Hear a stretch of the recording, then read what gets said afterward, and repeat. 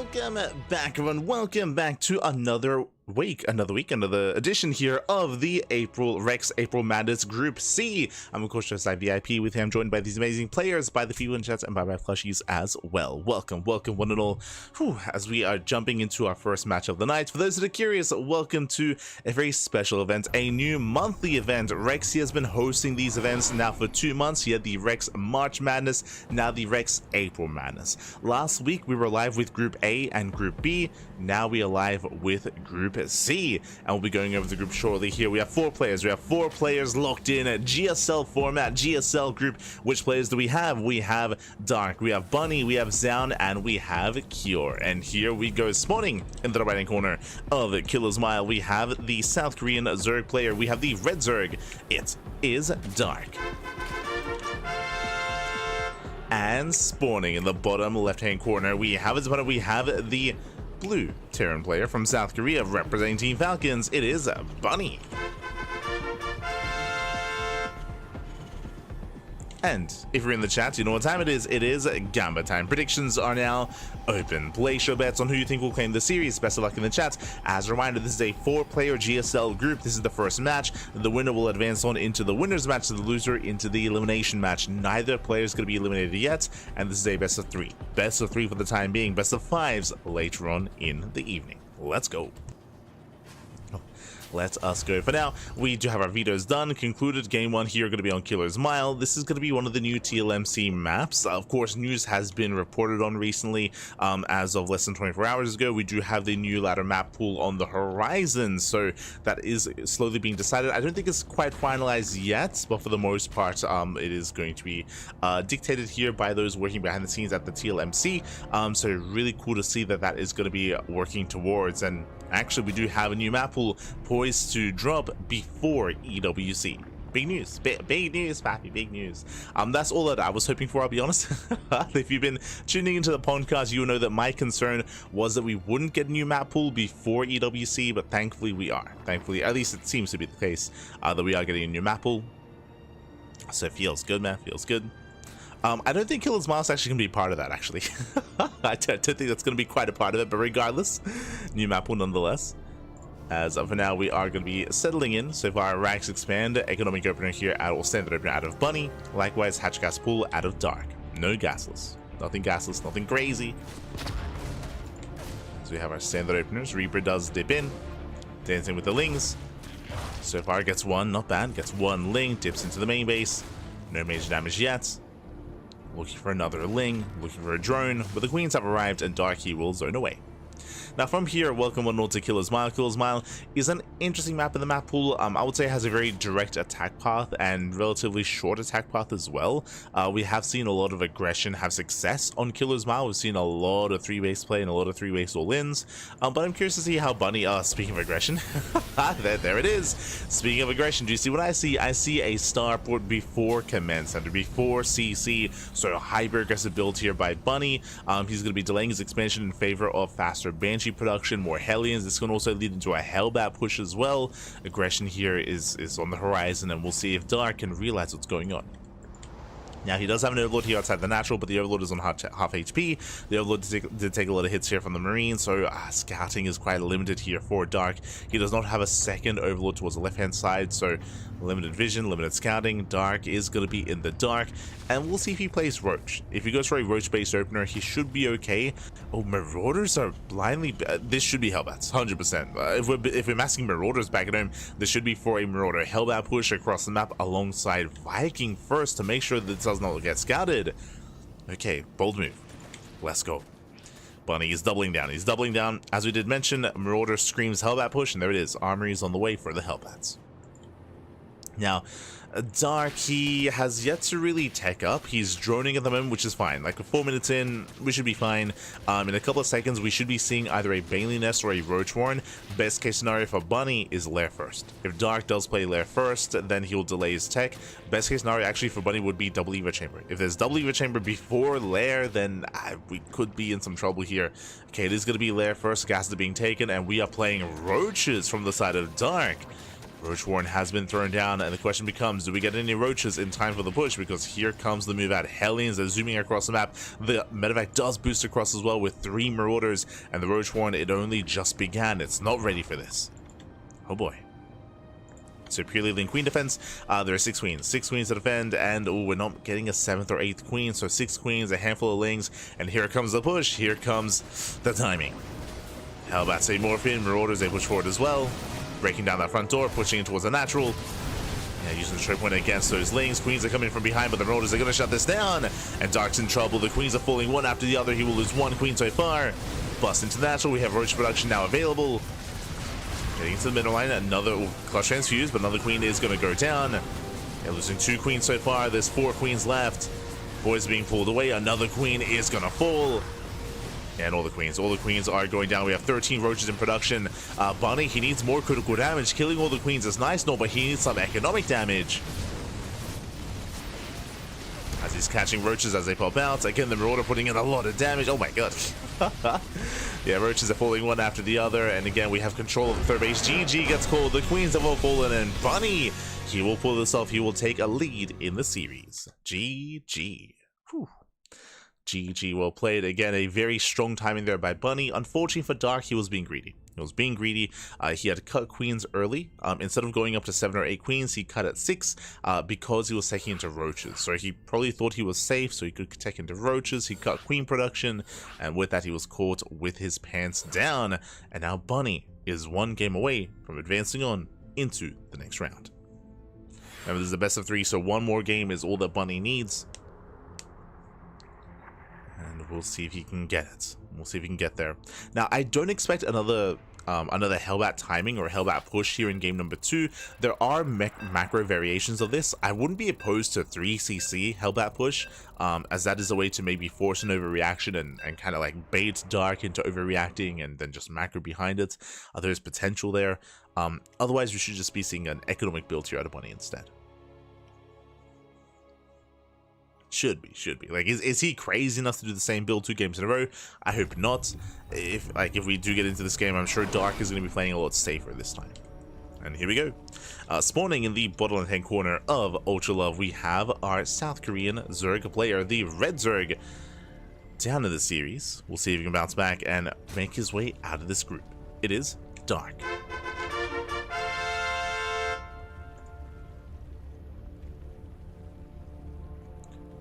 And spawning in the top right-hand corner, we have the South Korean Terran player, the Blue Terran representing Team Falcons. It is Bunny.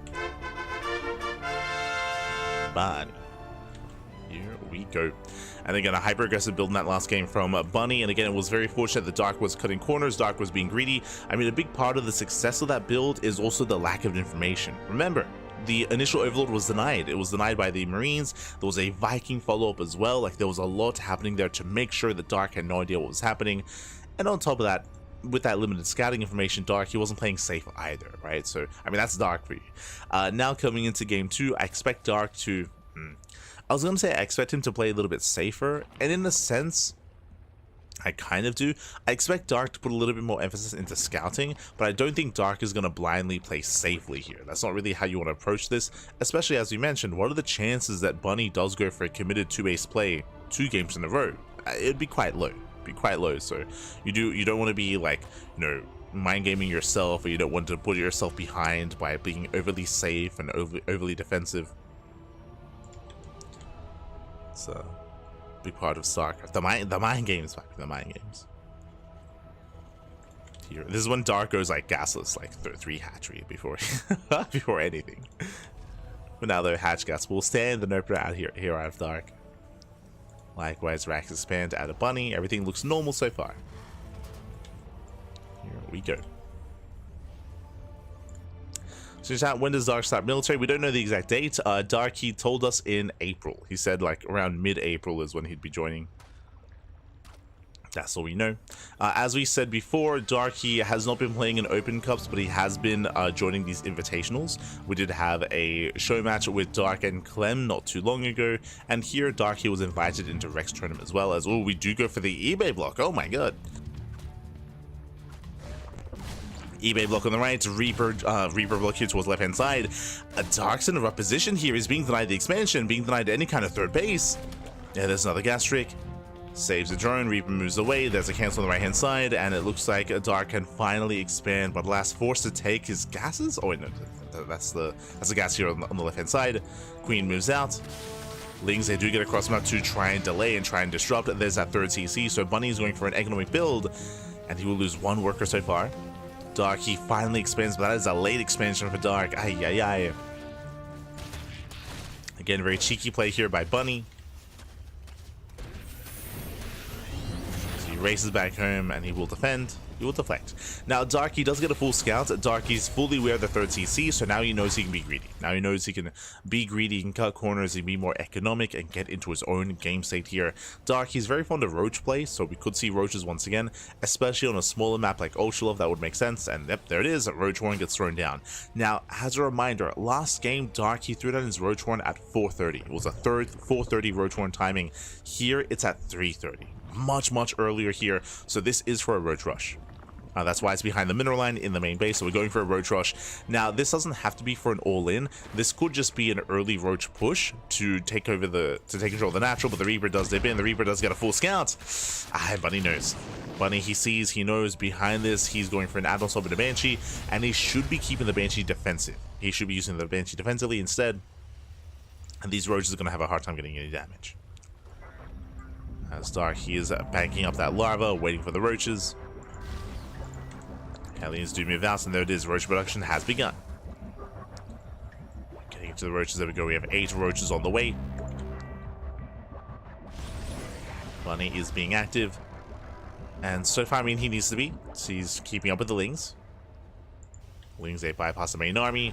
We have the 3 rack setup here behind this. Stim is on the way. Ooh, we fake out Cloak. Okay. Love to see it. So fake Cloak on the way here for Bunny. And ideally that forces out Spore Crawlers. Dark is droning, and Dark is pushing. So again, this is an early Roach push, but this is not an all-in. He is droning up behind this. The purpose of this Roach push is to deny the natural, is to get some economic damage done, and then get further ahead. Now Bunny takes down one of the Roaches. The rest do peel up towards the left-hand side. That's going to be how many? That's going to be 7 Roaches in total, getting up to 11. And Darky is deterred. Bunny, he knows that the Roaches are somewhere. Dark taking gases, double Eva chamber, double upgrades, and droning up. So Darky's just droning, just saturating. Getting into his lair, and Bunny, no overreaction. Now, the one reaction that is happening here is that because of these Roaches, what are they achieving? It means that the Banshee was delayed to push across the map, and also the Hellions are pinned back home as well. So because of this, the creep can go uncontested, and the mineral lines can go unimpeded as well. Now you can see the spores have been thrown down. Again, we did fake Cloak earlier, so far it's done its job. And I believe it's only 1 Banshee. Yeah, just the 1. Aliens, they break out. They get 1 tumor so far. They get a second. Nice pickups. And coming into the mid game here, I will say that Bunny is in a better position. Bunny, he has a really nice economy, getting into 3 bases, building up his bio tank. I do think that Dark, he has to recover here and catch back up, and we are taking up quite heavily into the infestation pit. Interesting. Now, this could just be for Roach Ravager into Hydra Lurker tech. True, we could see a Hydroden into Lurker tech. We'll keep an eye on the production tab. This could be for Roach Ravager into into Swarm Hosts, into Locust Waves and Locust Harass. This isn't really the best map for it. If we were on El Dorado or if we were on King's Cove, then I would favor that sort of style. Here, we have our answer. It is Hydroden. So Hydroden is on the way, which means this pit should be for a hive, and we should be working towards Hydras and Lurkers. And speaking of, there it is. Hive is on the way.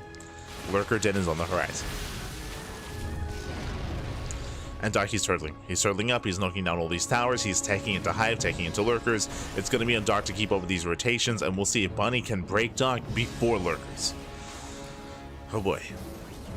For now, we are on 5 gases. Additional racks are going to be on the way. We have how many so far? We have 5, getting up to 8.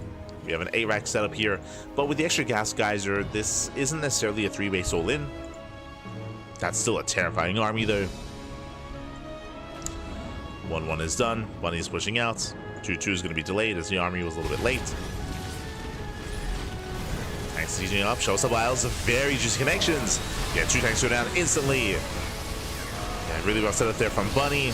Bunny does stem in. He's breaking through the roaches. The roaches are going to be falling one after the other. And Bunny, does he have too much? He may just. It's going to be close here. Roach reinforcements have arrived. They're trickling in. Still better trades here for Bunny. Very efficient trades. Takes off roach after roach. Still just rallying across the map. The Wiles will not connect this. The tank is still behind this. And Bunny, it looks like he may have just done it. It's still close. There's still more roaches on the way. There's still... Oh no, can he save the tank? He barely cannot. That barely doesn't save the tank. If he saved it a little bit longer there, he may have just broken through. Whew. And Dark holds. Dark is barely holding on. Now what is terrifying is that Bunny, it looks like he's 8-raxing. He is 8-raxing, so he's going for a 3-base all-in. You can see here no add-ons on these Raxes, just pure marine production. 2-2 is on the way, +1 vehicle weapons. And Bunny, his goal here is to just break his opponent to kill Dark. Now Dark didn't lose any of his economy, thankfully. He's getting into 2-2.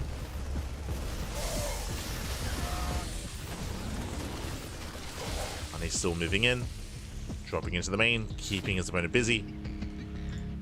And how many tanks are we on? 2 tanks so far. 2 tanks for Bunny. Dark, he needs more Ravagers to deal with those tanks. There we go, more Ravagers on the way. Getting up to 5. And again, Bunny, he was so close to breaking Dark. Like, imagine if he hadn't stacked those tanks. Speaking of, another tank goes down instantly. And a medevac as well. Despite that, the Bio Army does stem in. Oh, the greater concave for Dark. It's still so close. The Wilds, they graze the army. But alas, Bunny has too much. Bunny, he's done it. At this one, he has done it. He breaks on through. Takes down the main army. Vipers, they barely pop out, but there's no energy. GG gets called, and Bunny, he will take the series 2-0. Taking down Dark and advancing on into the winner's match. Whew. GG.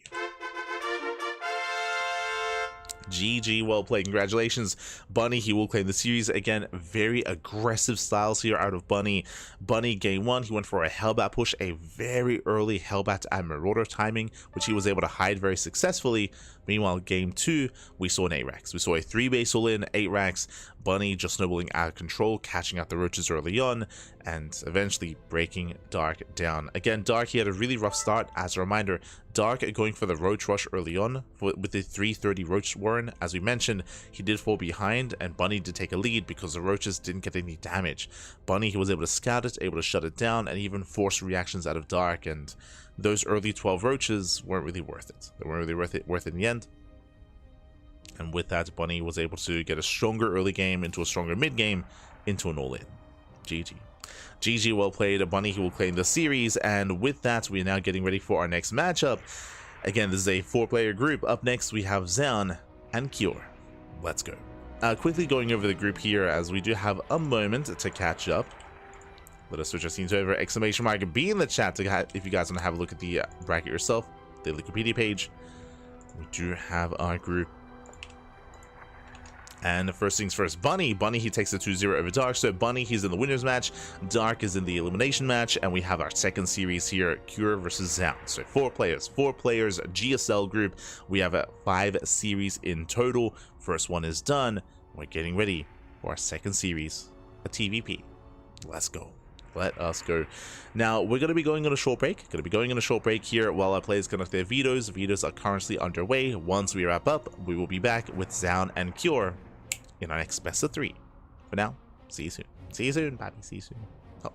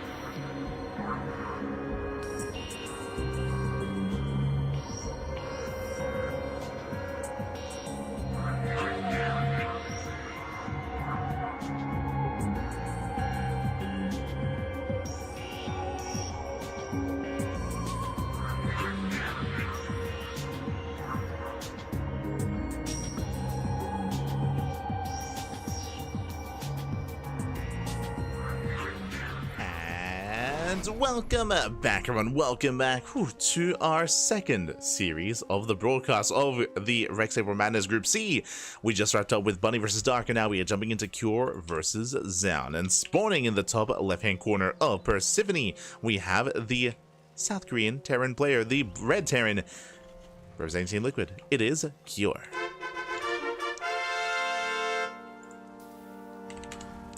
And spawning in the bottom left-hand corner, we have the South Korean Protoss player, the Blue Protoss, representing his new team, Team Vitality. It is Zoun. Let us go. And if you're in the chat, you know what time it is. It is Gamba time. Predictions are open. Place your bets on who you think will claim the series. Best of luck in the chat as we jump into our next best of 3. And yeah, it was finally exciting to hear the pickup for Team Vitality. For those who don't know, Team Vitality, it was like a month ago. I think it was around a month ago. They did announce that they were going to be picking up a new player. And of course, Yaku and I, we had our predictions as to which Protoss player will be joining, and we did narrow it down to 3 options. It was either going to be Hero, it was going to be Classic, or Zoun, sorry, not Classic, Hero, Zoun, Classic, or Creator. Right? Those are the 4 options. Those are the 4 options available as to who would join. And in the end, it was Zoun. In the end, You know, Yaku and I we will definitely be discussing it during the podcast this week. Zoun did eventually join, and that was announced a couple of days ago. So congratulations to Zoun joining his brand new team. Let's go. And we'll see if with that reinvigorated passion that he does have in support of his team, he's able to make a deeper and deeper run in this tournament. Sakura, of course, on the other side has been a long-standing terror in the South Korean scene here, the Terran terror, if you will, especially in this matchup. For a long time, he had the best TVP in the world, 100%. That has since gone to Clem in more recent years, but before Clem, it was Cure who had the best TVP matchup, and we'll see if Zoun can survive that and can surpass that. Let's go.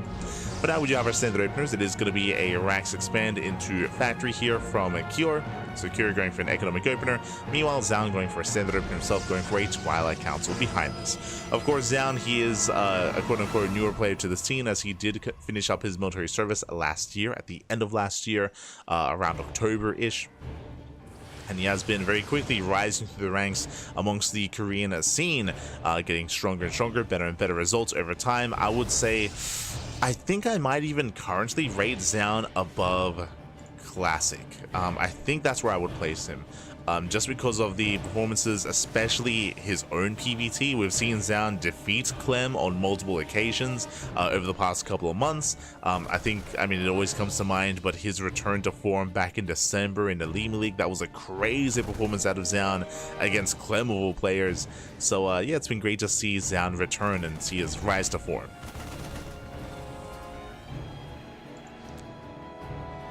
We'll see how that rise continues. For now, settling in. Hero joined Twisted Minds. He did join Twisted Minds, and Shin joined Weibo Gaming. I think Yaku, we were joking about it, that the trifecta would be complete if Classic joins Gaiman Gladiators. Like the full roster rotation. Where Hero goes from Weibo Gaming to Twisted Minds, Shin goes from Gaiman Gladiators to Weibo Gaming, and then Classic would go from Twisted Minds to Gaiman Gladiators. That would be that would complete the triangle of roster changes. So that's what we're waiting for. Waiting for the circle to be complete.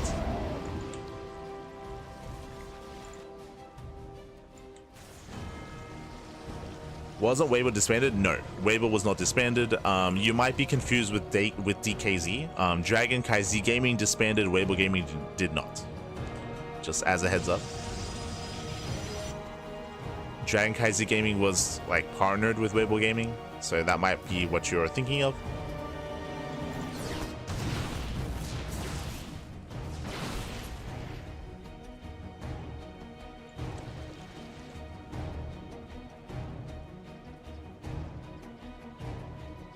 As we do open up, Likewise, both players do build up here. We do have Liberator harassed towards the main base. Second Liberator on the way for a Cure. Interesting. So building up his lib count.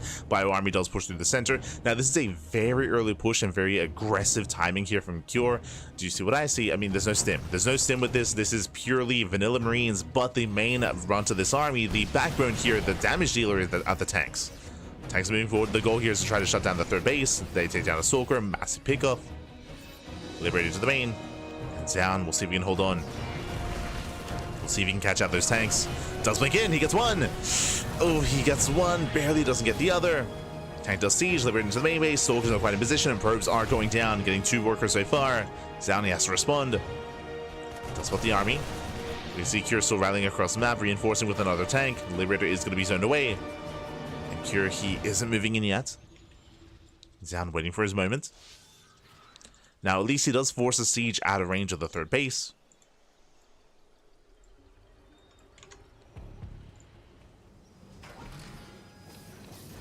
Secure, yeah, he backs up. Thankfully, he does retreat. Again, his tank was 1 shot away from going down. He doesn't lose the tank, pulls away, gets out of there, and Zoun holds. Whew, so a better position here for Zoun. That was very committed here from Cure. At least Cure doesn't lose his army, but he does pull away, and that was quite still committed regardless. Third CC has now begun, and Cure is building up towards the mid-game. The game continues from here. Let's go. Let us go.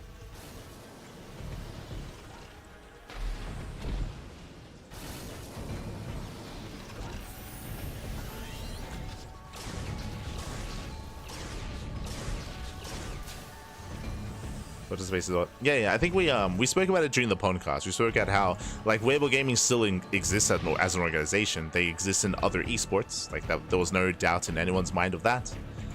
They kind of just got rid of their StarCraft 2 roster by DKZ retiring, or by DKZ disbanding, basically.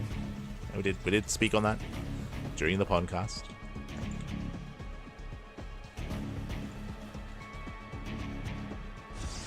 As Zoun does get his fourth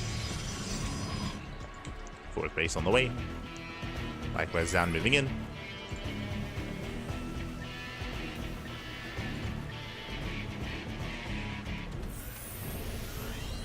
Cure is claiming his third. We'll see if Zoun can try and deter this or delay this. He does spot the army. Tanks do siege. So Zoun, he can't quite commit. Oh! Picks in.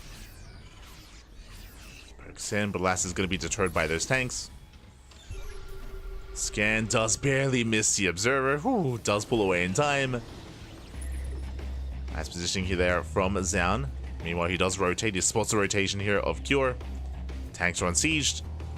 And Zoun, he can nibble away here at the CC. Oh! Gets a Marine. Gets 1, gets 2.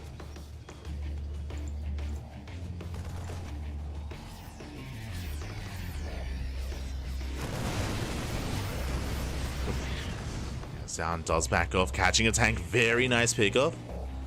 Tank goes down. As Zoun getting in position. Charge is done. Colossus on the way. And Cure, he's going to be coming here. I mean, he has 3 tanks. They do siege up. Do we commit? We do. Yeah, tanks are going to be targeted one after the other. First one goes down, gets a second, and getting on top of the third. And the final tank does fall. The Colossus reigns supreme, and Zoun, he will shut this down. Forces back the army at the same time. Zealot run by into the middle line. 3 SCVs do fall. So far, strong defense here from Zoun. Again, he reset the tank count. He preserves all his high-tech units. Looking at the trades here, Zoun, he lost mainly Zealot. That's 22 Zealots going down and 1 Stalker. Very well worth it here for Zoun, trading minerals for gas. All right, that's the sad truth, is that the Zealots, they're meant for that. They're expendable. They're meant to be thrown away. They come back as Dragoons. It's fine. It's fine. Don't worry about it. Don't worry about it.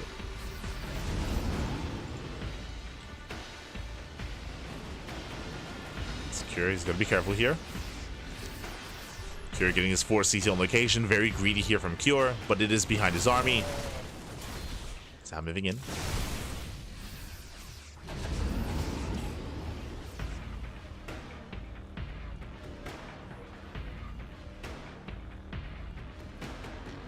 Likewise, Cure rotating.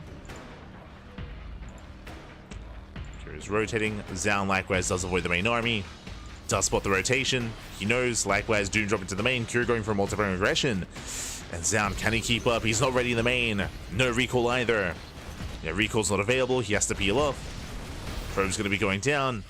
Zoun getting in position. Yeah, +2 is denied. Massive pickup. Oh, the Colossus! Zoun is getting caught with his pants down. The Colossus is exposed. Does survive though. Whew. Does hold its own. Still a very tense moment though. Dropping the main base is cleaned up, and now we can focus on the main fight here on the right hand side. Zoun, he will break out. Forces back the army. Whew, and holds on. Impressive. I mean, I say impressive. Did lose +2. Like, +2 was, I mean, the Forge was sniped, a +2 was denied. It was about to finish as well. So, a massive pickoff. So, Curie gets something for his troubles. He also manages to finish up his Fort CC on location, so very greedy. Does get away with it. Curie's maintaining his economy. Zoun once again moving in. Catching out reinforcements, catching out marauders. Not a bad pickoff here from Zoun. At the same time, Curie coming in for a surround. He's coming in from behind. And Zoun, he does spot this. Oh!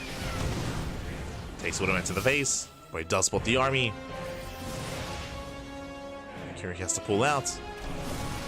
And disruptive production has begun. Of course, Zoun is with his second robo as well. Oh! Tower gets knocked down. Zealots, they get caught out. Nice moves. Killer. Making use of the terrain. Just locking down those Zealots. Going for another double drop on the right hand side. And what's important here, like usually, especially with the losses that Curie's been sustaining, like the Terran player would slow down. But because of the fast fourth base that's already up and running, Curie, he can sustain these losses. Like macro-wise, is still keeping up. Still going for more drop play. Recall is going to be available.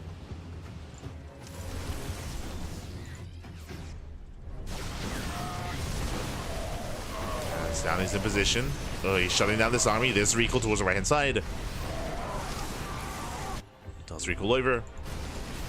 And Cure, he's losing too much here. Like, this is a very rough fight. Cure bleeding out a lot of Marines, bleeding out Marauders as well. Does pick up a couple of Stalkers. And these are rough trades for Cure.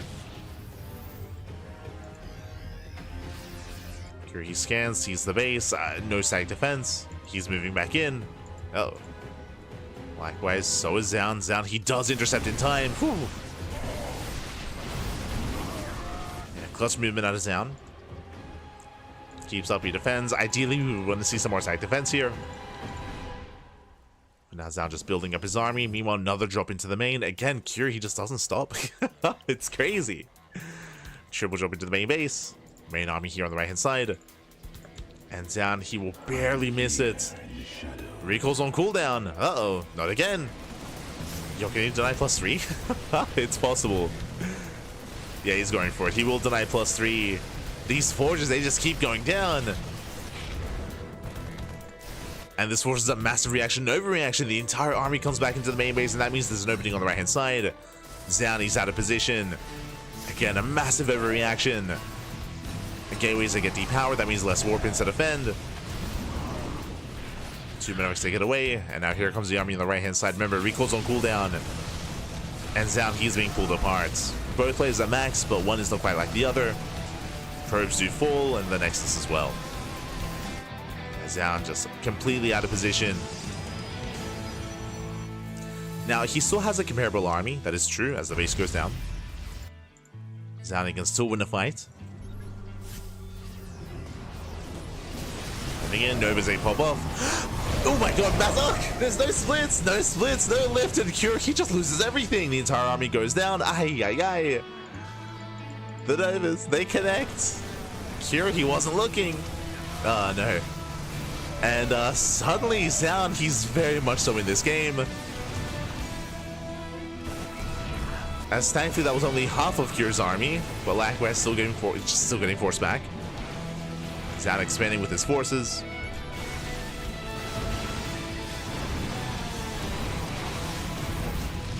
I was stunned seeing that fight just because I was just waiting for the pickup. I was like, oh no, yeah, it's gonna be fine. It's, oh no, it was not fine. it was not fine at all, Fatty. Ay, ay, ay.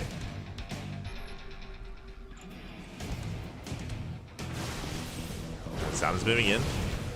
Curie can come in for a surround. There are some Novas though, he can zone away. Sims in. Dustin forward. Novas, they do connect. Oh my god, they do connect on both sides. And Novas are connecting. Poise are being pulled. Colossus, they just rain down here on the Bio Army. And it looks like Zoun, he will take this fight. He's breaking through. He does have a couple of Novas getting ready. It's going to be close. Where are those Zealots? Where are those reinforcements? 13 SCVs go down. Again, he's running out of Zealots, but they do come in to reinforce. They warp in just in time. And Zoun has done it. He's done it. He has broken the back of Cure. He gets into the middle line. The base is going to be going down. We have some reinforcements trickling in. But that's going to be a kill, not a lift on the CC. At the same time, we have a counter drop. Alas, Zoun, he can't afford to lose the space. Zoun's still pushing in. Let's pull away.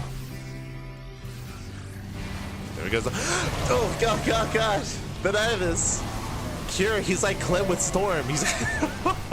He takes all the Novas to the face. Cure, stop watching Clem. Ay. As Medivacs, they get targeted down one after the other. Zealots, they charge in. And Cure, he's going to be overwhelmed.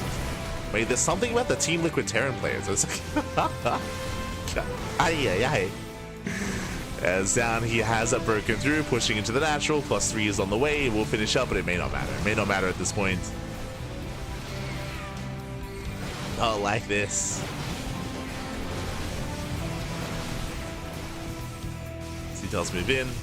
Cure is trying to counterattack with what little he has. He does have an army in the main, but base has a base going down. And yes, on the one hand, Zoun has been losing his 4th base, that is true, but Cure is losing everything else.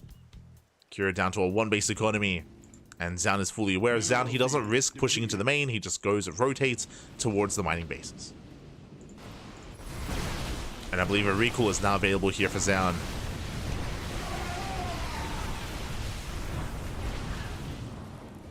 There we go, does get 23 SCVs, there's a recall.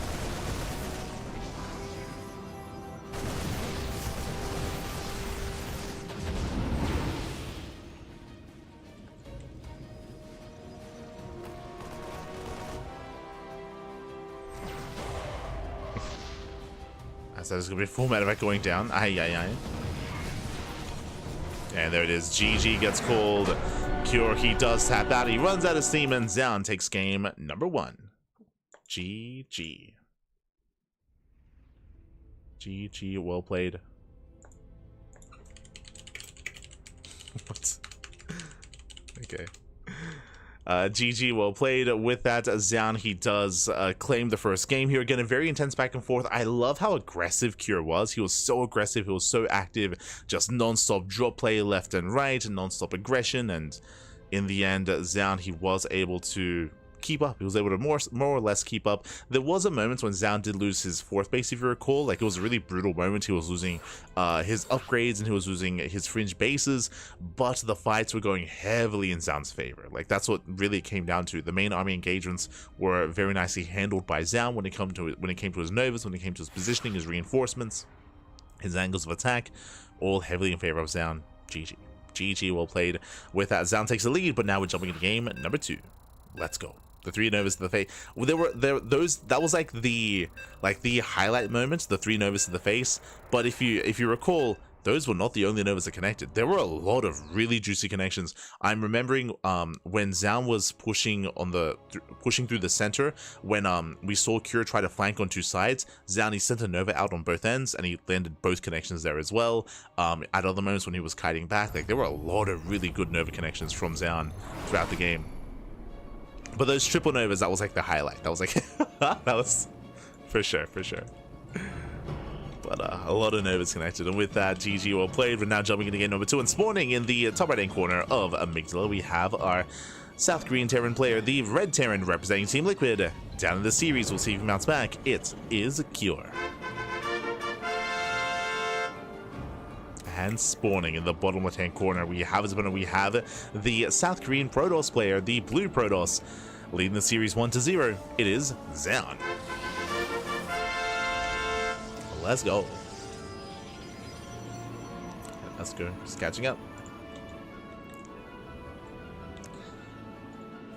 Let's go.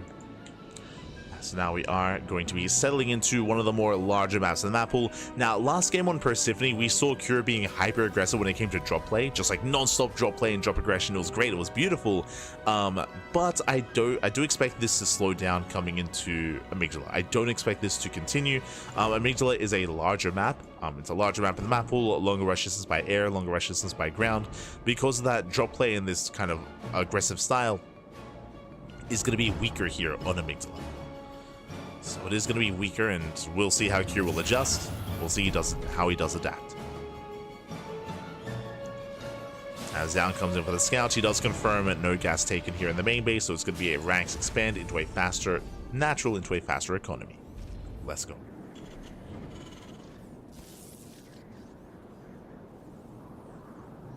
Here we go.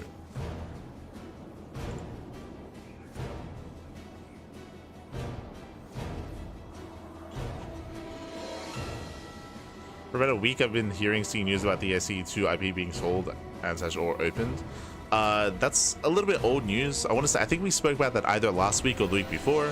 But yes, just don't get clickbaited. There's some people that say the StarCraft just be careful about that. I think there was like some people like coping about like maybe like StarCraft 3 being given to another game studio. Not at all. Do expect something like a mobile game or like an RPG or something along those lines. We did look into the developers themselves that were looking to actually get interested in the StarCraft 2 IP, and a lot of them do have history in other forms of games. We were thinking it was Nexon, it was the game publisher of Guild Wars, in the Korean side of things. I think they mainly worked on, was it Ragnarok Online? Ragnarok Online 2, something like that. But yeah, don't expect any RTS out of that. Expect other kind of games instead. Wait, that was all discussed during the podcast. All from a couple of weeks ago, but now we are here. We're focusing on our GSL group, focusing on the Rex April Madness. And for the time being, again, game one was crazy. Like, I just love how aggressive Cure was. Like, he was so aggressive and so assertive, and yeah, it was amazing to see. Behind this, we do have our 1-1-1 setup here from Cure, going to a more committed mind drop. As you mentioned, like, as amazing as game one was when it came to just how active Cure was being, I do expect that to be a little bit different here instead. For now, we do have our committed mind drop. We have 3 of the mines so far. Did I say 3? We have, yeah, soon to be 3. Sorry, 4 actually. So a little bit more committed here, a committed quadruple mind drop. Cure, he does push out, and we'll see if he can catch Zoun off guard. Now, we've spoken about this before, but one of the biggest threats, or one of the biggest strengths of this kind of drop is that as the defending player, you don't know how many Widow Mines are in the dropship, or in the medevac. So you can reveal 2, and then act like you're floating away, or you're floating off into another direction, and then unload and try to catch your opponent off guard with an extra 3rd Widow Mine or even 4th Widow Mine as well. So we'll see if Cure if he just unloads everything into the mineral line, or if he heads into the natural at the same time, and we'll see how he splits everything up. But now, okay, he just unloads everything. Just unloads everything. He will delay mining time. He'll get 1 probe. Oh, no, mind. Oh my god. So far, mine shells get baited into the gas geysers. 1 probe goes down, and he gets a 2nd. So 2 probes for 4 Widow Mines. That is a very nice trade here for Zoun. Now, thankfully, Cure, he does save 2 of the mines, so he does save them. He can always go back in for a later drop, but for the most part, Zoun is keeping up, and we have a 3rd base on the way. Here we go. ArenaNet, not ArenaNet. I believe ArenaNet were in charge of the international distribution of Guild Wars. For the Korean region specifically, there was another developer. So, not ArenaNet.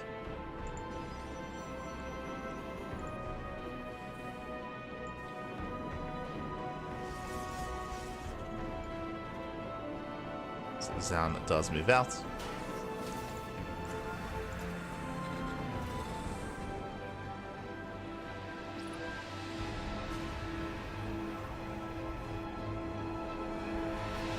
So now Zoun, he does go for extended follow-up, getting his 3rd base, working towards charge, +1, going into his upgrades.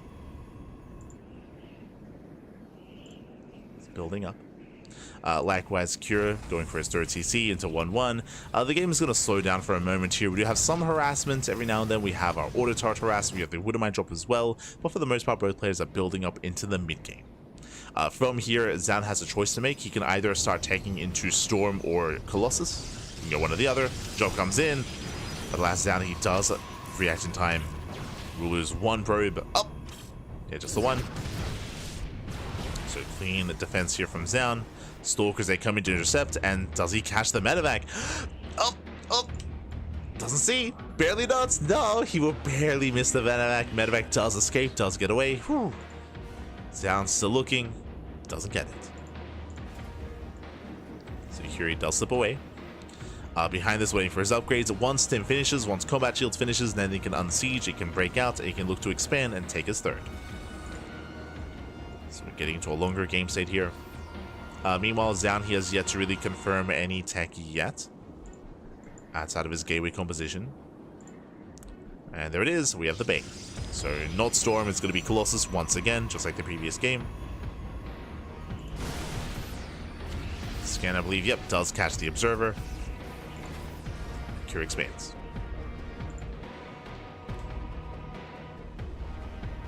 So from here we can just build up on 3 bases.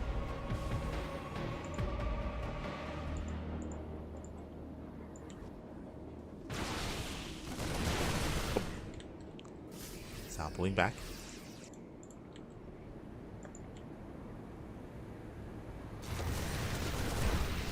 Does pull back, does pull away. Likewise trying to slow down the push. At the same time, Autotart does come back in. Zoun, he does react. Pulls away in time with a natural. Likewise reinforcing. We do need those charge ults though. There's barely any.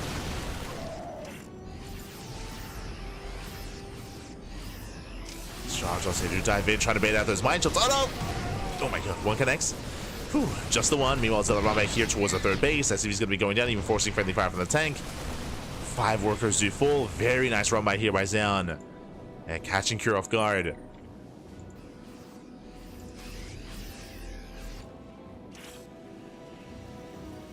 Cure, he's that much more ready for this though. He's got 2 Widow Mines. He does leave an army behind. This time he's ready for the run by. Colossus is still building up. And Zoun holds. Whew, Zoun, he does hold. Fully saturates his third. 4th base on the way. Cure, he does push out, but Zoun, he does have the Zonaga. He spots this. He's aware. Zoun trying to keep up with the main army. Oh! First one goes down, he gets 1, he gets 2. Takes down all 3. Does hold the line. At the same time, does warp in just in time as well. Just trying to buy time. Shuts down the main army. And Zoun is keeping up. So far, he is keeping up, getting more side defense. Again, what I will say is it does take quite some time to rotate between your northern and southern bases. So Zoun, he was under a lot of pressure.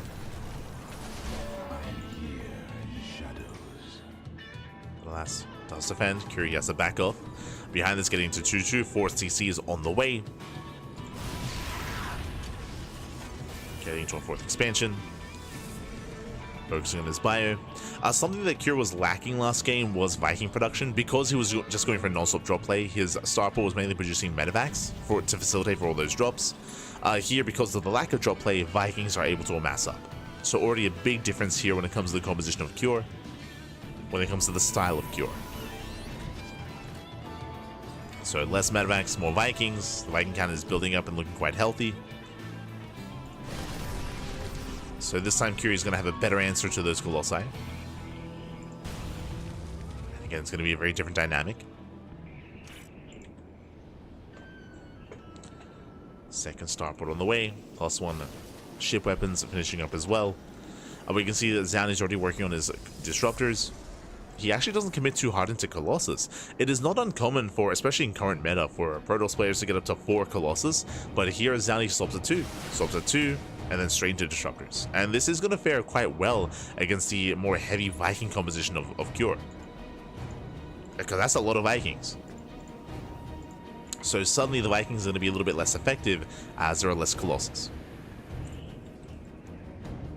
He's making 4 Vikings at a time. Ay, ay, ay. Both armies are maxing out, but again, he's going to be over-investing into the Vikings.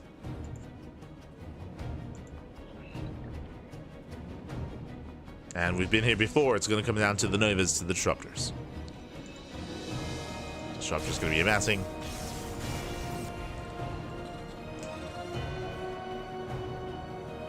Comes down to how well Kira can split. He scans, looking for the Observer. Observer does get away in time. I'm looking for the main army as well, of course. Observer repositions. Prism into the main. Oh. Zero turrets in position. Prism does bob, does weave, does make its way in. Turret's not quite done. Does go for the warp in. Zoun, he's maxed. he doesn't have the supply, so he cannot warp in. Bleeds out a couple of zealots, but yeah, in the end, he has to get the hell out of here. That meant when you're going for the warp in, but you're at 200 supply, smooch. feels bad, man. Feels bad. Gets a couple of workers, but nothing major.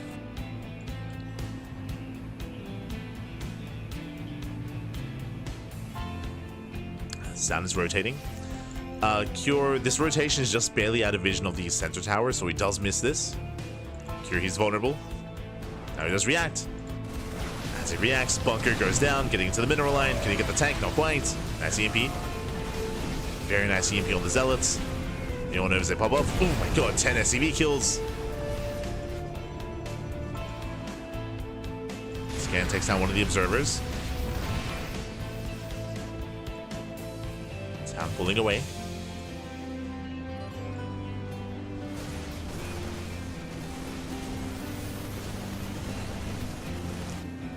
Does pull back once again. Zoun, he's rotating over towards the south side.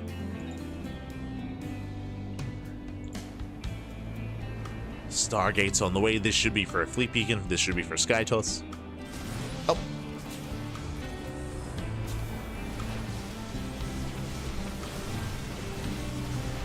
Zoun is knocking down those rocks. Again, both players are maxed out. Takes down the sensor towers. Oh, he is going to be taking away that vision here of his opponent. The gold, brutal EMPs. It covers all the zealots. Meanwhile, once again, takes down the sensor tower. Cure, he's playing blind. Moves both towers. See Cure easily just trying to rebuild. Zoun is rotating.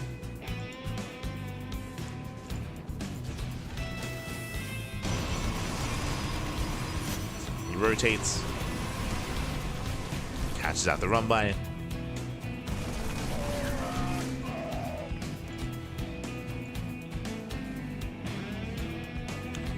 Taking the gold. There's that fleet beacon. Now you might be thinking, hold up, isn't the Viking count high enough where Skytoss isn't as effective? That is currently true, and both Colossus, they get one shot out of the sky. But that isn't always going to be the case. Throughout the course of this game, ideally Zoun, he will pick away at these Vikings, and of course Kira is going to stop making Vikings at one point as well, now that there are no Colossus, and that will create an opening for Skytoss. So the production is going to be ready for that kind of scenario.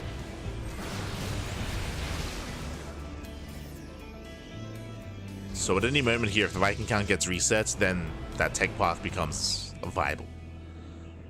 And Zoun can start working on it. Until then, he's rotating. Still looking for a way in. Scan reveals the Skytoss. So you have tectonic destabilizers on the way. Liberators into the bases. Liberator range is done. Mining's going to be denied. I'm not so sure the Stalkers can actually deal with this. Yeah, they barely can, kind of. They can attack one at a time. Oh, brutal losses. Yeah, the power of range lives. You know what? Ghosts are getting called out. Massive pickups. He gets one, he gets two. It takes out all the medivacs. Two ghosts go down, getting a third. But alas, down he overextends, gets surrounded. Has to pull away. Has to back up. Does race back, bleeding out a lot of his gateway army. Nova's a little bit too soon, a little bit premature. 2 Novas left. Zoun backs off. Behind this, Tempest production has begun. Getting into Tempest. I mean, that is going to be... I mean, now he has an answer to this Liberator. Reveals his Tempest. So now Kier knows to maintain his Viking count. Making 6 Liberators. Jesus. There it goes off. Just zoning. Just zones away. Right now, 10 Vikings for Kier. I still favor Kier's composition at the moment against what Zoun is trying to get into. Nuke is on the way.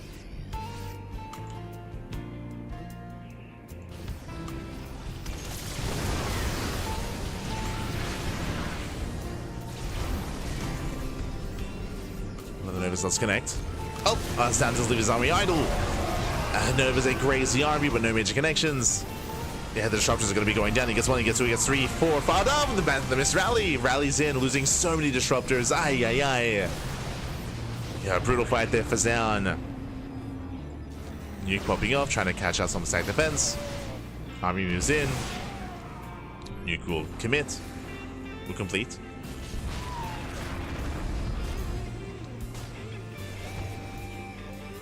Afraid to look, that was how many? That was 5 disruptor kills. Liberation has arrived. Stalkers, they do dive in. Another disruptor goes down to 1 disruptor. Celso, they get on top of the ghost. Not bad. Ghosts are going down, and Zoun does break this position. Yo, who needs disruptors? I mean, that would have made it easier here, but regardless. Planetary falls.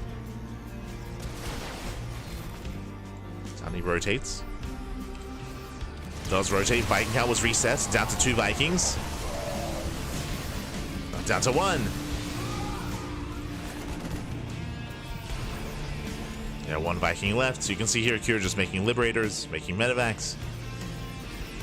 Supporting his bio. And Zoun, despite losing all those disruptors, still in a very strong position here. He's got the greater economy. He has a bank to work with. Tempest move in. Never goes up.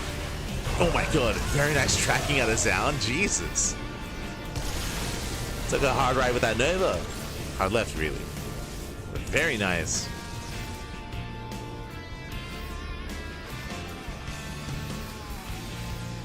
You don't often see that, might I add. Like, often the Novas, they just get sent a certain direction. You don't often see them, like, zig and zag with the army.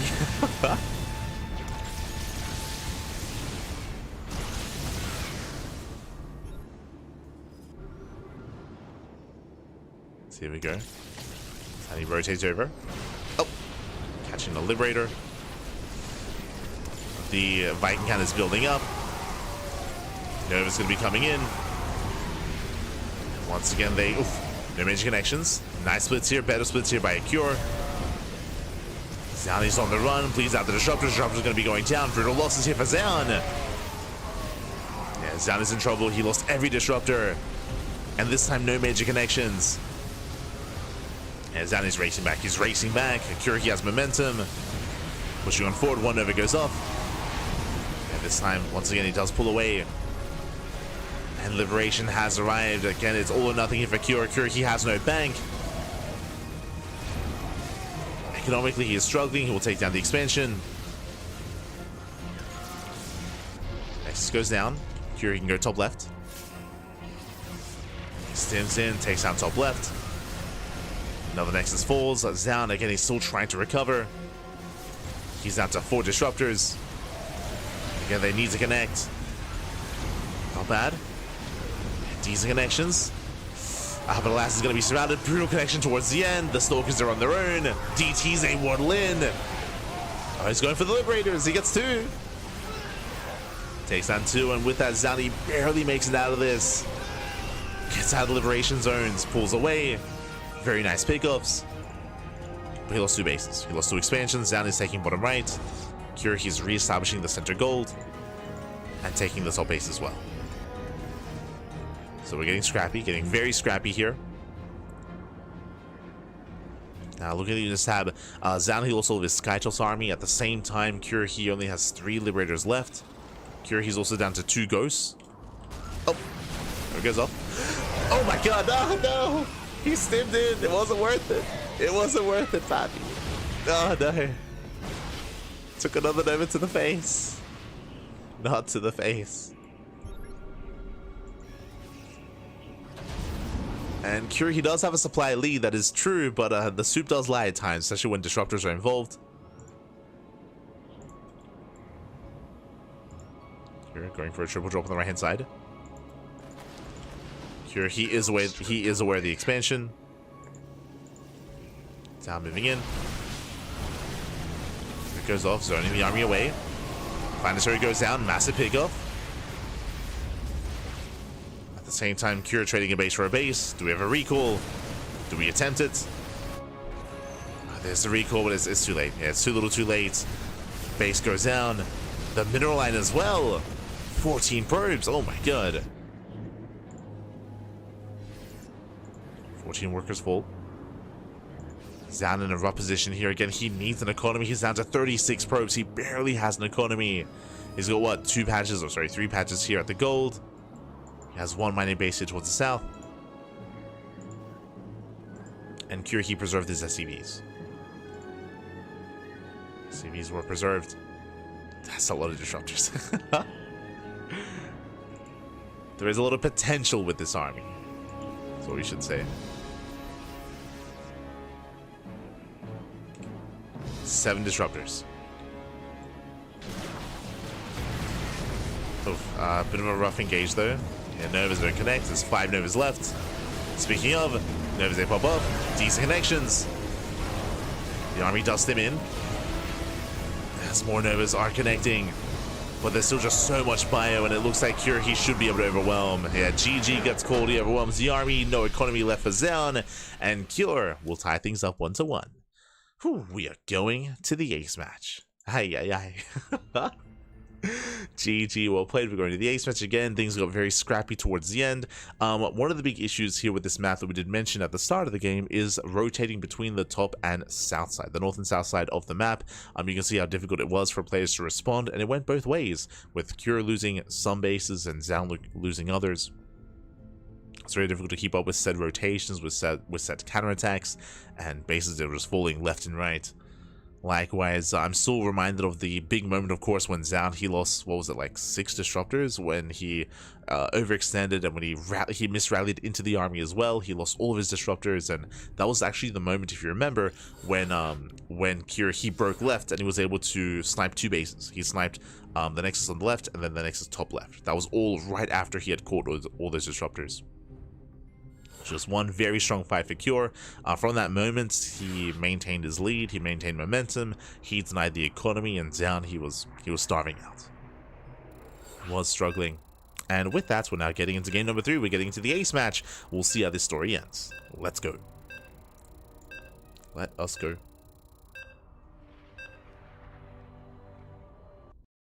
Tempest don't seem scary. Tempest, their strength is that they gain value over time because of their range, because of their slow damage over time. They're able to just pick off some key units over the course of the game and just be hyper efficient.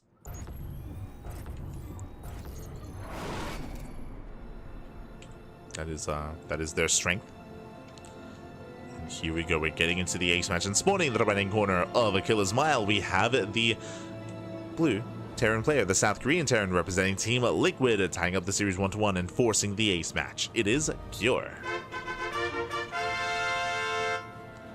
And spawning in the bottom left-hand corner, we have his opponent. We have the red Protoss player from South Korea, representing his new team, Team Vitality, being forced into the ace match. Can he bring it back? It is Zoun. Here we go.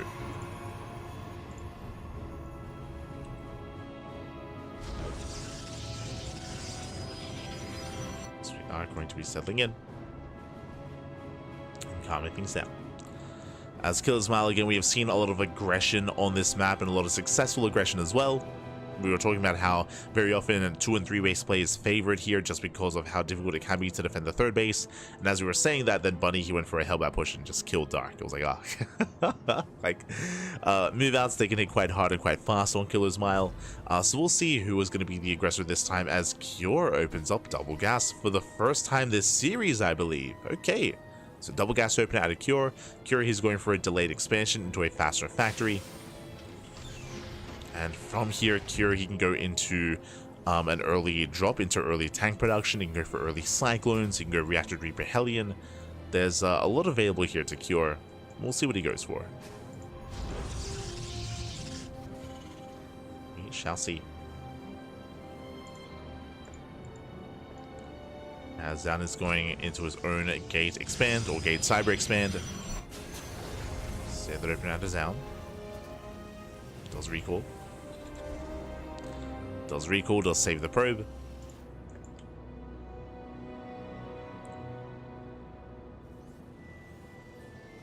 Again, our eyes are still on Cure as to what he does here with this opener. But now going for the reactor on that Rax. This could just be for reactored Marines into early Starport, into early Tech Lab. Let's see.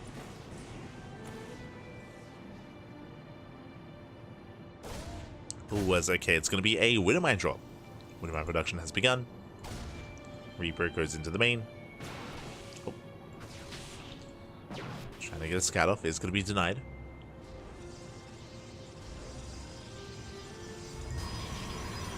Now, we haven't really seen Zoun mix up his opener too much. We've seen Twilight Council play every game so far, and there it is, another Twilight Council out of Zoun.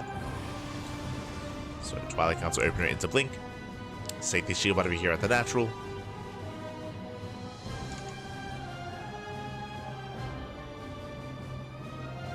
Go.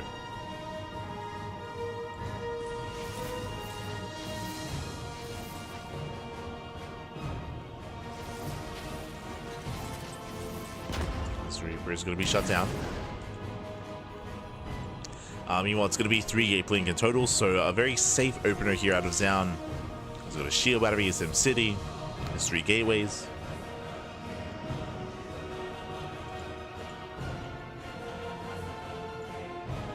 Goes out with that hallucination. Now, with that hallucination, we do see Cure setting up with his mine drop. Medevac is out, Widowmines have arrived, and it's going to be a triple Widowmine drop this time from Cure. As a reminder, last game it was quadruple. It was a little bit more committed last time, and it wasn't as worth it for Cure.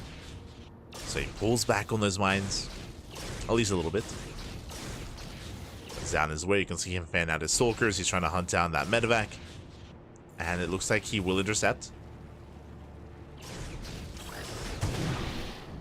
Goes off. Medevac taking a volley. Brutal connection. Again, this will take many volleys to bring down the Medevac, and now it's even weaker. As Cure, he's rotating over towards the left-hand side, looking for a way in. We can see that Zoun is hunting down that Medevac. He's looking for it. Alas, unfortunately, looking in the wrong direction. Checks bottom right. Medevac is top left.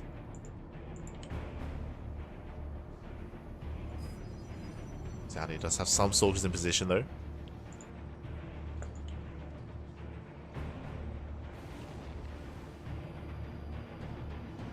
So it does boost in. Goes to the unload. And it looks like, yeah, the shots are going to go off. Getting, oh, nicely done. Baiting out one of the shots. Oof. In the end, it's going to be 2 probe kills. 2 probes so far. Medevac does boost away. Now we can settle in. Meanwhile, even though Zoun did open up 3 Gate Blink, I believe Zoun skips his Prism. Yeah, he does skip the Prism. Is going for a faster 3rd expansion, so this is going to be a more economic variation of 3 Gate. So 3 Gate Blink into a 3rd base. Raven comes in, takes a lot of hits. And Zoun is just being and focusing on his economy. Meanwhile, Cure, you can see he's getting ready defensively here for some Blink Stalker aggression. Aggression that is not going to arrive. He's got a nice wall here in the main. Tanks are in position. Bunkers on the low ground. He's ready for the Stalkers.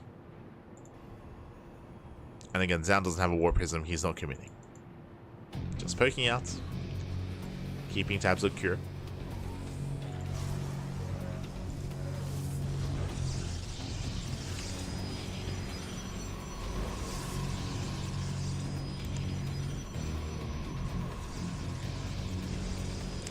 Here comes that gateway explosion. This is the same build that we saw last game. Just massive gateway explosion into +1 in charge, into the bay, into Colossus. So the same style every game so far.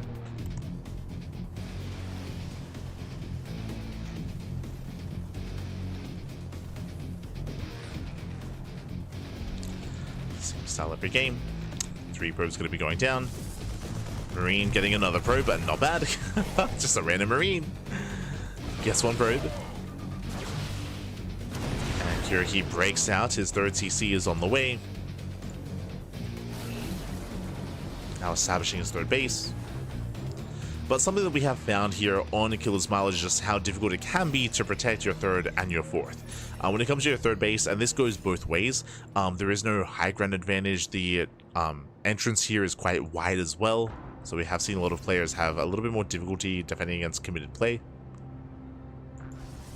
Likewise, rush distance by ground is very direct as well.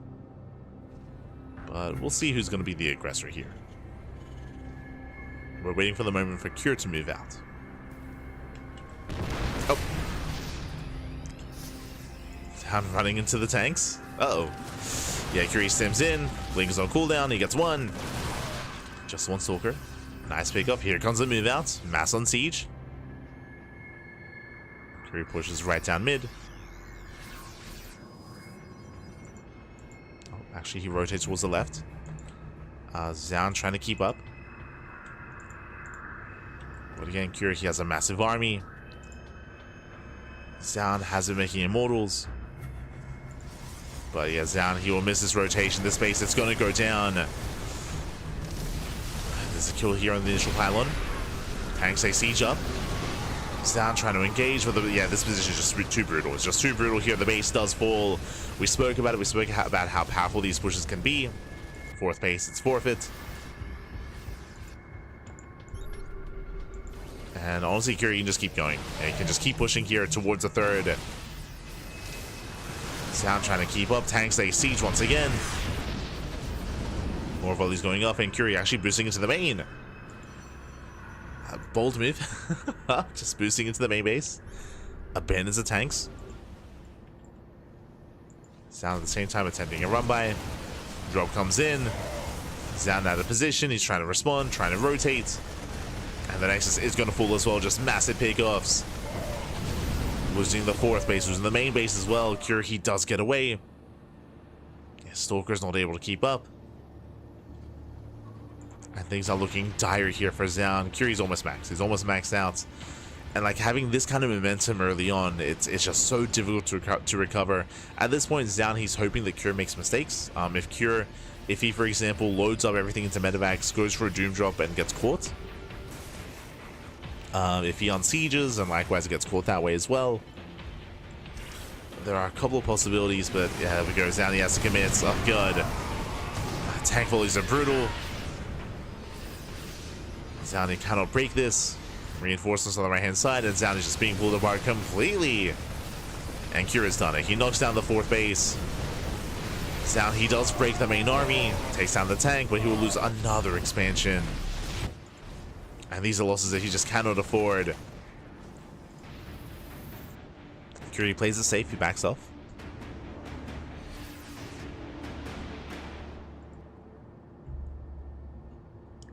Is the map name a play with the phrase Killer Smile?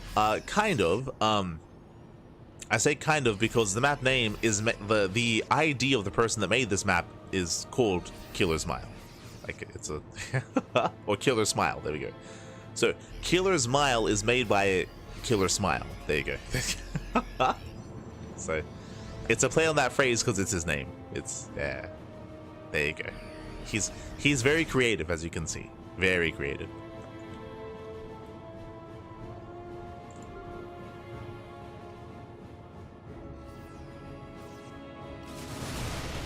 Zoun.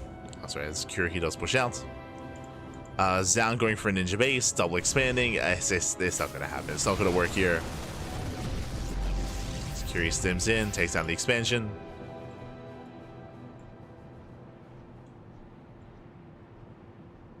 Maybe inside. No problem. No problem. Yeah. Killer Smile, he actually submitted two maps into, or two of his maps made it into the top 20 of TLMC, or top 16. Meanwhile, the main armies do clash. Colossus, they're going to be going down to the Vikings. And Colossus, actually one of them does barely survive, not bad. Pushing through. Zoun holds his own. Defensive fourth base, forces Cure back. I'm just impressed that Colossus survived. Very impressed. Does live. Zoun again taking his fourth base, now taking a fifth base immediately. He needs that expansion to recover. Now Cure still has a very comfortable lead, getting his own fourth. Vikings building up, more Ghosts are on the way as well. Cure still looking very comfortable, but Zoun is still in this game. Still in this. There's a lot to recover, and there's a lot that he has to catch up on. That's true. But with Novas, anything is possible.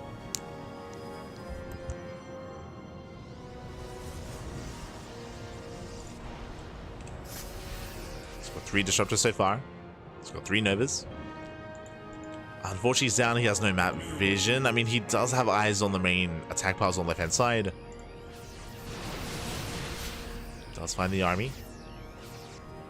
Zoun pulling away.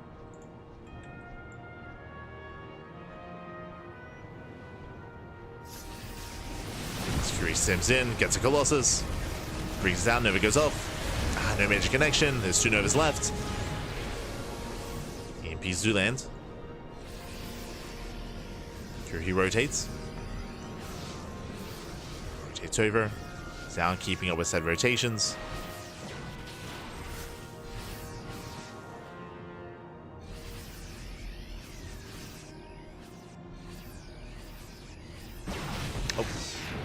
Pick up. Getting a medevac Cure, he peels off towards the fresh mining base. Zoun is not quite in position. He's rotating.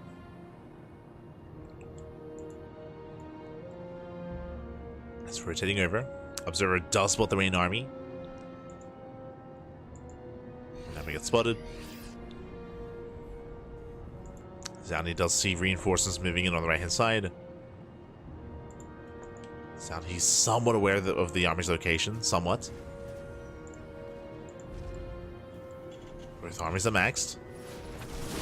Zoun has recovered, he does catch half the army, very nice. Yeah, medevacs go down, this is a one-way trip, there are so many ghosts here, 4 ghosts gonna be falling, ay. Curious coming from behind, at least trying to.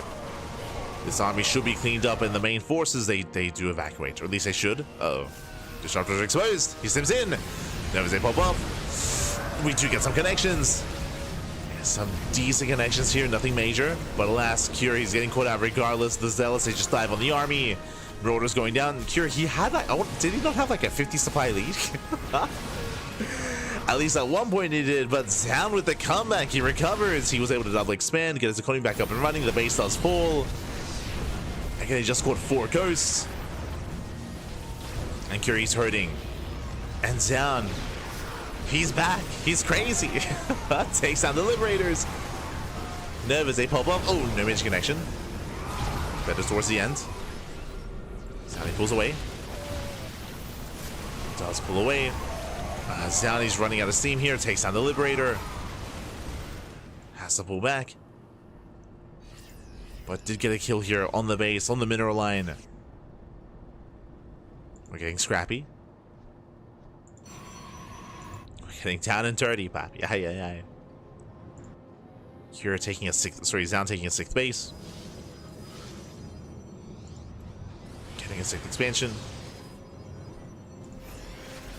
Cure's lib count was reset. He's now just rebuilding. Getting up to 3. Lands that center expansion. Zoun, he wants it. Zoun moving in.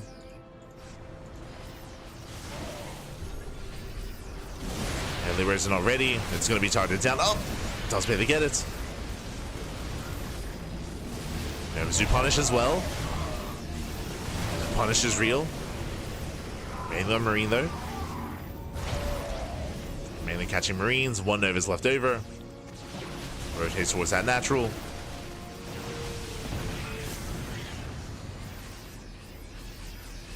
Zanny rotates once again. Zanny's maxed out. And he's holding onto those Novas. He's holding onto them. Nice swipe with the Colossus. And wow, Zoun, he was down and out in this game. He was losing base after base, third base, fourth base, fifth base as well. Bleeding out high-tech units, disruptors. Like, Zoun was in a rough position earlier, not too long ago actually. But now just catching Cure out, pulling him apart, rotating back and forth between the bases.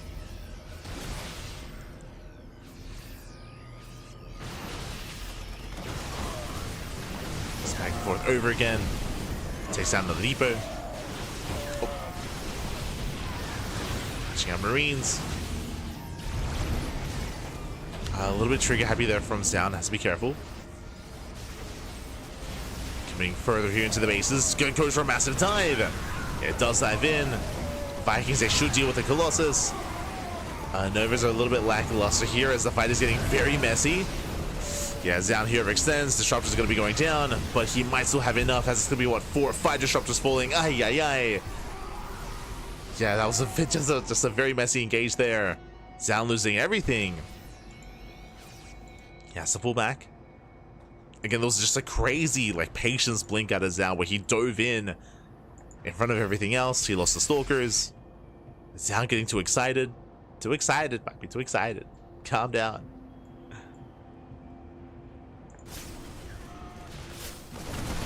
And Curie's still very much so in this. Remember, he still has that central planetary. Still up and running. Zoun taking bottom right. Takes bottom right. Again, we've just had very messy fights from both players. But Curie, he's stabilizing. Getting another expansion.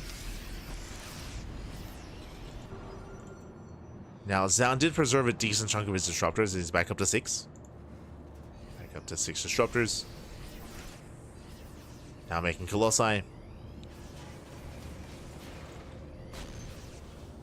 Now he rotates over. Oh!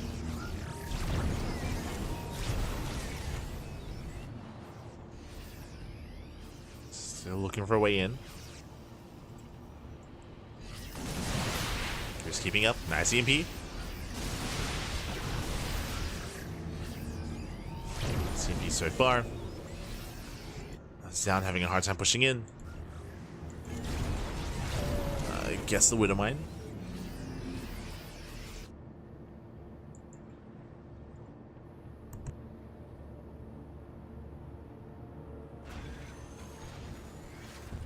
Rotates back over to the right hand side. Cure not quite in position. He does have a second army though. Oh! Bleeds out 1, bleeds out 2 medevacs. EMP on the Stalkers, on the Zelts as well.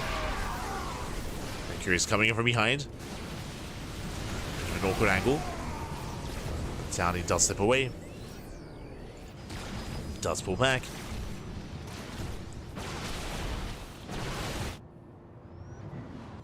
He's at 7 probes. Aye, aye, aye. It's a lot of damage. 7 worker kills. Zoun just having a really hard time pushing in here just because he's so vulnerable to us around. As we have an army towards the top side and towards the south side as well.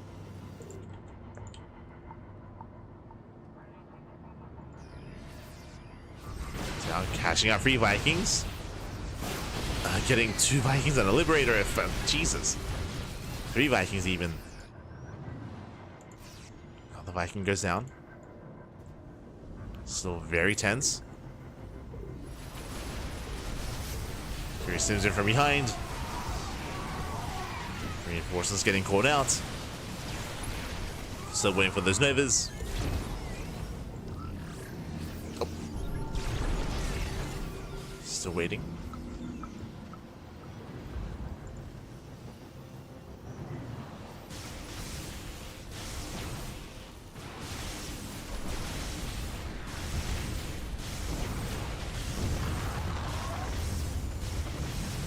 Down and he picks up a couple of SCVs. Catching out the Vikings as well. Yeah, bit of mismovement there from Cure. Now down to 0 Vikings. So he's tempted to dive in. Yo, with the blind Novas. Hail Mary Nova's going off. No connections. Gee, the EMPs have been insane. Another EMP goes off. Kira going back into Vikings. And Zoun, he's just yet to really commit in yet. To really find an opening. Some nice key pickups. And more swipes on the bio. Now making 6 Vikings at a time. As he's up against 4 Colossus.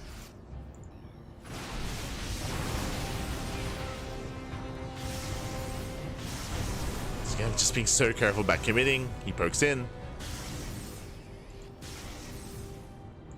Zoun still doesn't like what he sees. Pushes towards the right hand side.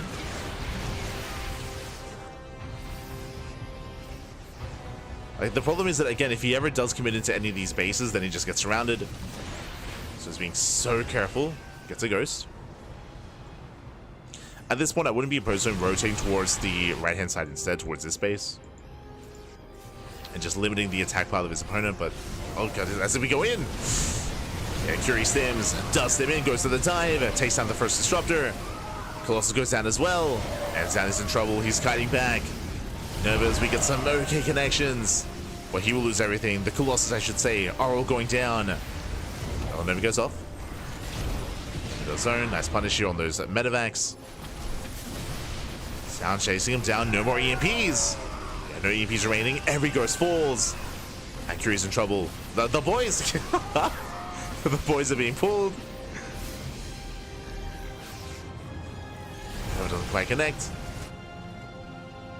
Zoun taking another expansion. Again, a very brutal trade. Basically, Zoun lost all of his Colossus and most of his Disruptors. Meanwhile, Kira lost all of his Ghosts. The Ghost count was reset. Lost all of his Liberators.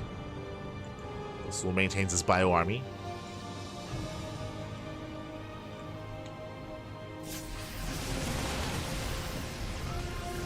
Armies, they do clash. That's 4 Disruptors and 4 Colossus going down in that last fight. Drop on the right-hand side. Zoun is not ready for this. Does warp in reactively. Again, I still would have been opposed to Zoun rotating towards this side of the map instead, and just trying to come in from a different angle. But his main army is still stuck on the left.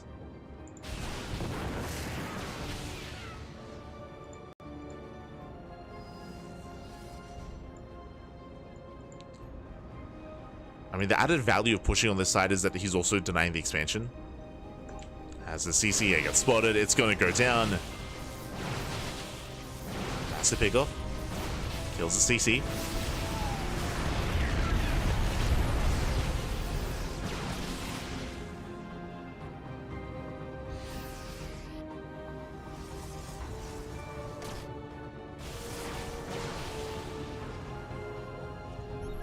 Does spend against the Liberator.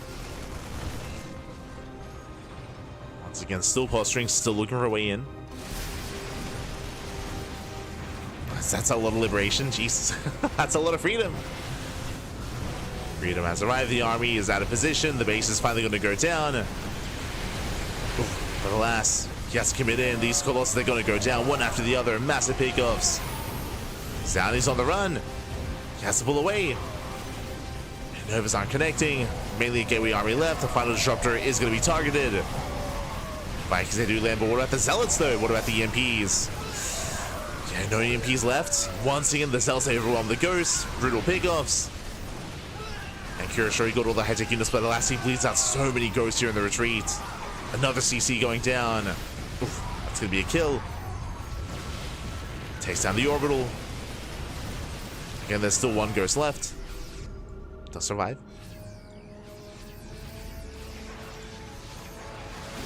Does live once again, going for a massive orbit of Zealots. And not a clean fight, but does take down the Liberators just barely, and Zoun does it. He's finally done it. He breaks through the main army, takes on every Liberator, all the bio. Medevacs are out of energy. GG gets called, and Zoun, he will take the fight. He will take the series 2-1, advancing on to the winners match. GG. Ay, ay, ay. GG, well played. That was very, very intense. Again, so much posturing, so much positional play as well. A lot of brutal engagements going both ways. Again, we saw a big moment early on where Kira had a massive lead and a massive advantage. I want to say he had like a 40 or 50 supply lead.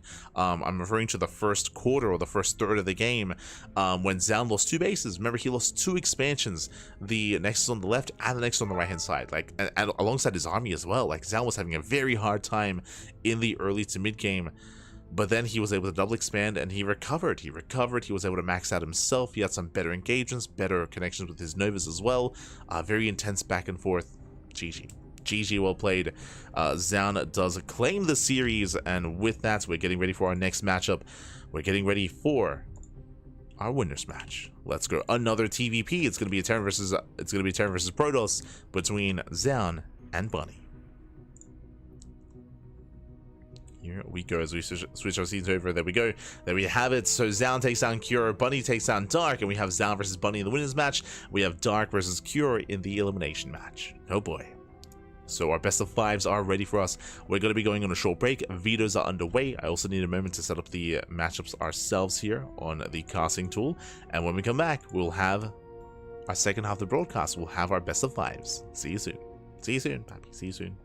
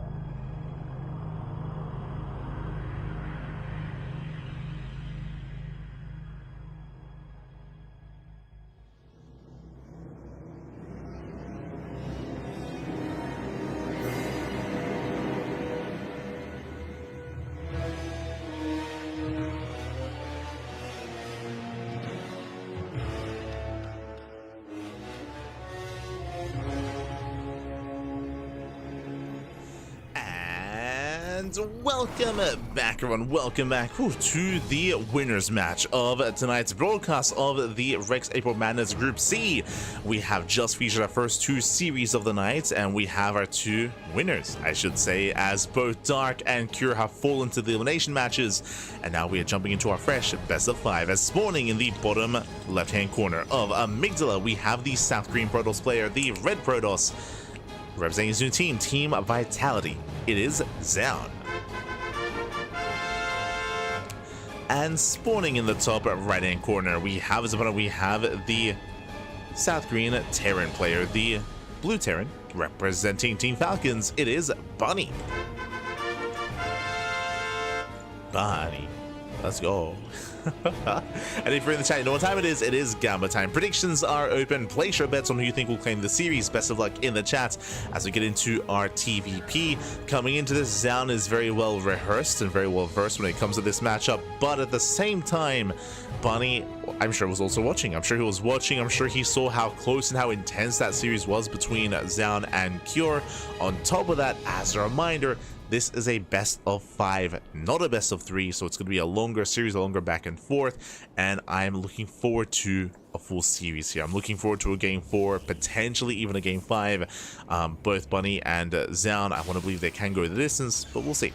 We'll see how we do open up. Now, when it comes to Zoun's playstyle, he did go for the same build every game, the same opener. 3-gate blink into charge, into +1, into Colossus. More or less did go for the same setup. There were some games, or actually I was going to say there were some games where he was more aggressive, but that is not true. Every game he also went for a faster third base, and he skipped his early War Prism as well. And Zoun, he did mainly play towards the mid game.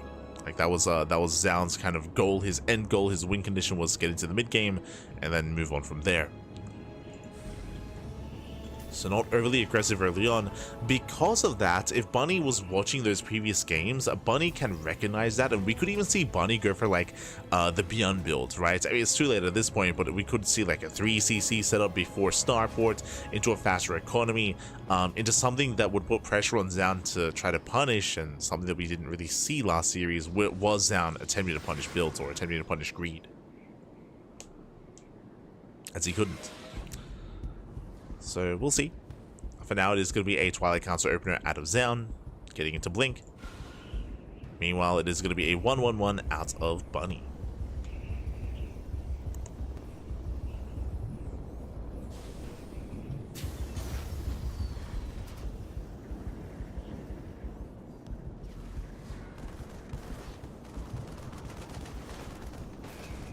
See in chats, the French casters say the girls. I think we say that sometimes for probes, sometimes.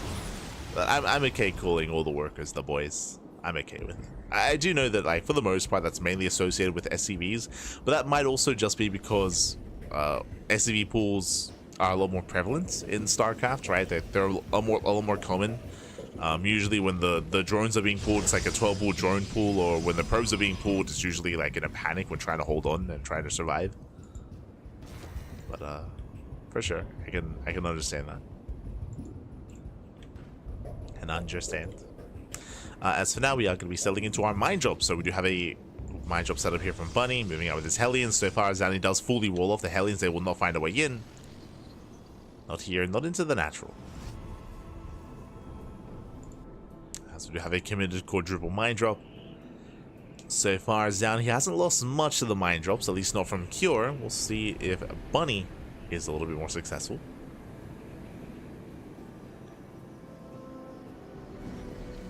Drops are coming in.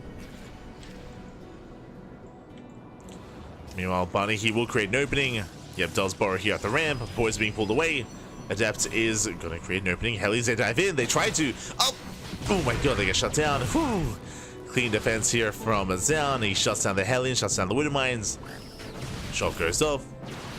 So we'll lose a Stalker in the process, but Zoun, he will hold, he will defend. Does defend, does deflect Bunny. Bunny looking for another opening. Zoun may intercept, as he is not expecting the medevac yet. The medevac does spot the rotation. Does pull back. Zoun, he blinks in. One more shot. Oh, can he get it? He can. Takes down the medevac. Ay, ay, ay, takes down the barracks, takes down one of the Widow Mines, a brutal catch. Bunny, he's in trouble. But remember, as you mentioned previously, Zoun, he has been skipping his prisms, and there is no war prism. Zoun, instead, he expands, getting a forge, getting into charge. That's going to be a second forge on the way. I don't know if that's intentional, but double forge is going to be crazy. And again, Zoun is containing his opponent and is not reinforcing. It's not reinforcing across the map. So Bunny, he's safe and sound. CC is on the way. We're building up.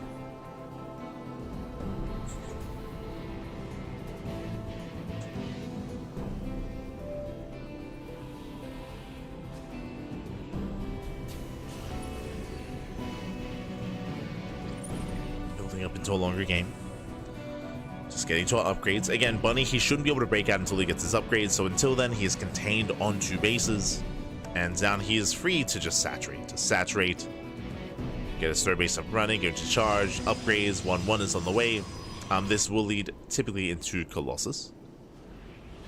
Now Zoun is being a little bit greedier this time by going double forge.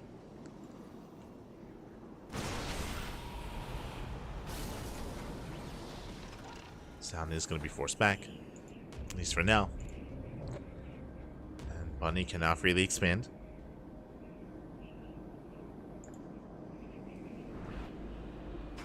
Take his third base.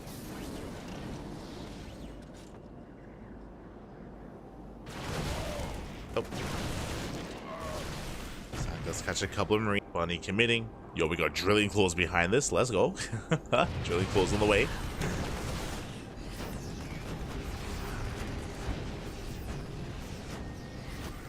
And Zoun, he's ready for this. Got his charge, safety immortals, 1-1 will finish on time for this push. And Bunny, he doesn't commit. Thankfully. Doesn't commit, does pull away. Zoun, he was more than ready for it.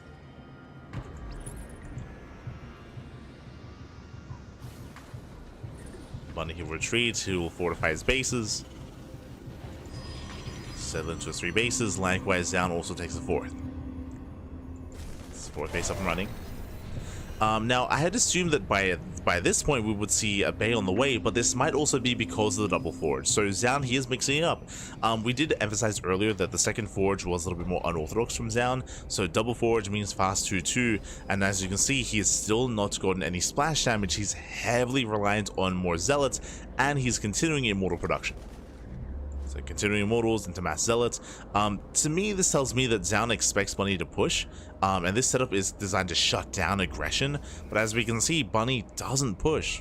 Bunny, he gains map control, takes over the Zonaga, and pulls away, which means Zoun, I would say, is in a bit of a awkward position. I was gonna say worst position just because the Colossus production is delayed, and now he's getting into it. Now he realizes that he's safe to do so. So on the one hand, that is true. Colossus is going to be later than normal for Zoun, but at the same time, the upgrades will benefit him quite heavily here just because of the 2-2 timing, and into 3-3, of course. So the upgrades going to be looking quite good here for Zoun. Downside is how delayed the Colossus are. Zoun, he does dive in. Catching at the medevacs, gets 1, gets 2, and again, Bunny, he cannot fight this. He cannot fight this head on. Not like this. Has to pull away. And Zoun, he might just keep going. But now pulls back. Does spot the reinforcements, wants none of it. Prism has finally arrived. It's going to be reinforcing on the front lines. And there is that 1 tank. And Zoun, he dives in. Mine shall take punish. Tanks do go down, going for the Raven as well. Nice SimCity, very nice choke point here by Bunny. Bunny pulls back to the choke point. Zoun, he can't quite chase him. But there's still some nice trades here from Zoun. Trading up mainly minerals, but he did take some mine shells to the Stalkers. True. Got a tank, Raven, lagging. 2 medevacs.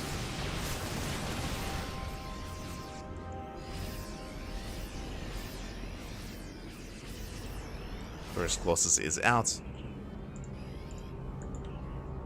Second Colossus on the way. As Zoun does delay the CC. Boys being pulled into Zealots. Losing 5 SCVs.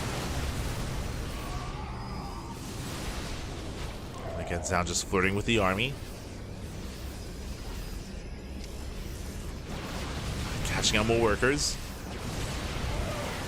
As there comes the second Colossus from here, we should be getting into disruptors. The lack of disruptors is also still concerning. For now, Bunny is contained.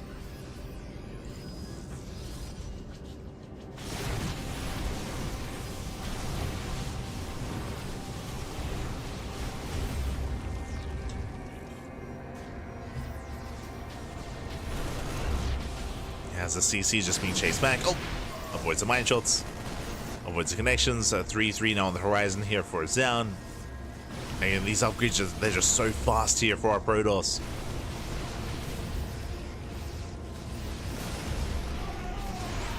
Rushing into those 3-3. Like as he rotates, Bunny, I mean, he is behind. He's trying to expand to get in the gold base. That will help. If he can hold on to it. Zoun, where are we headed?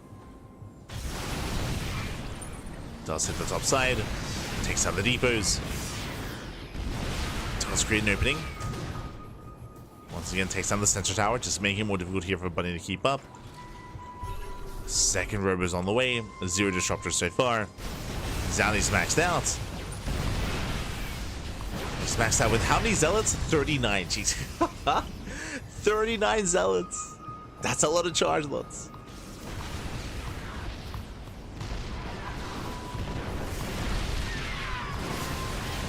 As they move in, they catch out the observer. Bunny going for the stim. And Bunny's going to be so heavily reliant on these EMPs. He needs to EMP those charge lots. Even then, it's not going to be easy. Not against 3-3. Stargate's on the way. This should be for Skytos. Getting ready for a fleet beacon into Tempest production.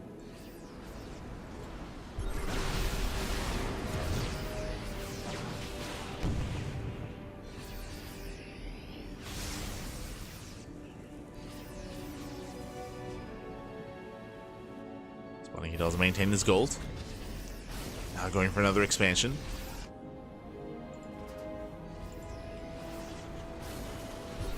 Now likewise still also looking for an opening. It's a good one to cancel on the CC. Fusion core now on the way for Bunny. That should be for Liberators. You could definitely argue this is a little bit late. Bunny has a bank. Just now working towards Liberation.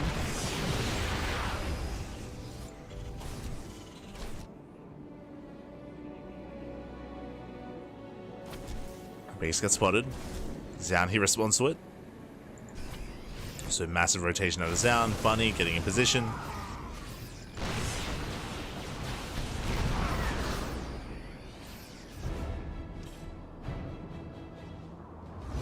Zoun's going for that expansion. We have some decent Sim City here.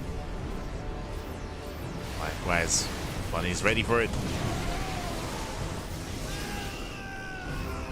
It's of one EMP so far.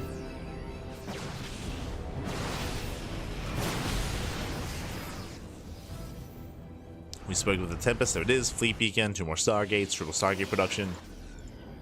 Working towards those Tempest. Ideally, he's down, he does want to trade. As he's got, what, 4k minerals in the bank? Jeez. Like, he needs to trade these Zealots so he can just keep reinforcing.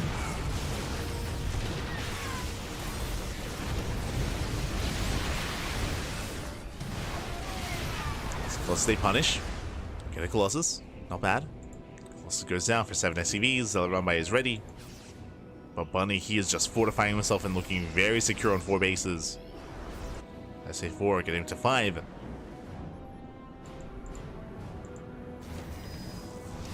Just a really secure setup. Zealots trying to collapse in. Going for the ghosts. And they will get a handful of them. Ghosts are getting picked off. Nicely done. Takes down a couple of ghosts. A couple of Vikings get sniped. Again, Zoun still just posturing. Tempest production has begun.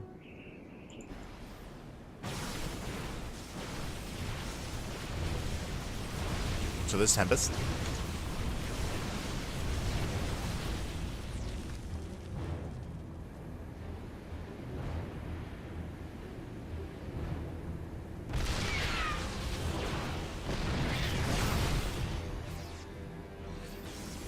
And Bunny, he has been defending the entire time, but soon he should be able to break out. Like, he's just waiting for his upgrades. Now he has some Liberators as well. And Northern Base or Northern Army gets caught out. Does reset the Colossus count, not bad. Takes down all the Colossi. Trying to fight within range of those Liberation Zones. Bunny stims in. Does stim, takes down the Zealots. Once again, EMP. Oh, doesn't quite connect. Not yet. There we go, EMPs, they shut down the Zealots. And Bunny does outtrade. Tempest, they will help support. But Zoun just now getting to Disruptors. His army is quite lacking. Going for the Vikings. Oof. Brings them down. They can shut down those Liberators as well.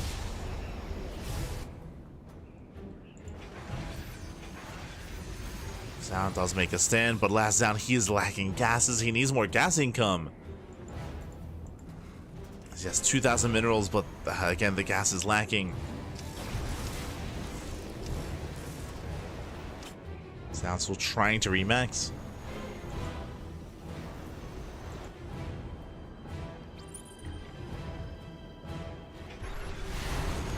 You're warping in 9 Zealots at a time. Let's go. Oh, the chargelets.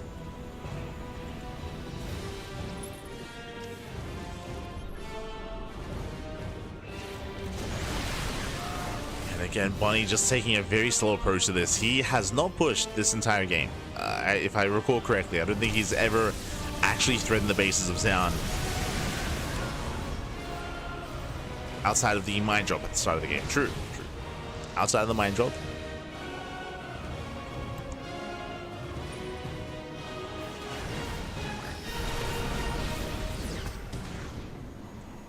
Getting out mine shots.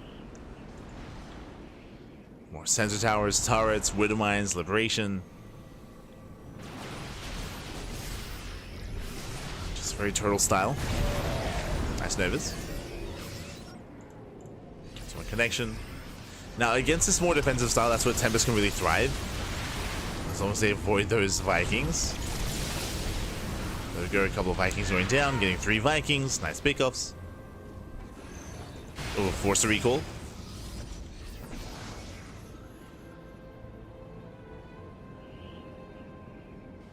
Does force a recall. Now still moving in.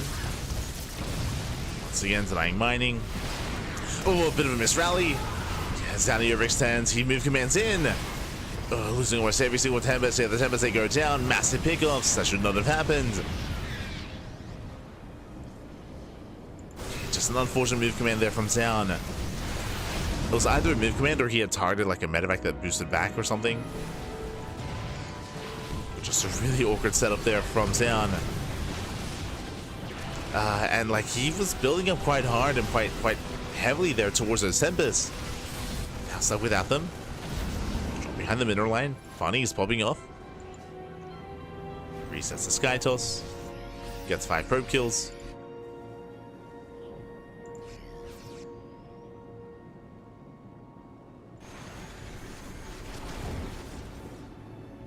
Likewise, Liberation, they deny mining. Zoun just having a hard time here. Making a Void Ray. I mean, I guess that helps a little bit. Designed to hunt down those Liberators.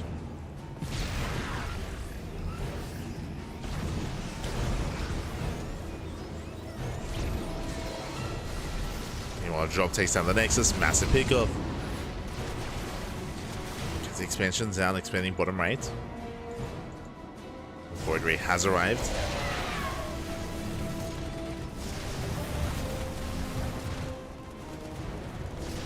Oh, jeez. Libs, they do win the fight. Oh, as one of them goes down.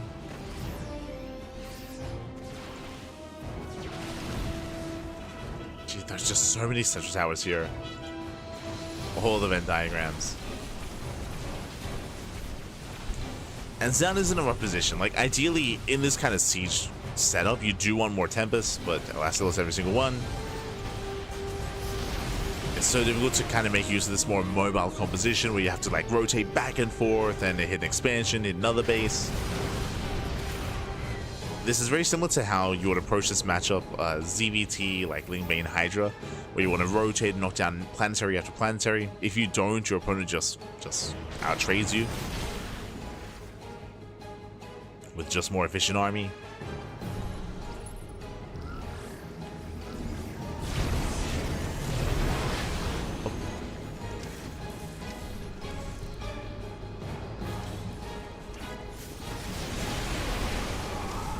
Money does try to bait the army in. Liberation popping up. Oh my god, that's a lot of freedom. That's a lot of liberation zones. They punish the Stalkers. Tempest now being rebuilt. Again, the best answer against what Bunny has is going to be Tempest, but alas, you have to take care of them. Can't just throw them away.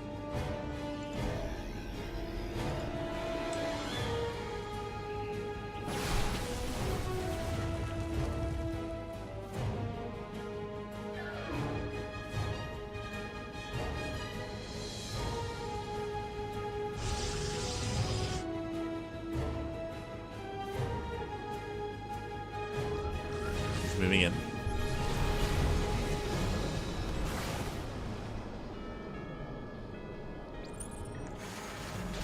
Moving in, more liberation here on the right hand side.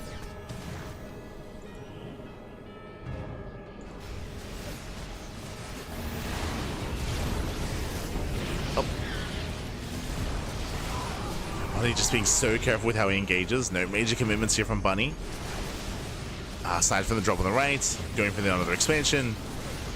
And looks like he will get it. Bunny takes down top left and bottom right. Not bad. Takes down both fringe bases.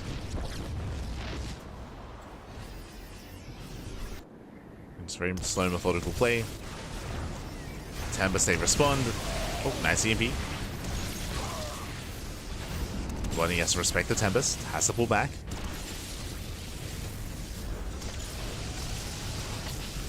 They deny the base. Zoun still looking for an opening.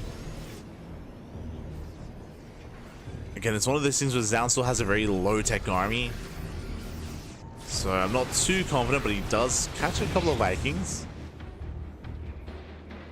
Gets a couple of key pickoffs here and there. Lack of gas is still concerning.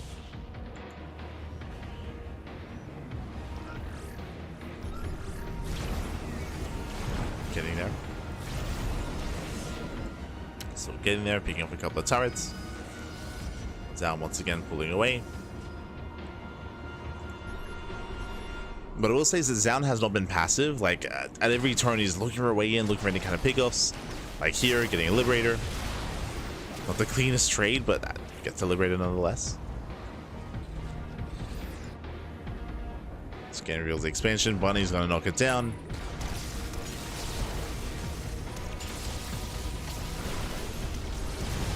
Tempest get a couple of free shots off. Likewise, there is an opening. Bunny out of position. Yeah, Liberators are going down. Novas, they pop off. Oh, they do connect. Hands down, he does break through. He will bleed out all of those Tempest, so the place goes down. Planetary falls. And Bunny just completely out of position here. The base does crumble. 18 SCV kills. And Zoun is going to keep pushing. Again, unfortunately, Bunny, he had invested too heavily here towards the south side. He wasn't ready for the committed move out, getting another CC. Two bases going down. Recalls back home, defends against a push. And Zoun's all over this.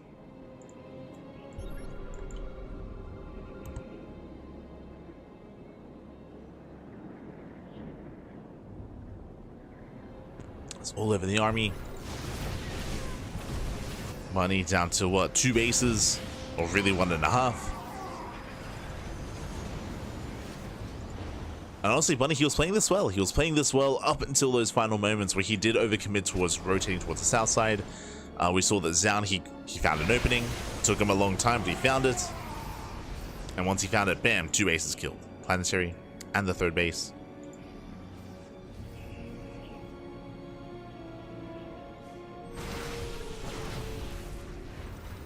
That's how he rotates once again. And he can push into this position. There's no liberation. There's no freedom. Without any liberation zones here, I mean, we can't commit in. Oh my god, massive brutal connection. The choke point. Working against Bunny. Does work against him. So he has some fresh liberators moving in. Top left is denied.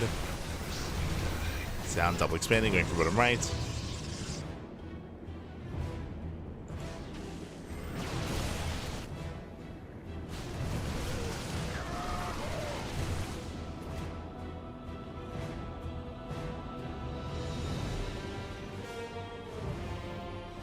Zoun does pull down. So he rotates. This time liberators are ready.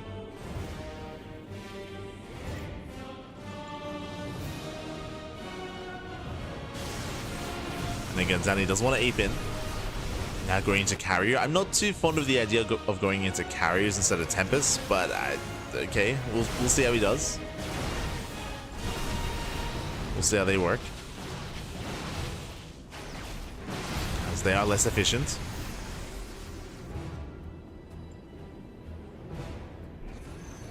Those have less range. Meanwhile, recoil here towards the right hand side. Zoun moving in. Just catch 2 more libs. Armies are still maxed, but again, Bunny doesn't really have a bank. It's all or nothing. That's a lot of liberation. Oh my god. That's 16 liberators. The base goes down. Zoun, he can't engage into all those liberation zones. He has to rotate. He has to pull away. He could try and go for the gold. Oh. Does go behind the army. Okay. Does come in from behind. Catching out some of the liberators. As they don't quite connect. Uh-oh. Now pulling away.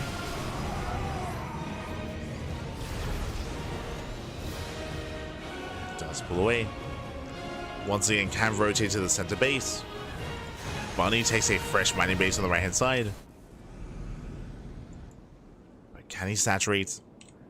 Can he hold on to it?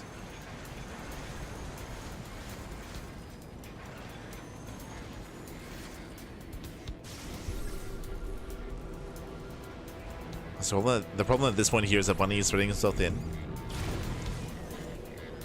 Spreading himself more thin. Now pushing in, he commits into liberation. Gets 1, 2, 3, up to 4, up to 5, up to all 6 liberators. Takes them all down. The Colossus are going to be targeted, but at the same time, Zelte busts into the mineral line. SCVs are going down, bases as well. And really, that's what matters. That was 2 carriers falling. There's what, 3 carriers left? It should be enough. Should be enough to keep on pushing. As Bunny's being forced further and further back. Zoun still has a massive bank. Planetary goes down. Massive pickup. Forces they catch one of the Colossus. Not bad. It's a Colossus, but there's just nothing left. There's nothing left here from Bunny. Bunny, he's down to half a base. Down to 10 SCVs. Coping a little bit, Patty, a little bit. 10 SCVs remaining. As it's another 21 going down, and then to 9 SCVs. Again, Bunny, he has no bank, he has no gas, he has nothing. He has an army, true, but GG gets called, and Zoun, he will take game number 1. Whew, GG. Zoun does take lead in the series. Again, Bunny, he was honestly looking quite impressive here. He was holding his own. He was minimizing losses. And he was also sniping bases. If you remember, he took down top left and bottom right. But when everything swung in favor of Zoun was when Bunny did overreact. He did rotate too hard to the south side. He created an opening, and that's when Bunny was abused. When Zoun was able to just take advantage of that. Took down 2 bases, one after the other. And was able to just pull Bunny apart. GG. GG, well played. Game 2, though, is going to be on Frostline. Going to be loading into a larger map. This map is large, that is true, but unlike Amygdala, it is less defendable. I would say that Amygdala is the most defensive map in the current in the current tournament map pool. So now we open up. Catching up in the chat. Esteponio. Tal.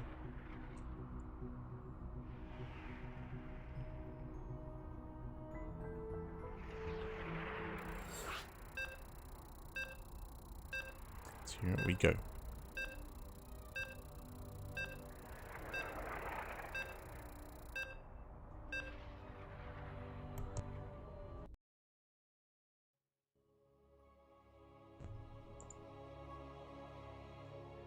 Oh, there was someone crying in the chat. Oh no. They were crying. Spawning in the top right-hand corner of Frostline, we have our South Korean Protoss player, the Blue Protoss, leading the series 1-0. Again, able to. It was a very long, very intense. It was a 30-minute game for game one. But sorry, just catching up with the chat. Does take a lead in the series, and we'll see if he can extend that lead. It is Zoun. And spawning in the bottom left-hand corner, we have as opponent, we have the Red Terran player, the Red Terran from South Korea. Down in the series, we'll see if he can recover, bounce back, and make a series out of this for Team Falcons. It is Bunny. Here we go. Here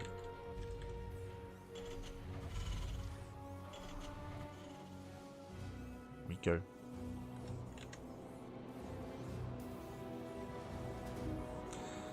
So now we are going to be settling in, and welcome one and all to Frostline. So again, Frostline is a very different map of the map pool. It's very polarizing as well. It is a large map, that is true, is a very large map, but unlike Amygdala, what we just saw, it is less defendable. So bear that in mind. What we saw on Amygdala is something that we will only most likely see on Amygdala in this series, as the other large maps are more open here. As you can see, when it comes to this triangular third base or the linear third base as well, the base count is a little bit high here on this map, that is true, but again, the openings are just huge. When it comes to the large ramp on the left, when it comes to the large ramp towards the top side, so you can get a big concave here on this expansion. Likewise, same can be said here towards the southern base, and we even have a big opening here in between the bases, in between the third, fourth, and natural base. So again, it is much more difficult to be the defensive player. It is much more difficult to turtle on Frostline. Much more difficult. So Bunny will most likely take a different approach, and we'll see what he goes for. For now, economic opener, Rax expand, does go for an economic start. Meanwhile, Zoun going for his own standard opener as well.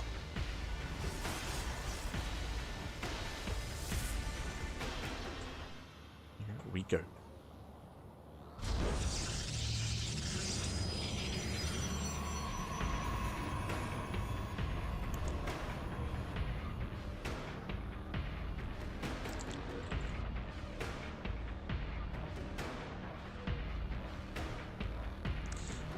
We do open a little bit differently. We do go for a Stargate opener. Let's go. Stargate play here by Zoun.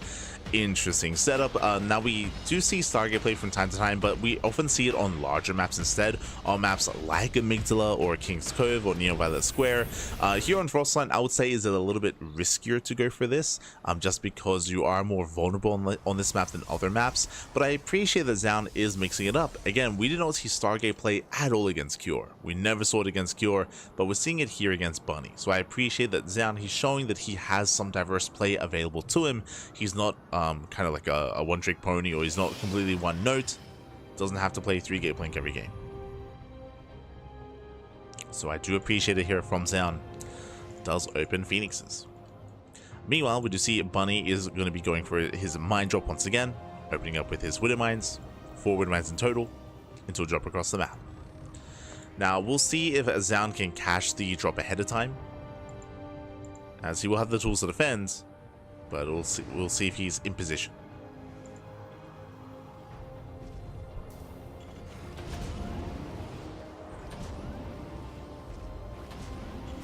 So here we go.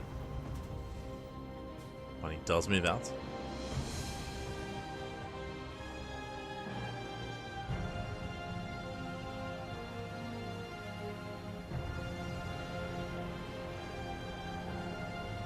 Bunny does boost across. Zoun behind this, building up, getting to his own robo. And this is the same opener that we saw last game out of Bunny. Trying to create an opening. Medevac is going to be hunted down. Oh, nice lift. Does lift 1, lifts 2, lifts 3, lifts 4. Oh my god, there's one shot goes off. A bit of a misclick there from Zoun. And that's going to be 5 probe kills. Ay. That's a lot of damage, getting up to 6. Damage is dealt. Bunny, he does escape with the medevac. Again, if you did miss that, Zoun, he lifted a probe. He lifted a probe instead of the final Widowmine, so 5 workers did fall to 1 shot. Alongside the Hellions, of course. And now it's time to counterattack. Zoun, he does break out across the map. Back at home, Bunny, he is getting in position. He's building up, getting to stim.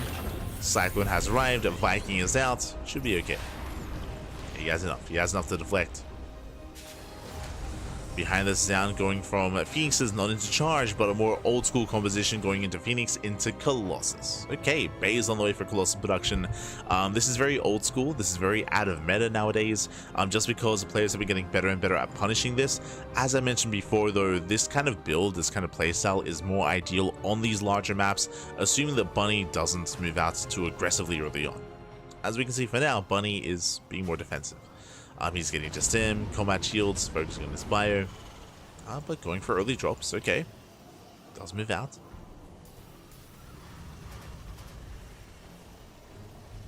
Does move out.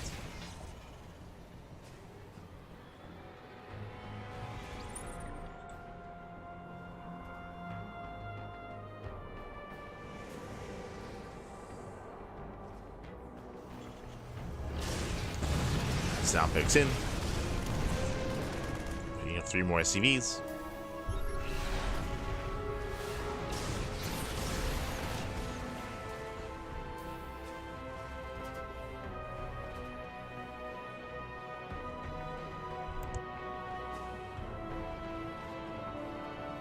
He's looking for damage. Does get into the main. Yeah, that's Bunny out of position. Getting 3, 4, 5 SCV kills. Very nice damage. Bunny, he just ignores this. Oh my god, he just sends it. He just sends it across the map. He forces the recall. It's all or nothing. Bunny trying to go for the kill. There is 1 Colossus at home to defend, and that may just be enough. I was about to say there is an opening. There's an opportunity here for Bunny to end the game, but the Colossus has arrived. Drop into the main base, not bad. Oh, punching the Phoenixes. Green's going to be going down. Phoenixes, they need support. And here come the Adepts. Adepts, they do poke in. At the same time, Bunny, he does go for the dive. Colossus is in position. He stims into the mineral line. And he's going for the Colossus. Oh, can he get it? Oh my god, he barely will not. Gets 1 though. 1 Colossus still goes down. Nice pickup. Zoun will hold on, but at a cost of 12 probes. Ay, ay, ay. 12 workers go down. Again, Zoun, he doesn't really have much support for the army. And we did speak about it actually just before this push. Hafiz Colossus is very out of meta because players have gotten so good at punishing, and Bunny, he has been punishing. He hasn't killed Zoun yet. He's close though. He's close to bringing him down. Close to bringing him to his knees. Dropping back into the main. Phoenixes are somewhat in position. This Bunny is not stopping. And again, you can see the stark contrast between this game and the last, where on Amygdala, Bunny was hyper defensive. But here, Bunny, he's not slowing down. He's still rallying across the map. You can see that again, because he knows his opponent is vulnerable, he knows he's so close to breaking Zoun.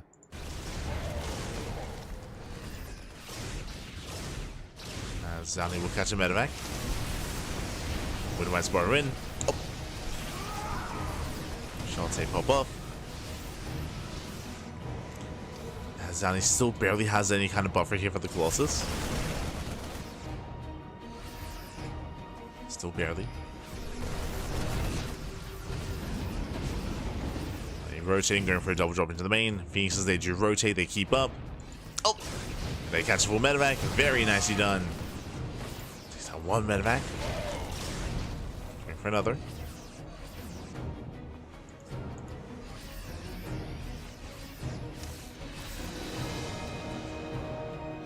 Bunny look for an opening, but again, Bunny is taking too long. Zoun now is up to 3 Colossus. Gateway explosions on the way. The longer this goes on, I mean, Zoun, he's becoming that much more secure. And while Bunny expands, he will be losing these SCVs. As Elsa hit the third base, Bunny turns everything back around. And Zoun holds. Zoun, he holds, he survives. Bunny's still looking for the Zealots. Does find them.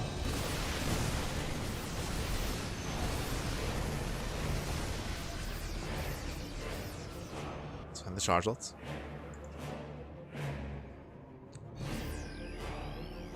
Likewise, Zoun going to be switching up into not disruptors, this time into Storm. Okay. Black guy's on the way. Alas, is not going to be ready for this. Getting ready for his own push.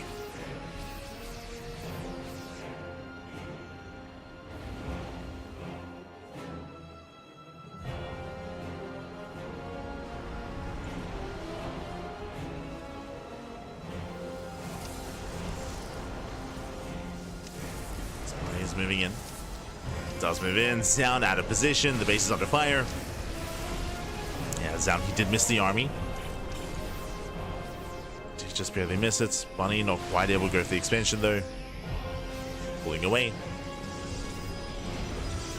No storm yet.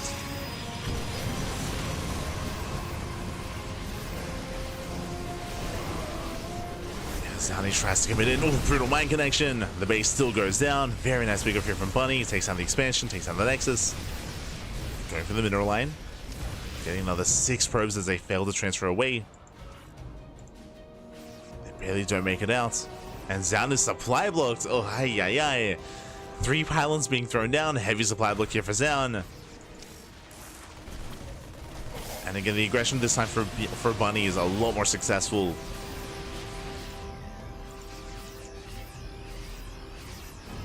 Again, last game he barely was able to move out. This time he's just all over Zoun.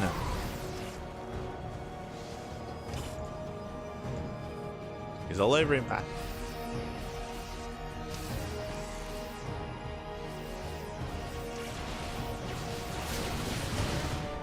that the white shot? Out the mine, disruptor production has begun. If you recall, I had assumed it was going to be Storm with the Temple Archives, but that is not the case. Storm was never researched. Just a couple of Archons instead. So we're recooling on the right hand side. Just recall in time.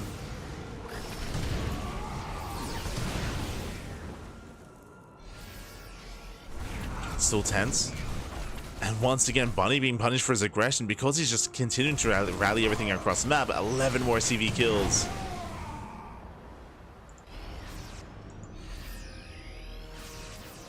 More kills. Bunny's still looking for another opening. But as the game does progress, now we do see Zoun just getting into more and more disruptors. Army from Bunny having a little bit less longevity in this game. He's got so many Vikings. Jesus, he's got how many? 13! 13 Vikings. Let's go.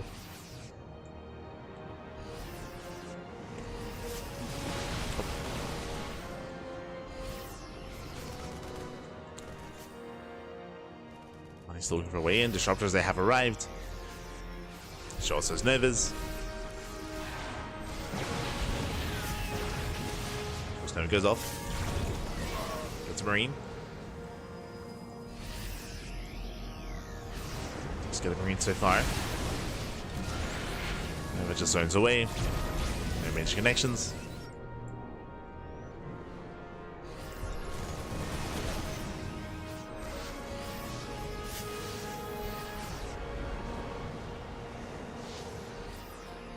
As you can see, the roles have been reversed. Bunny still playing with fire. Does 9 expansion though. It's a nice Nexus. Oh. So again, Zoun punishing.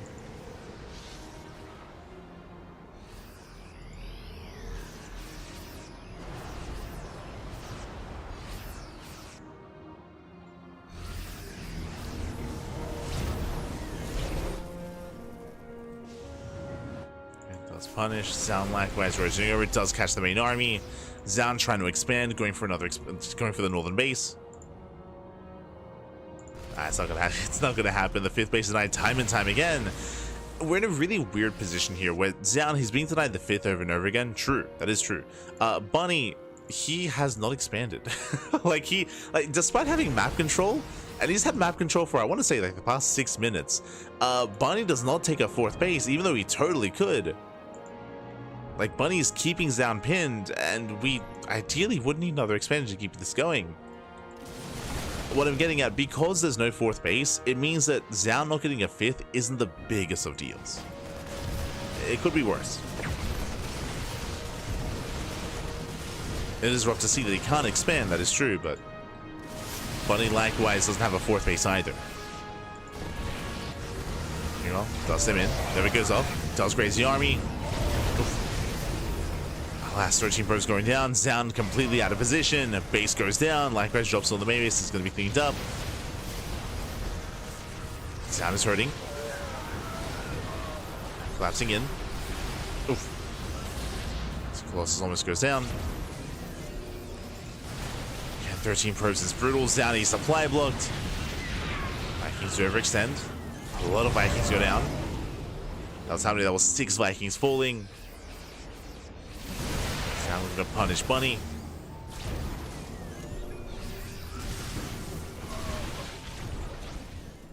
It does punish.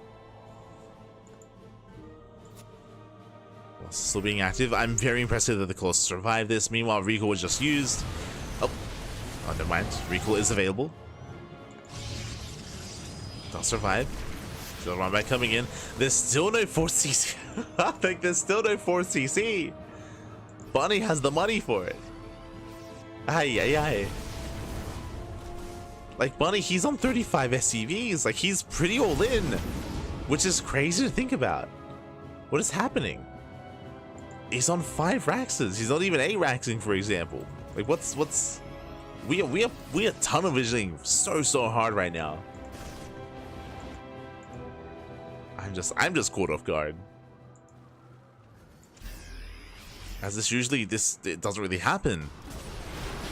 Exactly, dives in, catches reinforcements. And the Bio Army goes down. Nice splits here against the Novus. Very nice splits. Despite that, the Vikings able to fall. The Colossus, they refuse to go down. They refuse. And Bunny, he's broke. Again, Bunny, he never rebuilt his SCVs, never made another expansion. Bunny had map control for so long, but I'll be honest, he didn't really do much with it. Oh god, Novas are connecting, and Zoun, he's done it. He has done it. He has broken the back of Bunny. This is Bunny's last ride. He's heavily overstimmed. GG gets called, and Zoun, he will weather the storm. He will survive the aggression, and he will take a 2-0 lead. GG. Whew. GG, well played. And again, that was a very awkward, very weird game just because Bunny, he was in a good position. Remember, Bunny, he was rotating, he was denying the expansion time and time again. He was finding some damage, he was getting into mineral lines. Like, Bunny, he was achieving quite a lot with his army, with his aggression, but he had no longevity in that game. Like, he was forcing himself all in, even though he wasn't set up for an all-in. Like, he was only on 5 Raxes. Like, he wasn't, like, that was not the setup for an all-in out of Bunny. He was forced into it just because he had no economy, and just because, again, he just had no setup further than that. But yeah, it did seem like Bunny was maybe tunnel visioning a little bit too much. I don't think it was his intention to be in that position, to be forced into an all-in. GG, well played. With that, Zoun takes a 2-0 lead, and now we're getting ready for game number 3. Let's go. Let's go.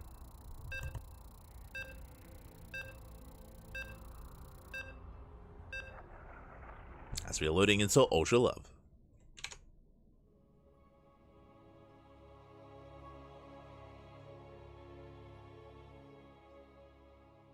Here we go.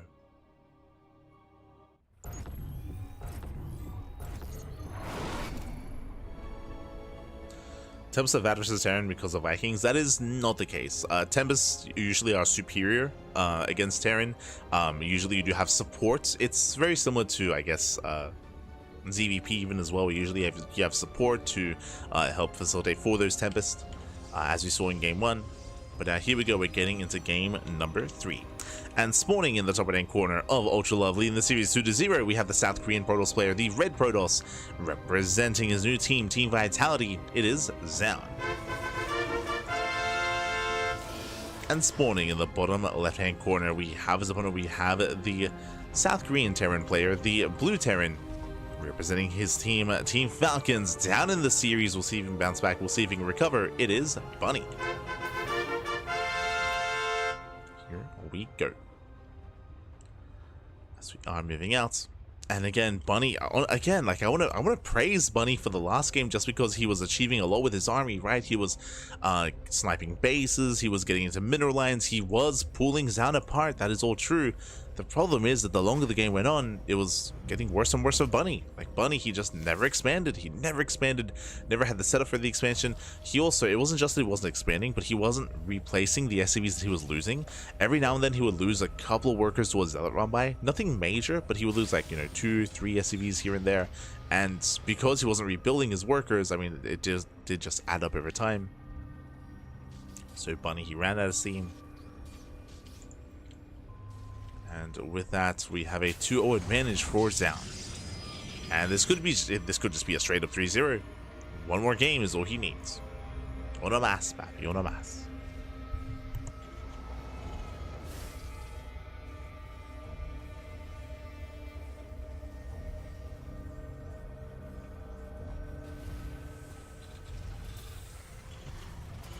We go.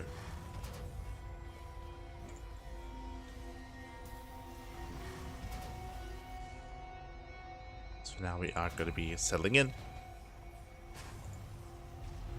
to have Bunny going for his own economic opener, so racks expand into a delayed factory. Likewise, Zoun, he did mix it up already, so I also appreciate that from the last game. As a reminder, Zoun did open up Stargate into Phoenixes, into Phoenix Colossus, which he was struggling to get away with. He was bleeding out a lot of units early on, but this time Twilight Council. Twilight Council instead.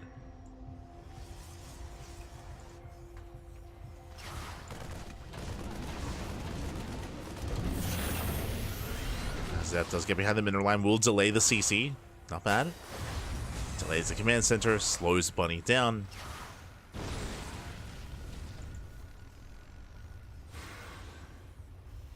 So that does shade into the main, delaying the starport. Not bad. Takes down the SCV, delays the starport, gets a full scout of the main. As another jet does arrive, once again denying any kind of economy here at that natural for as long as possible. Finally, Bunny can mine. So far, Zoun having a great job here in the early game, just disrupting the opener of his opponent.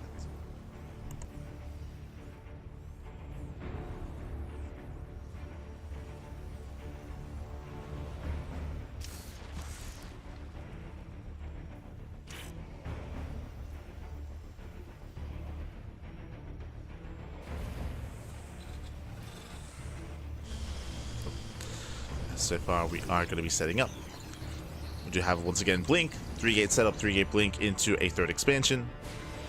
So Zoun going back to what he does best. We saw this in game 1. We saw this against Cure. Likewise, we do expect Zoun to skip his War Prism and to focus on his charge and +1 follow-up. Now, we did see a quirky build on Amygdala where Zoun did go for a double forge into really fast double upgrades. I don't expect that on Ultralove. I should also emphasize, welcome one and all to Ultralove. Ultralove is one of the smaller maps of the map pool, shorter rushes by ground. You can be very aggressive and very assertive on this map. At the same time, though, there are certain defensive features here at the 3rd and 4th bases when it comes to choke points, when it comes to knocking down these towers. So we could see a player be hyper defensive. We have seen some split map scenarios here on Ultralove just because of the terrain. Specifically, we have a lot of narrow bridges in the center. We have some points of elevation, some ramps and some choke points here towards the top and right hand side as well. Because of that, if you're able to keep up with the rotations of your opponent, then your opponent shouldn't be able to break through, shouldn't be able to get to your bases essentially. But that's usually how things turn out in the late game. We'll see if we get there. For now, we do see Zoun getting his 3rd base, charge, forge, +1. As I mentioned, just standard follow-up. Standard follow-up here from Zoun. Nothing crazy yet.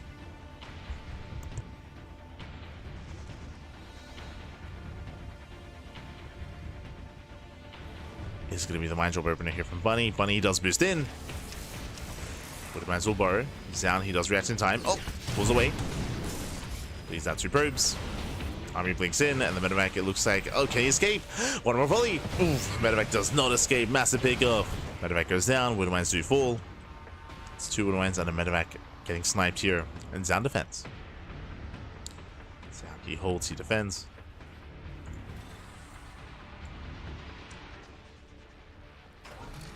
Likewise, Bunny getting into zone at 3-1-1 setup. Still no Warp Prism, so still no aggression out of Zoun. Just containing. Just hoping to contain.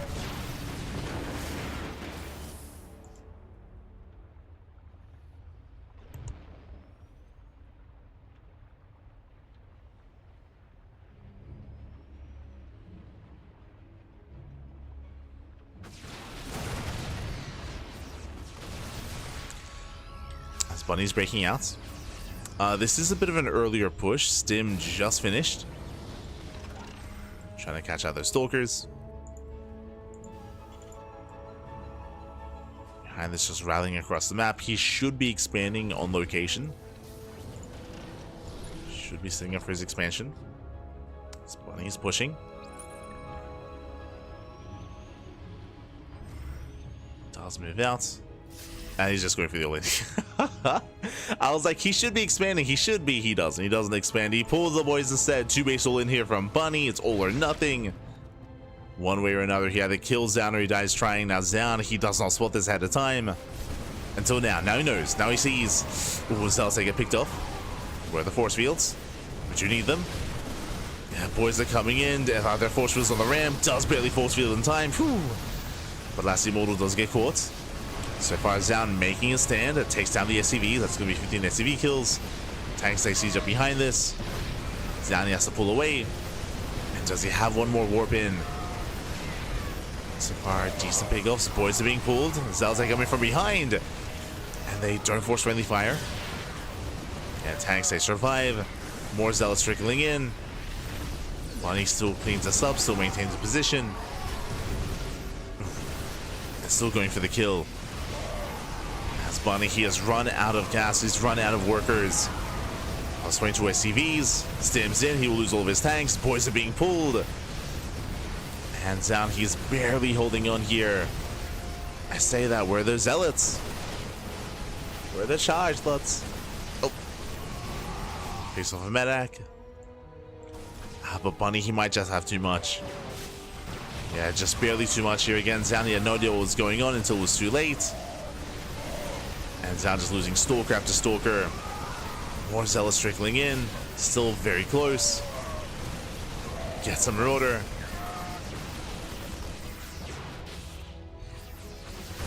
Stalkers A2 barely get away. To get away when another Stalker goes down. Another Stalker as well. Down to 3. 3 Stalkers left. And Bunny, he should be able to overwhelm this. Like 3 Stalkers is not enough to defend against this wave of army. Against man with gun. He's got 1 Marauder. He's got 2. 2 Marauders left. Zoun likewise barely in economy. He's oversaturating the main base. So income is limited.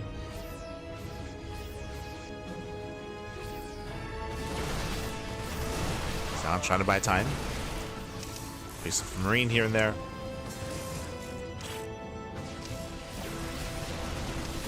Doesn't quite get the Widow Mines.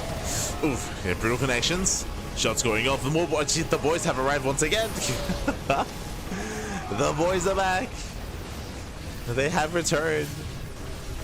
And Zoun is down to 1 Stalker. 1 Stalker remaining. Bunny has done it. He has done it. He's going to make a series out of this. GG gets called. Bunny, he breaks down, and we are going to game number 4. GG. Whew. GG, well played. Again, Zoun, unfortunately, he did not see the army until it was already on his half of the map. So a late scout out of Zoun is going to be punished for it, and Bunny snowballs into a win. GG. GG, well played, and that leads us here into our next game. Leads us here into game number 4.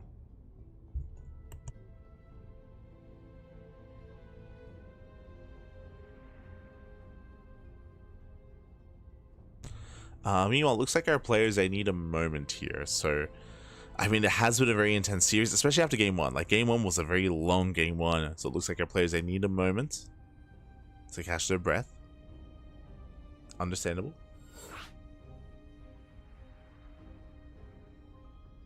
Oh.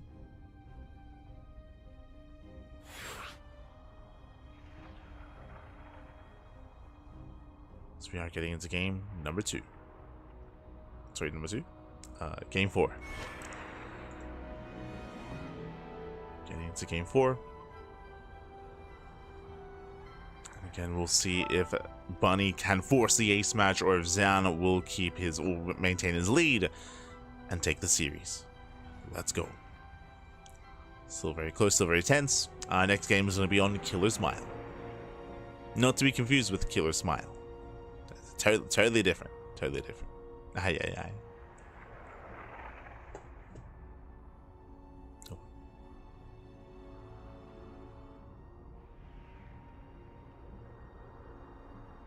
Get some sleep like you're an animal. No, no, the night is still young, Papi. Still young. Got plenty more casting to do. Of course, this is our second broadcast of the day. We were live earlier this morning with the Biggest Storm Monday, and we're going to be live tomorrow morning with the Code for Giants Cup. Code for Giants Cup. We also have, do we have the podcast tomorrow? Hold on. Let's see. There's going to be a lot to discuss. Yes, the podcast is also tomorrow as well. True, true. Pongcast. It looks like our players are back. We're jumping in.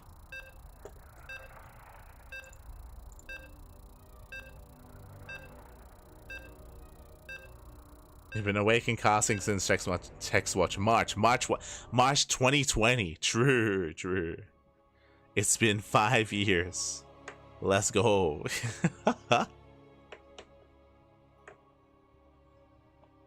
Not like this. As spawning in the bottom left-hand corner of Killer's Mile, we have our South Korean Protoss player, the Red Protoss, leading the series 2-1, one game away from claiming the entire series and advancing on into the playoffs. It is Zoun. And spawning in the top right-hand corner, we have as opponent, we have the South Korean Terran player, the Blue Terran, representing Team Falcons. Fighting back, putting a point on the board. Can he keep going? Can he force the ace match? It is Bunny. The more live VIP, the better, I say. Esteradi. ¿Qué tal? ¿Cómo estás? It's good to see you. Always good to see you. Esteradi. Ay, ay, ay. Yes, welcome back here to Game 4. Again, the pressure is on. Bunny did find a little bit more success here in the last game when it came to the early game aggression. Again, I'm not too opposed to him slowing the game down. Like, I'm still bringing it back to Amygdala. I do think that Bunny was in a better position in Amygdala. Unfortunately, he did just slip up when it came to his own rotations and when it came to keeping up with the army movements of his opponents. But outside of that, Bunny, he was looking quite in form in game number 1. But alas, now we move on from that. We're now loading into Killer's Mile. We did speak earlier how aggressive you can be on this map, and we saw Zoun being quite successful with that aggression against Cure, as Zoun was able to rotate between the bases and break Cure and pull him apart. We'll see how Bunny will approach this instead.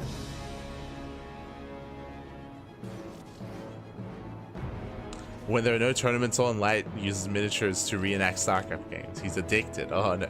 See, the problem is that there's always tournaments on though. That's the problem. There's always StarCraft. Oh no. Not like this. Unironic. So much StarCraft.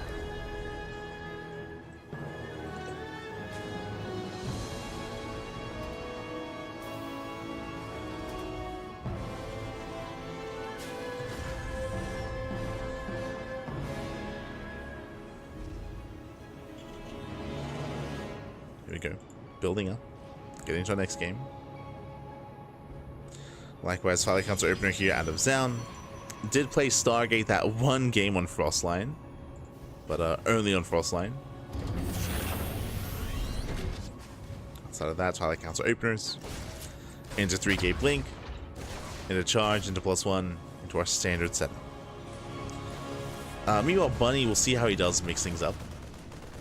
So far, Adept does get into the mineral line, will delay the CC. Nicely done. We'll disrupt the economy here of Bunny.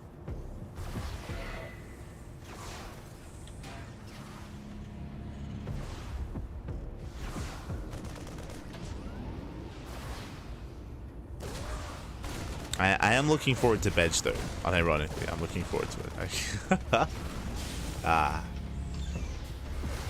It's gonna be amazing. Then I can dream about casting StarCraft. Oh no. That has happened. Pretty sure I've casted, gone to bed, dreamt about casting, woken up, and then casted some more. That's that has happened. Ah no. The casting never ends.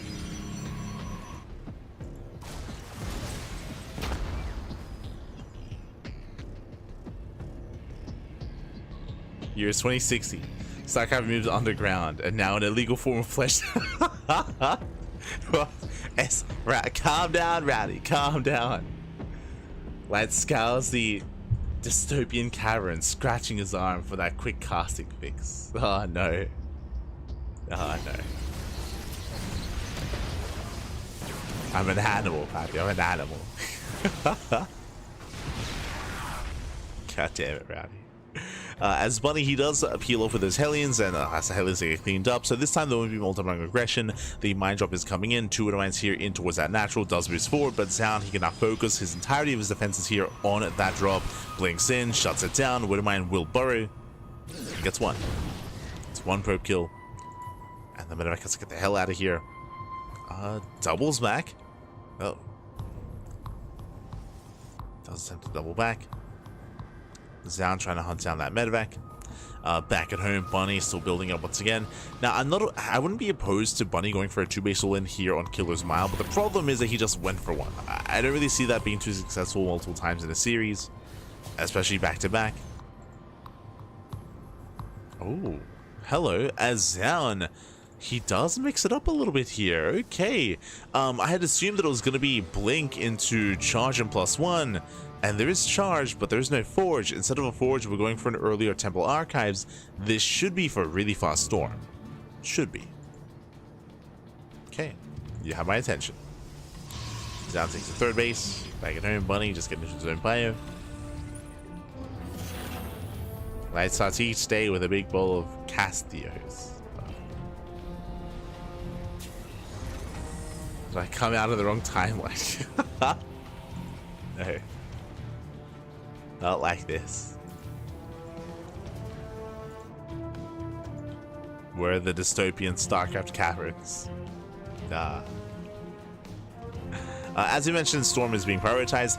Now, this does look like an all-in. What I'm getting at is that we are hyper-fixated on rushing into Storm. We have a massive gateway explosion getting up to 8 gates, and we have no Forge, no upgrades, no kind of setup for any kind of longevity here. The longer this goes on, if we don't see a Forge, if we don't see any further tech, then this most likely is going to be an all-in with a Storm timing across the map. So hyper aggression here from Zoun. We actually saw this yesterday. If you were watching the Water TV Monday between Clem and MaxMax, Clem, he went for this build against, sorry, MaxMax went for this build against Clem. Didn't quite work at Clem. He had a very impressive defense, even though he didn't scout it. He had no idea what was coming. And Clem, he even took some big storms to the face, as he always does, but he still weathered the storm. Anyway, it was crazy. It was impressive. So we'll see how Bunny does look against Zoun's move out. As he's getting ready, he's banking up energy as we speak. He's got 3-Eyed Templar in the Prism. Scan reveals the Archon. It's a big moment here for Bunny. He knows. Catching out the Stalkers. Very nice drop. As Stalkers, they go down. Pro's going to be falling as well. Yeah, rough defense here from Zoun. And Bunny, he's not stopping. He's moving in through the center. The Storm! Storm pops. Oh my god, the Storm pops off. Oh, Jesus. Storms, they shut down the bio. But a panic 3rd Storm there from Zoun. Bunny still moving in. Still pushing forward.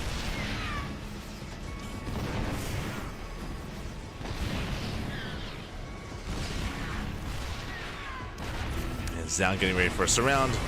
Trying to break out. Taking my shot to the face. Hands down, he won't break out here. Yeah, there's just too much of a concave. The Bio Army stims in. Tank volley's going off. And Bunny's done it. Bunny, he has done it. He has broken down. Again, did need the storms to be a little bit better there. Likewise, the Stalkers got caught out earlier. And Bunny, he does it. He breaks through. GG gets called. He breaks the natural. And Bunny will force the ace match. GG. Whew. Oh my god. GG, well played. Again, Bunny does snowball out of control. Very successful drop into the natural base, just catching Zoun off guard, pulling him apart, and Zoun, he just was completely unprepared for the push right down mid. He was working towards his own storm timing, that is true, but he was not as paying attention to what Bunny was up to. With that, GG. GG, well played. We're now getting into the final game of the series. We're getting into the ace match. Let's go.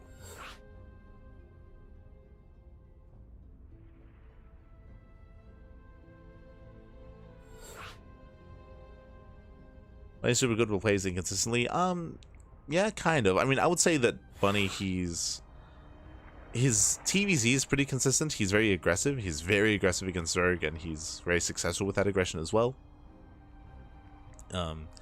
Here so far in this series, he's been looking solid as well. I would say the only game in the series that was kind of shaky from Bunny was Frostline.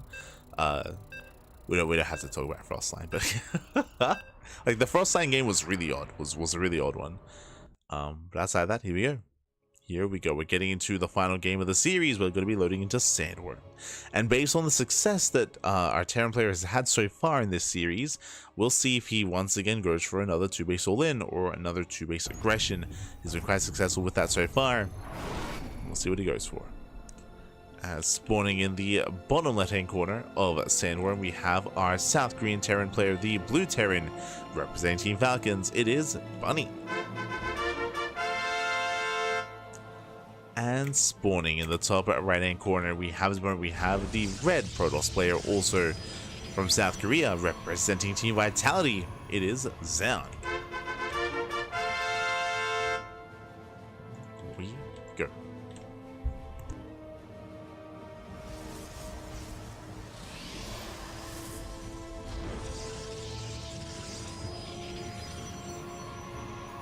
And welcome on to Sandworm. Sandworm is an interesting map to say the least. It's a new TLMC map, of course.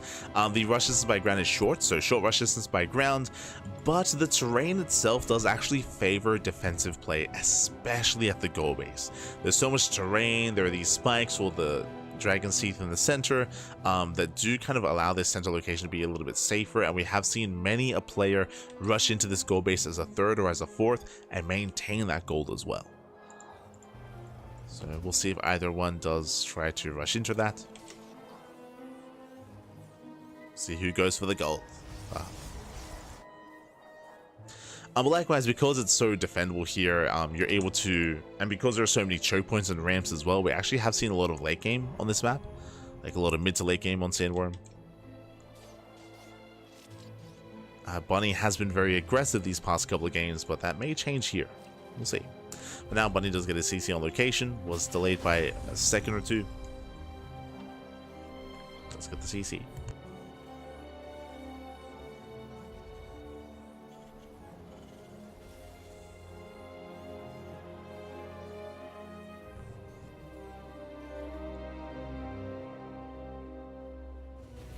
Yeah, for sure, for sure. The thing about Bunny is that it can be, especially at the start of the year, it was very difficult to get a read on Bunny's level because Bunny took a break. For those who don't know, Bunny, post EWC, Bunny, he was gone for like 4 months. He didn't play in anything, and Bunny, he started competing again. I want to say either December or January. Like there was a big break. There was a big break from Bunny. I remember I was really concerned because post EWC, because he wasn't playing in anything for so long, I was concerned that he had silently retired. I was scared because I'm a big Bunny fan, so I was concerned that he had silently retired. But no, he came back kind of like middle of December, something like that. Came back in December, and he has been looking very strong. He's been a lot more active when it comes to the tournament scene as well. A lot more active. Like, he's more active than Gumiho, for example.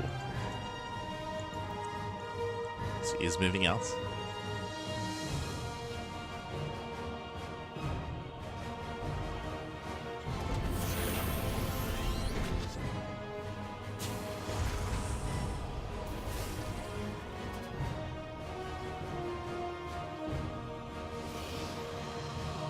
Sweetheart stepping in. So far, once again, mind drop here at a bunny. And we'll try to do a better job here at keeping an eye on his setup, on his follow, I should emphasize. Just because both games so far, Bunny's been hyper aggressive here on 2 bases. And of course, been quite successful with it. Very successful.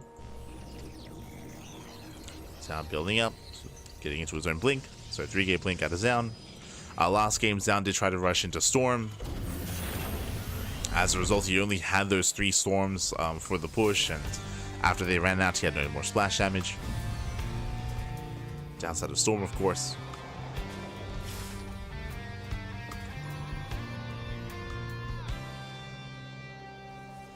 As Bunny's moving out, going for the double drop.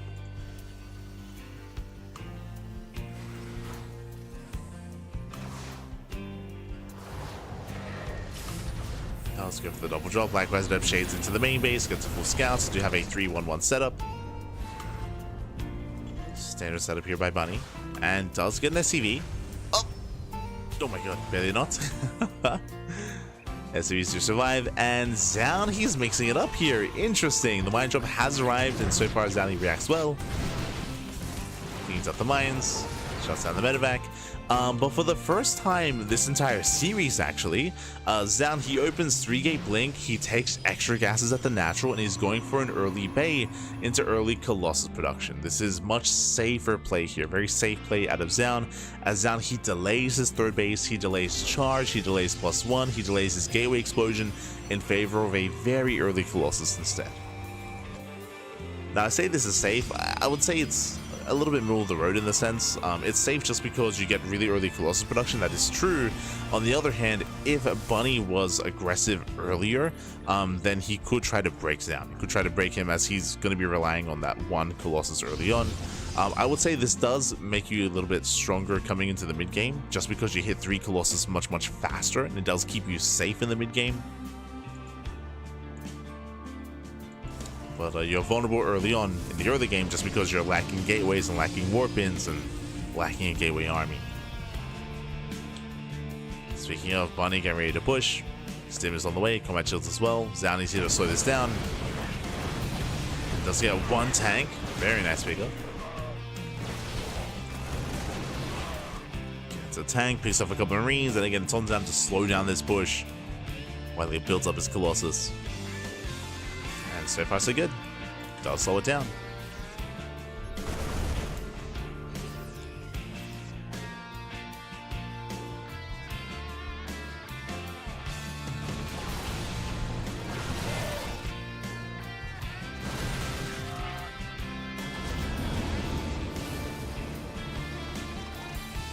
Bunny does move out. He does keep his tanks back at home, so the push has been deterred.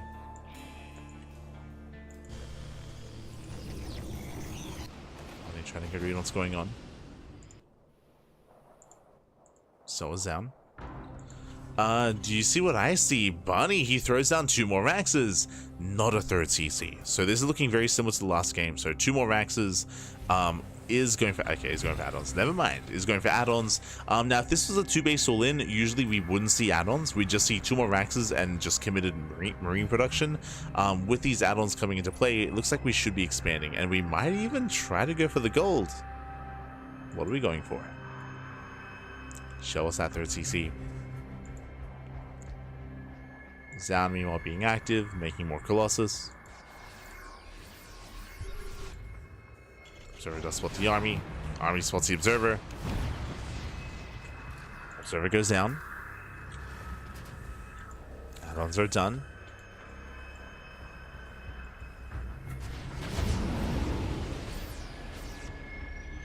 Now, Bunny just going for a drop.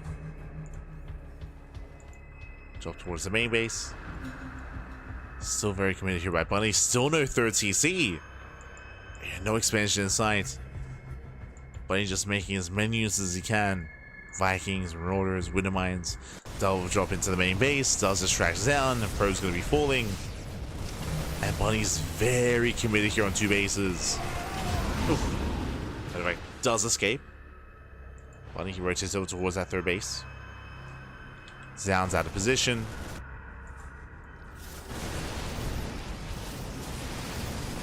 Going for the warp in. Colossus, they respond.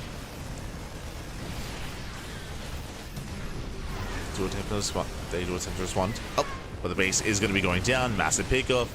And we're 2 base all in. At this point, it's just a 2 base all in. There is no expansion. There's no 3rd CC. Bunny going for the kill. At the same time, does hit the 4th. Never goes off. Oh! Oh my god, brutal connection! And the bio army does go down. Bunny trying to force his way forward. Takes down the expansion. Takes down both 4th bases. Likewise, does stem in. Going for the Colossus. Barely gets both. Yeah, the Disruptor and Colossus goes down, and now we're just down to purely Gateway Army. Stalkers and Zealots, hot pick up there, saves the tanks. 2 back up from home, 1 tank goes down. Zoun is barely holding on, and needs more warp ins, needs more time. No, it goes off. Zones away. And again, Bunny did choose not to expand, did choose to commit to the 2 base all in.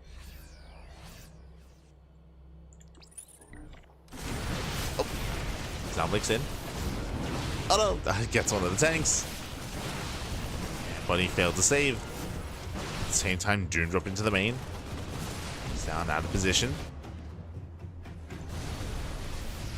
Go does force a recall. This is some damage, but there's still no expansion, by the way. There's still no CC. At a certain point, once he was backing up, I'm like, okay, maybe now he expands. No shot. Just straight up 2 base all in. Out of Bunny. There's an SCV here in position to have maybe expanded eventually at some point. But for the most part, it's all or nothing here for Bunny. Boosts into the main. Full medevac goes down. Just got a full medevac. Bunny's still committing. Making a couple of SCVs. But not much more than that. Zoun is going to shut this down. Never goes off. Oh my god, once again a brutal connection. It's all the Novas to the face. And at this point, Bunny, he's done it. Wow, he has done it. The comeback is real. 3 games in a row with 2 base all-ins. I should say, yeah, with 2 base all-ins. GG, well played. I guess technically a 3 base all-in earlier than that, but with that, congratulations, Bunny. He will take down a Zoun, just turning up the aggression to 11 there. We'll take the series. We'll make it through in 1st place out of Group C. GG. Whew. GG, well played. A very, very intense series. Again, we saw Zoun having more success in the longer, later games, getting into Skytoll, slowing the game down. But Zoun, at a certain point, he just had enough. He just had enough. Did decide to just commit, send it across the map, pulling boys at times, and committing time and time again. GG. GG, well played. Congratulations here. Having success on Ultra Love, Killer's Mile, and on Sandworm as well. GG. GG, well played. With that, we are going to be going on a short break. Here. Up next is going to be the elimination match. That is going to be Dark versus Cure in a best of 5. So we still have 2 matches left. It's going to be this elimination match and then the decider match thereafter. So we'll see you guys soon after the break. See you soon, Pappy. See you soon.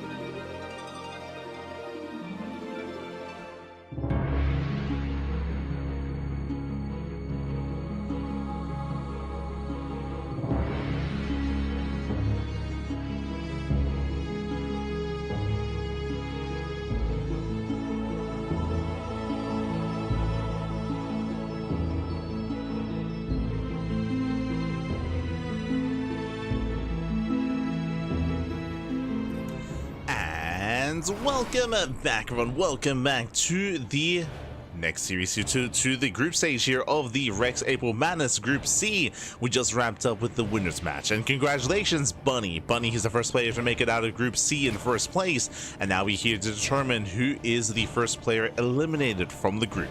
If you're a fan of Zoun, Zoun is still in the tournament. He's still in the tournament. He's still in the decider match, waiting for the winner of this very series. As spawning in the bottom left-hand corner of Killer's Mile, we have the South Korean Zerg player, the Red Zerg. It is Dark. And spawning in the top right-hand corner, we have the blue Terran player representing Team Liquid. It is Cure. And if you're in the chat, you know what time it is. It is Gamba time. Predictions are now open. Place your bets on who you think will claim the series. Best of luck in the chat as we settle into our next best of 5. Now, coming into this, it's going to be an interesting one here. Dark, if he was in form, I would favor Dark 100%. But the reality is that Dark, he has been playing less and less StarCraft. Again, Dark, he is poised and scheduled to go to the military soon, within the month of April. So military is on the horizon. Because that Dark, he has been playing in less tournaments, has been less active, and has been a little bit more rough around the edges as a result. Now, I'm not saying that he can't win this series. He can 100%, but that is going to be a factor coming into this. It does mean that Curie is going to pose a greater threat to Dark than otherwise would be the case, and we'll see if Dark can recover. Again, Dark, he did go down to Bunny 2-0 earlier, and we'll see if he can tighten things up and prepare what Cure has to offer. Now, as a reminder, Bunny was hyper aggressive. Game 1, Bunny did go for a Hellbat push. He went for Concussive Shell Hellbat push and just broke Dark early on. Game 2, Bunny went for an 8 racks, 3 base all in, which also broke Dark. So just hyper aggression out of Bunny in both Game 1 and Game 2. We'll see how Cure does change his approach, though. How does he approach the Zerg that is Dark? Ooh, as the drone as the drone does go down, delay on the initial hatchery here. Dark having a rough start already, losing 1 drone early on. That should not have happened. Alas, Cure, he does poke in. Pulls away. Dark, he does at least still take his expansion, that is true, but just a bit of a shakier start here from Dark. Meanwhile, 3 TC is on the way here for Cure, so he's going 3 ECC into Banshee. Economic build, economic opener out of Cure, at least for the time being. Now, Cure, he is known for his 7-minute timings. His 7-minute pushes can be very devastating and very brutal. So that's kind of the next big thing we're looking for. That is the next big step.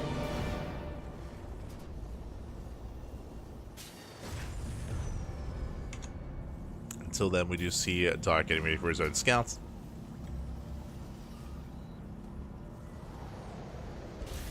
Dark is sort of unpredictable. Kind of. I mean, I think a lot of Dark's play, I would say that his openers are a little bit more unpredictable, just because he's willing to go pool first. He's willing to open up pool first and mix in hatch blocks and go for earlier aggression. That is true. But he's very fond of roaches. Like, he's very fond of roach play. Ooh, early there. Uh-oh. Speaking of unpredictability, what does this feel like? So this is a sub 4-minute lair here from Dark. Now, this could be a couple different things. This could be a Link Queen Nidus all in. Speaking of Overlords, yep, they're getting position. It does feel like Link Queen Nidus all in here. We'll see if we take another Gas Geyser. The other option here is to take more gases and go into 2-base Muta. But Dark is very fond of Nidus play here in this matchup, so we'll see if that's the case. As Link Speed is committing. Queens are amassing as well. We have that Overlord on the right-hand side. Yeah, no extra gases. No extra gases here. And because Dark is known for this, Cure, he's somewhat on patrol. Does he get eyes on what's to come? Assuming that it is going to be Nidus play, as more links are amassing. More links are amassing. We have the gas for it. Yep, there it is, Link Queen Nidus. So again, Dark, he's known for Link Queen Nidus play, and Cure, he is on patrol. Again, he has a Marine in position. So far, so good. But we'll see if he's able to confirm the Nidus itself and react to it. As your Lord dips in, and again, the Marine is waiting for it. Yeah. So Kira, he responds. Now Dark, he's moving in with his Link, so he doesn't have to go for the Nidus into the main. He can go for the Nidus outside of the third base. But the Ling is going to get caught out. Does get burned. Now, something that Dark likes to do, if there is an army in the main base, Dark, he's very fond of going for the Nidus at the third, and then distracting the army, forcing it to respond to the third base, and then going for a second Nidus into the main. But so far, Kiri's all over this. Dark, he gets supply blocked, 5 overlords on the way. Aye, aye, aye, brutal supply block for Dark. And now he's droning. Yeah, because of supply block and because of the denied Nidus worms, he's droning, he's taking his gases. These are late drones, late gases, late Evo chambers out of... So Dark, he's accepted that he can no longer go for the all-in. He tried to, but he couldn't. Doesn't even try it in the end, just as, again, Kira, he's all over this. So these are late reactions, late responses, and late droning. Meanwhile, Banshees, they get into the main. Spores are not ready for this. 6, 7 drones going down. Rough setup here for Dark. Very rough. And Dark, he has a lot of catching up to do. Now, it is possible. It is possible to catch up in this kind of game state. We have an infestation bit on the way. With this, we can go into early infestors. Maybe try to get to Swarm Host. But I feel like infestors might have to be a must just because of how shaky the game state is. Just because it's so vulnerable to the 7-minute push. If you remember, earlier I was speaking about how, it was like a couple of minutes ago, we spoke about how Kira, he's known for his 7-minute timings, and we're getting there. We're getting up to that point, and I'll be honest, I don't know if Dark can survive that. Just because of how shaky this build has been. Just because of how shaky this game has been for Dark. Now, how many queens does he have? He's up to 10. 10 queens. Now, the reason the queen count is so high is because these queens are meant to be a crossover. There it is, Nidus into the main. And Cure, he does spot this. He's aware, he responds, he reacts, he races back home. This will delay Cure's push. Cure, he was about to go for his move out, he was about to go for his timing, and now he's forced back home. He's forced back home. You can see Dark, he doesn't even unload. Again, this is all just buying time. It's all just buying time and allowing Dark to get into his upgrades. And now the reality is that because Dark is so far behind, he needs even more time. Like Bathing Speed is only halfway done. 1-1 upgrades also halfway done as well. Cure, he's still pushing.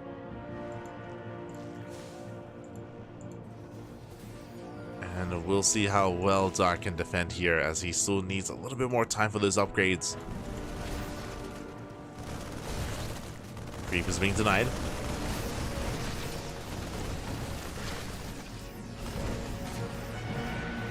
Creep is denied. That is a decent chunk of Link Bane.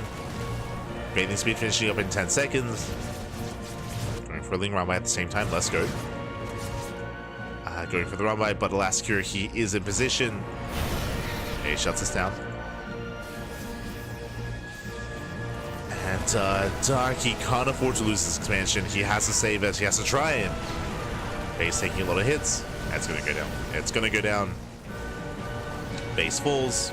Dark, he's down to 3 bases. Long distance mines from bottom right. That's ambitious. Taking into Hive, taking into Lurkers. Curie's still in the driver's seat. He still has momentum. He's still looking very comfortable. Dark, he rotates. Rotates over. Now, as Dark gets ready for a Ling Runby, Cure, his reinforcements move out. So this time, he's not ready for this. He's not ready back at home. This Runby has potential. Bailing's going to be rolling in. Bailings, they do get into the mineral line. Wesley's going to be going down. Get a late reaction here by Cure. 10 SCV kills, nicely done. But Cure is maxed. Cure, he is maxed out. Ay. Oh, God. Dark's not too far behind. Lurkers are morphing in. Dark going for another Ling Runby. Once again, Cure is not in position. These SCVs are going to go down, and Cure is going to be forced into an all-in. And alas, there's still a lot of creep to work with. A lot of creep to work through. SCV is going to be going down. Lurkers, they have arrived. Scan's going to be crucial. And Dark, he has a chance here to win this fight. There's a scan. Bailey's going to roll in. They break through the tanks. The Marines, they sim on forward. Oh my god, brutal shots here on top of the Marines, but he gets on top of the Lurkers. Lurkers are going down. Still very close, but Lurkers do fall. The Queens as well. There's 3 Lurkers left. Down to 2, down to 1. Yeah, 1 Lurker waiting. GG gets called. Cure, he breaks through that defensive line, and Cure takes game number 1. Whew, GG. GG, well played. Dark, he did everything right after the failed Nidus. I do think that I don't see a world where that could have looked any better. I'm referring to the Ling run by, the Bailing run by, the counterattacks, the rush into Lurkers. It does go to show how far behind Dark was, because he was very far behind after the opener. But it was impressive. It was impressive that he was able to get those SCV kills, that he was able to even make the Lurkers in time. He was able to delay the push. Again, Dark doing everything he could to buy time there. It still wasn't enough. It's still, Curious still was too far ahead, but impressive nonetheless. GG. GG, well played. With that, that leads us into game number 2, and we'll see what our players go for this time. Now, I don't expect to see Ling Queen Nidus again. That's usually something that Dark does once in a series. That's not something that he really relies upon. So we saw it in game 1. Most likely won't see it again until maybe game 4 or game 5. I don't expect it to see it in like game 2 or game 3. So we'll see. We'll see what it goes for, as up next we're loading into Ultra Love. Let's go. Upgrades win. It was upgrades, it was supply, it was momentum. Again, just as a heads up, Dark was very far behind after the opener. He was behind in economy, behind in production. Remember, he was losing bases. His bases were delayed as well. Behind in upgrades, behind in almost every aspect, as we were trying to emphasize.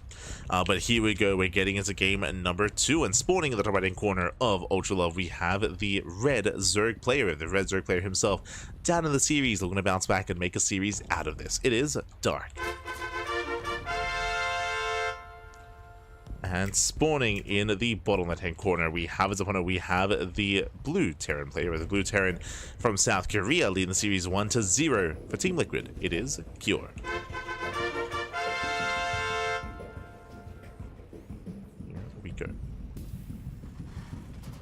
Lurker, Mass Overseer with Changeling body blocking. That's Rogue. You're talking about Rogue. That's not Dark. That's Rogue, for sure. Different Korean Zerg player.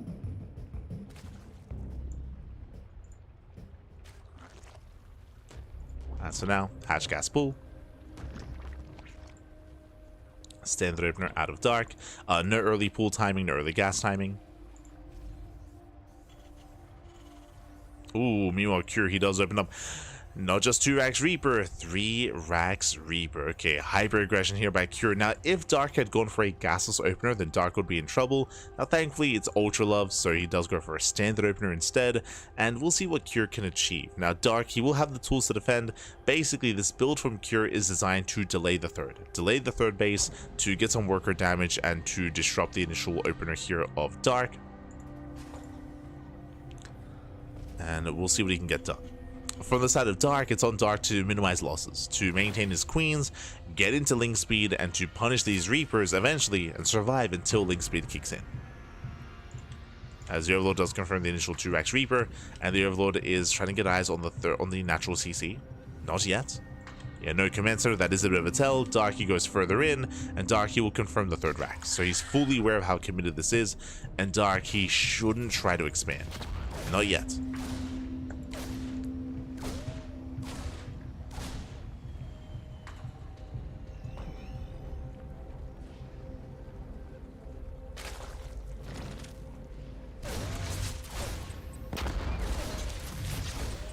As Curie does dip in, doesn't quite get a drone yet. Just dancing with the army, dancing with the Lings, forcing out more Lings as well, doesn't quite get a drone. So far, solid defense here from Dark. As you mentioned, Cure, he is containing Dark successfully. As a reminder, this is not an all-in. A 3 Racks Reaper is aggressive, that is true, but it does lead into a more macro setup.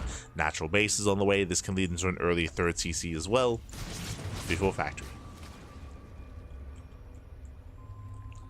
So far, no one has lost anything. Reapers, they poke in. Link speed is almost done. And when Link speed kicks in, Cure, he should be getting out of here. He should be leaving momentarily, as he doesn't want to get surrounded. Yeah, speaking of, CranKy backs off, Link speed kicks in, and CranKy has to race back home. Does he make it back? Links are on the way, and the Reapers, oh my god, they get caught out. It's gonna be close. They barely don't make it. They were so close. They were so close to making it back so far. Nice kiting. They make use of the high ground. Dark setting up the surround. And CranKy starts back, getting into the mineral line. And nice body blocking. Again, this is the best position possible, and it looks like CranKy will come out on top. He takes down all the Lings. He does claim the fight. Very impressive here from CranKy. He shuts down the Lings, and Dark is now in a bit of a rougher position. Now, what's important here about these Reapers, one, they're still active. They're going to force out more Lings. They're forcing out more Lings. They're forcing a stronger response out of Dark. He's going for the expansion, and can he force a cancel? Oh. He can. Massive pick off the third base is denied. Dark, he's stuck on 2 bases. Behind this cure, he's getting to his own 3-1-1 setup. Stim +1. Factory's on the way. He's saturating his own natural bunker just in case there's a Baneling bust. Cure looking solid.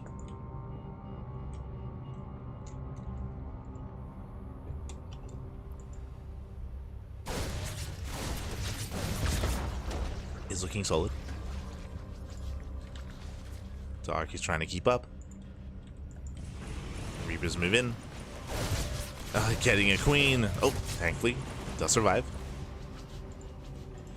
Dark is holding on.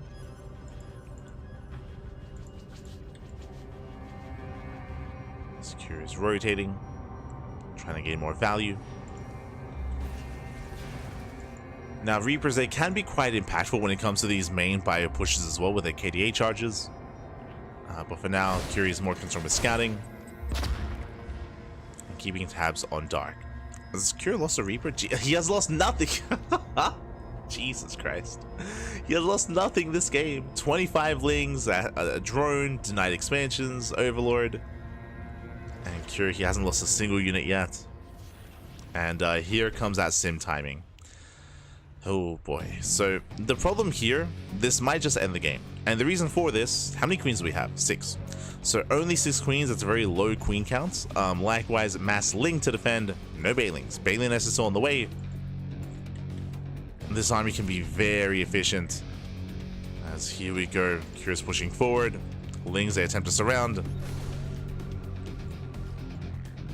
Yeah, they go for the dive. Nice auto stepping. Does stutter step, does get a nice surround, and with that Dark, he should clean this. Oh god, the stutter stepping is brutal. Oh god. He avoids the surround, all the Lings go down, the queens they can't transfuse, but the bio army is just a little bit too low HP.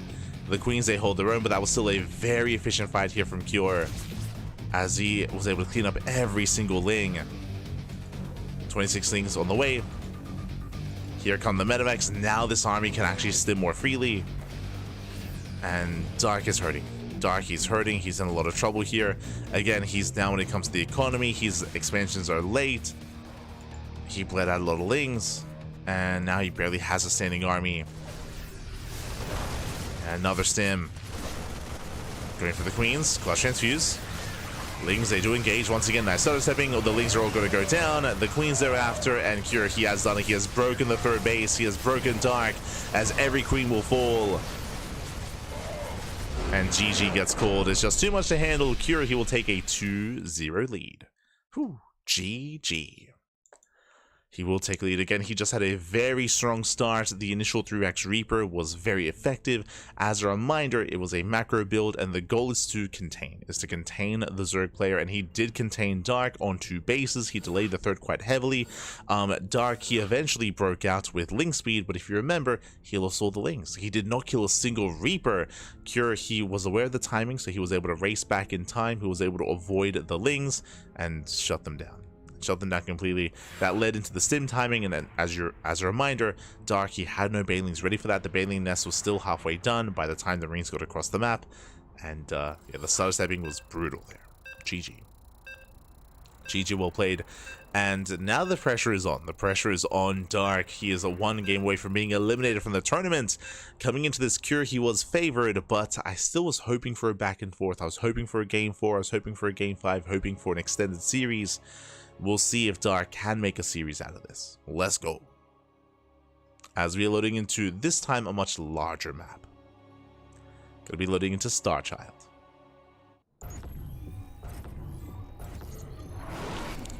As spawning in the top right hand corner here of Starchild, we have our South Korean Zerg player, the Red Zerg, down in the series. We'll see if he can bounce back and make a series out of this. The pressure is on. It is Dark. And spawning in the bottom left-hand corner, we have the South Korean Terran player, the Blue Terran, representing Team Liquid. It is Cure. Now, coming into Starchild, I will say that this is best case scenario for Dark. Now, when it comes to... oh, never mind. I mean, this makes sense. So, getting into this map, it makes a lot of sense here. This is Proxy 3X here, 3X Mass Marine, Bunker Rush by Cure.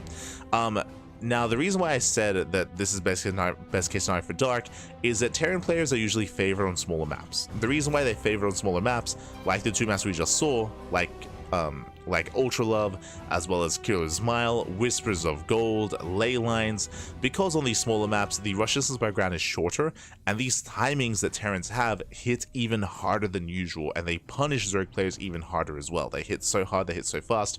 On larger maps, like King's Cove, like Amygdala, like Neo-Violet Square, like Starchild, which is this map, with these larger macro maps, the rush distance by ground is longer, so the Zerg player has more breathing room, has more room for error, and likewise has more time to build up an army and to defend. The map here is going to be helping the Zerg player when it comes to aggression, which is why a proxy makes sense. Proxy 3X Marine makes sense here. Cure, he doesn't want to go into a longer game against Dark. He doesn't want to play against a Dark that's comfortable, that can get into a 3 and 4 base economy, so he's here to end the game. He's here to end the game. Now Dark, he does scout. He does confirm the boys are being pulled. And we'll see if Dark can deny the bunker. As the bunker's on the way, Dark, yeah, he does pull all the boys. He should deny this. Yeah, the bunker gets surrounded. There's a cancel. Strong start here for Dark. Backup bunker on the way. For now being denied. Now the bunker is denied. Oh my god, drone's really fast. Does mineral walk, does try to get the surround, but oh no, he's being punished. Oh god, no, this is not a good start here. 4 drones going down. Dark, he now has a worse economy than his opponent. Bunker's on the way. And Dark, he thought this was 2-racks. Yeah, he thought it was a 2-racks. Against a 3-racks, you don't want to pull the boys like that because there are extra Marines. As you saw, there are extra Marines more than normal. So a bit of a misread there from Dark. Boys being pulled once again. Oh god, and he will lose 5 more drones. Ay, ay, ay.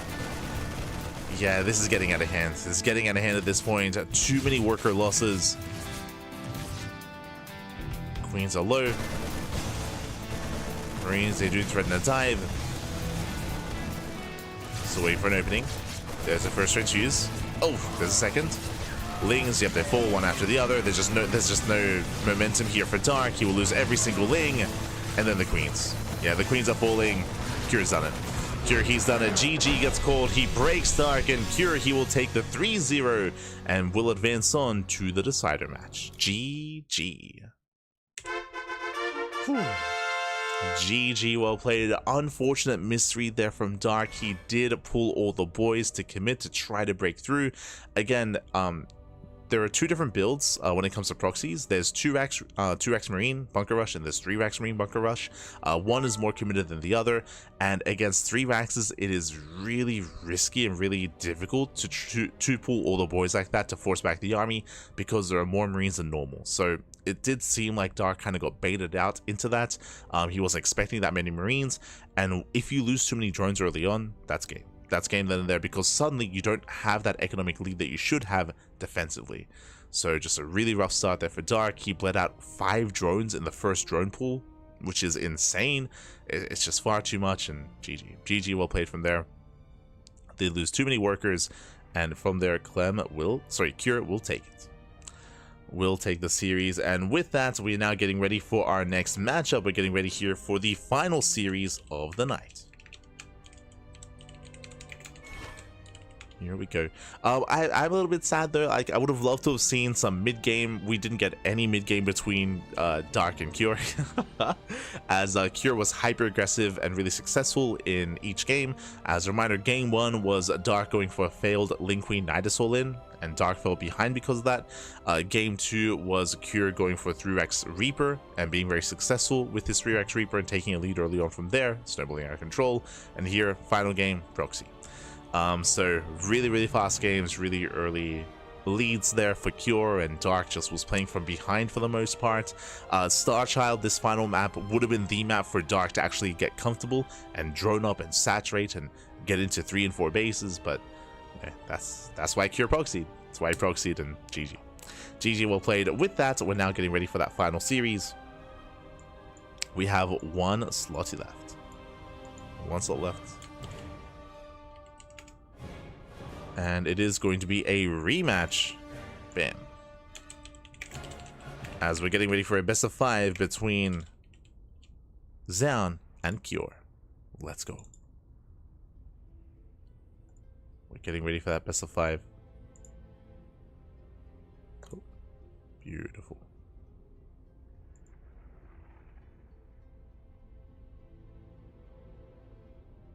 As we have the final series remaining, vetoes are underway, so we're going to be going on a short break. And when we come back, we will have that final series of the night, the decider match. See you soon. See you soon, Pappy. See you soon.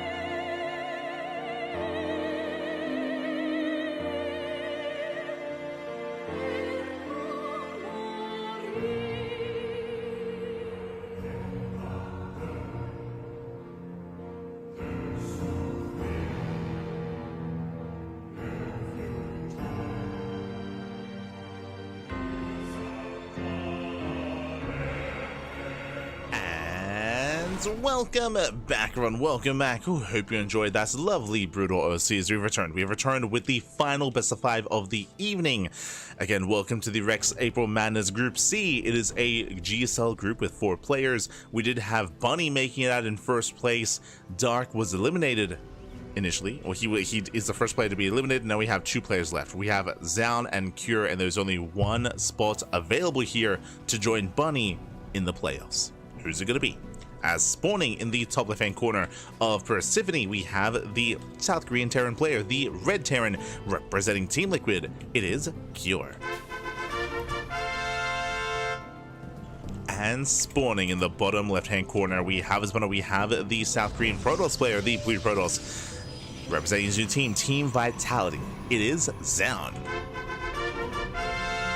And if you're in the chat, predictions are open. Place your bets on who you think will claim the series. Best of luck in the chat as we jump into our TVP. Let's go. Let us go. Now, as a reminder, this is a rematch. Both Cure and Zoun, they faced off earlier in the broadcast, and Zoun looked very impressive. He looked very impressive earlier against Cure. I mean, it was a back and forth. They did go all the way to the ace match. True, did go the distance initially, but Zoun did barely come out on top.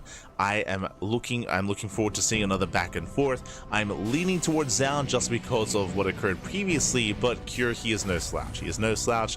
I'm sure he has since learned from that previous series, is looking to bounce back as well, and looking to even make it out of the group.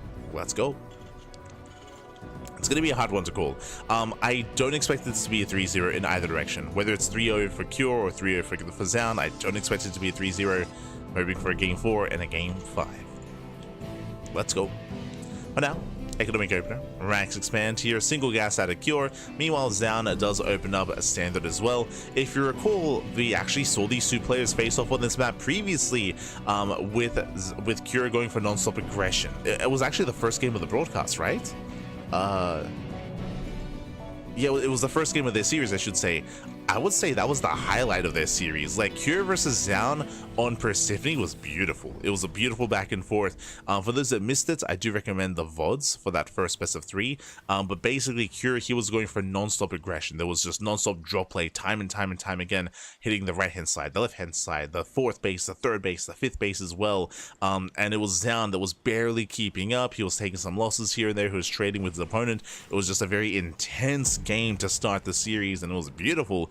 In the end, Zoun did keep up, it did shut down the aggression, and did snowball out of control. One of the downsides of the mass drop play from Cure, if you recall, was that because he was losing medevacs, he was replacing them, and because that he was not making any Vikings. And Zoun eventually stabilized with a major Colossus-based composition, right? With Gateway Colossus, there were no Vikings, so Zoun, once he finally was able to survive the aggression, and it took a long time for that to happen because the drops, they just kept on going, but eventually once he broke out across the map, he couldn't be stopped. But we'll see how Cure will adjust after that series. But now Reaper gets into the mineral line, and the Reaper will be shut down. But at least Cure scouts. He's aware of the Blink-based opener. Now, in today's broadcast, Zoun has been playing Blink a lot. He's been going for a lot of Blink-based play and Blink-based builds throughout all of his TVPs against Cure and against Bunny. But I bring this up because I should emphasize that that is not the only thing he's done. He has mixed in Stargate play on larger maps. If you remember, it was on Frostline. It was on Frostline where Zoun did open Stargate. So far, that was the only one. Likewise, we have seen Zoun go for Storm all-ins. True, he's gone for a Blink opener into No Forge, into Temple Archives, into Storm all-ins. We've also seen Zoun on larger maps go for Double Forge as a follow-up into delayed splash damage for a really fast 1-1, 2-2, and 3-3. So there are some unique variations, but on a smaller map like Persephone, we expect standard play. We expect 3-gate Blink, into +1 in charge, into like an 8, sorry, into a, yeah, typically an 8-gate setup, is what we expect. You know, Mind Drop does come in. Oh, does threaten the mineral line. 1 probe goes down. Ooh, Widowmine does fall, and the medevac is zoned away. Very nice cleanup here from Zoun. He takes down both Widowmines. And again, so far bleeds out 3 workers in total against 2 Widowmines, a Reaper and a Hellion. Better trade here for Zoun. Zoun breaks out for the first time. He delays his 3rd. Delayed third base in favor of the Prism. And Zoun, if you remember, he never did this in his first series against Cure. He never did this against Bunny. So for the first time today, he's going for the faster Prism, which means he can warp in across the map, which means he can threaten the bases here of Cure. Okay, we have one bunker, and then in the natural, we have one tank in the main. Prism dips in. Cure, he's set up. Zoun not going for anything major. Third CC behind this, very early, or much earlier third CC here from Cure. So Cure is expanding, we can see another warp in. And again, this is delaying charge and delaying +1. So delayed upgrades in favor of extra stalkers.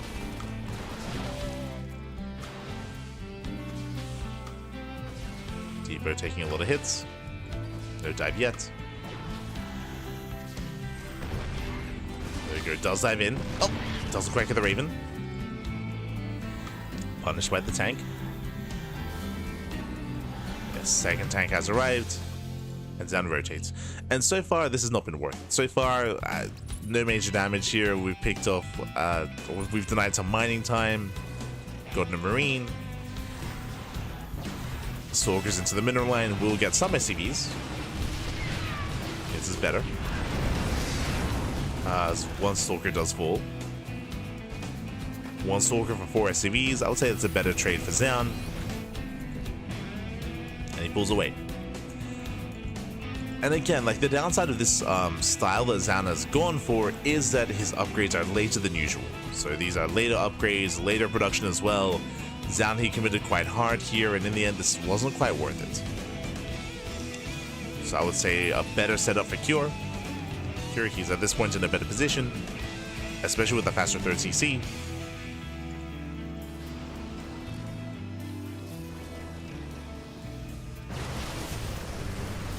So in a much better position for Cure. Meanwhile, the Raven survives. Oh my god, the Raven barely did survive. One more volley would have been enough. Zoun barely doesn't snipe it. Meanwhile, Cure, he's holding. He's holding on. Surviving.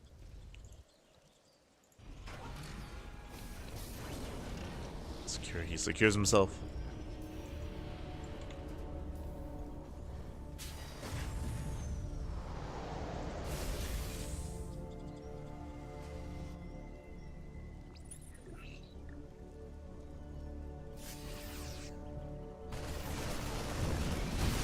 Stanley does pull away. Oh. Does pull away, does pull back. Likewise, now goes. Oh no! Stanley goes into the main, gets completely shut down. Yeah, CranKy holds. He defends back at him, and I can focus everything on the main fight, on the main assault. As I say that, Zellarame does hit the third base. Cure out of position.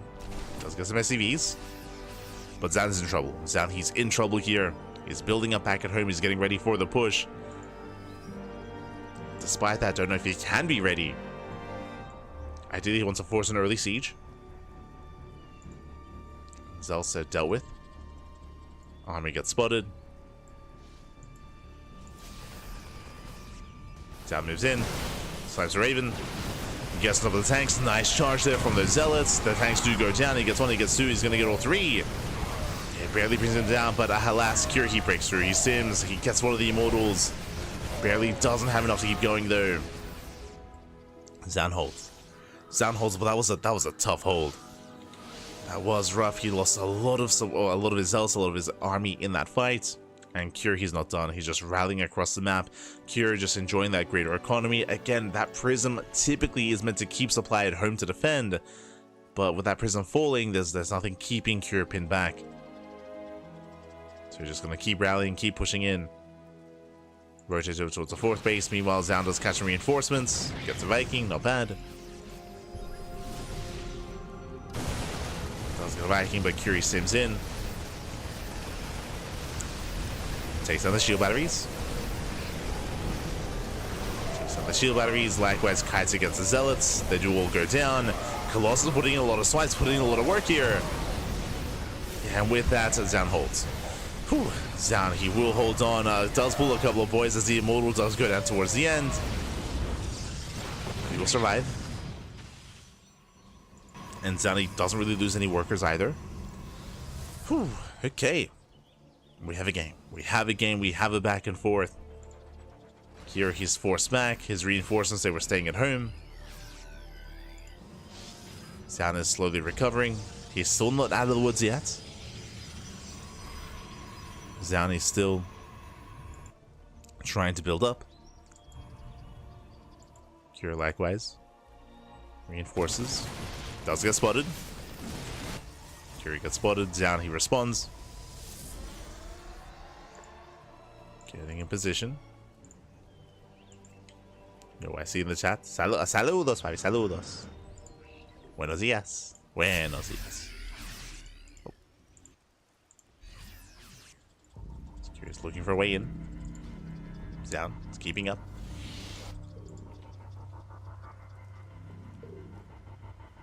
Let's keep up so far. Kiri checks for another expansion. So far there is none in position. Stims in, nothing here. Does spot the army, going for the cyber core. Oh, Pele doesn't get it. Medivacor's down. Cyber core does survive. Likewise, as I said, goes further into the main. Denies mining, gets 2 probes. Nothing major yet, and Zoun should be able to hold against this. Secure, he is pinned back.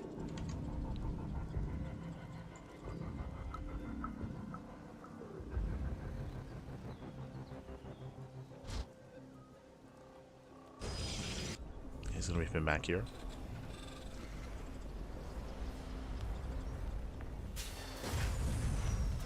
Zero 5 in global, strange. If you've been watching Dark recently, I would not say it's strange.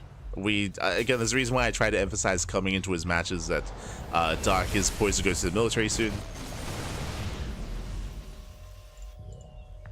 But if you haven't been keeping up with StarCraft, then sure, then for sure.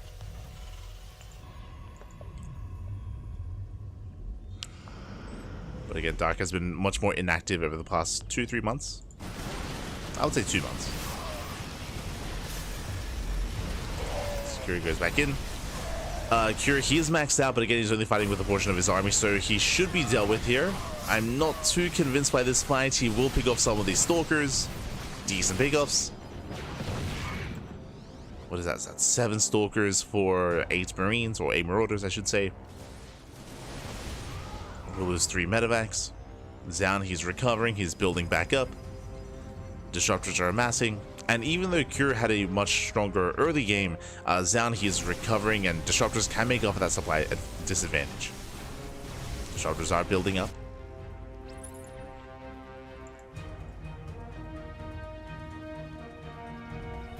Likewise, Kira getting to 3-3. Fusion cores on the way, that should be for Liberators. Army gets spotted by the Observer. Zoun is aware at the same time. He also does spot the army on the right hand side as well. Zoun, he has to split up. Does have to split. Nice split though, from Kira. Avoids the first Nova. Vikings, they land. Kira, he has to retreat. And as he's pushing on 2 fronts down, he does hit the mineral line. SCVs are going down. Kira out of position. Nice run by here by Zoun. Kira, he races back home. That's going to be 8 SCV kills. Zoun, he defends. Zoun, he defends. He attacks. Again, Zoun, he's back in this.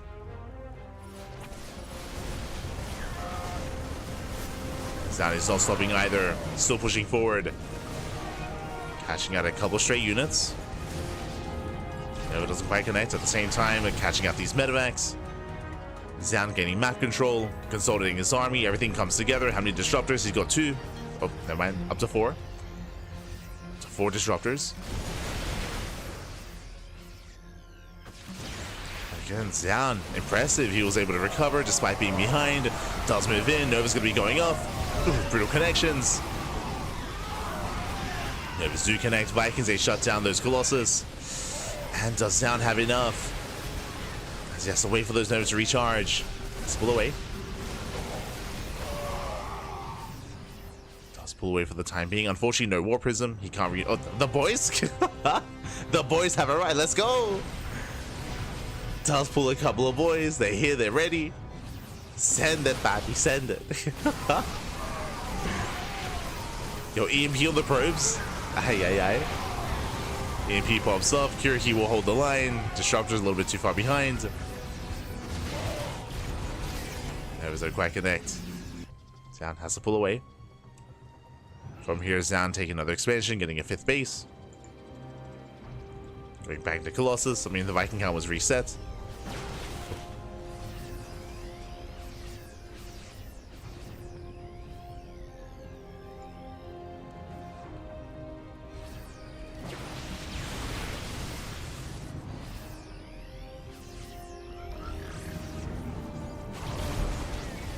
Just forcing Cure back.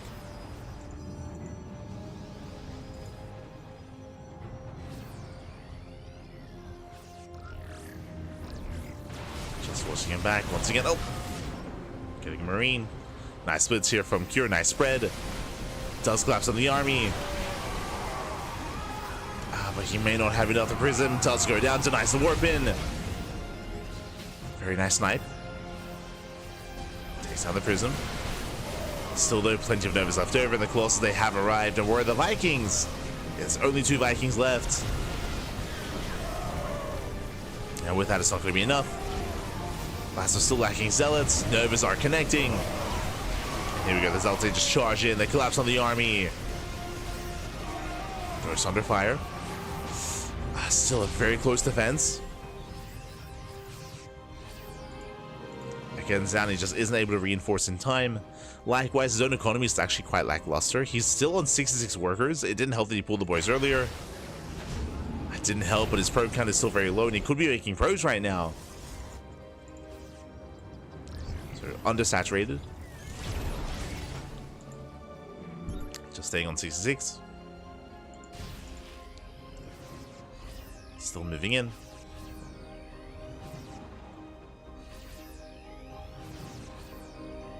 Zoun, he's super max. He's getting maxed out. Still pushing it just around.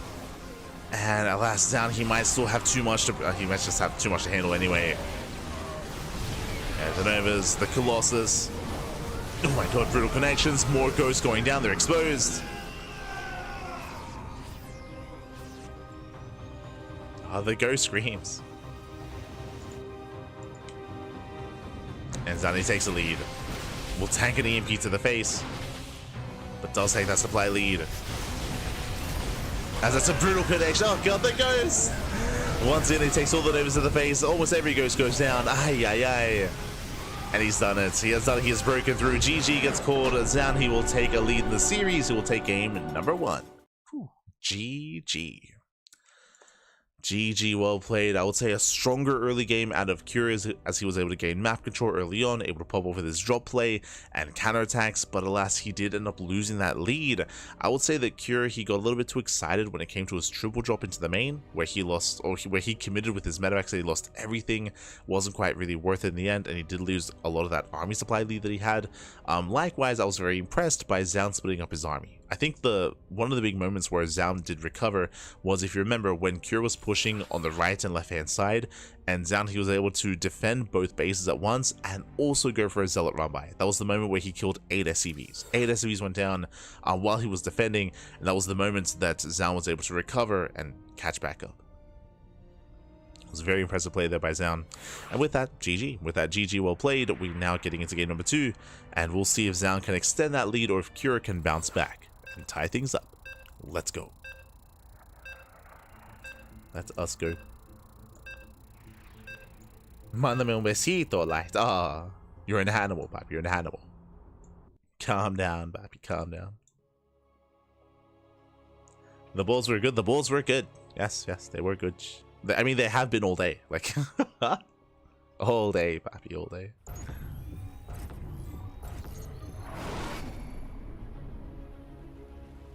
And spawning in the top right hand corner here of Ultra Love, we have our South Korean Terran player, the Red Terran, down in this series. We'll see if he bounces back, we'll see if he can recover and make a series out of this. For Team Liquid, it is Cure. And spawning in the bottom left hand corner, we have his opponent. We have the Blue Protoss player, the Blue Protoss himself, representing Team Vitality, leading the series 1-0. It is Zoun.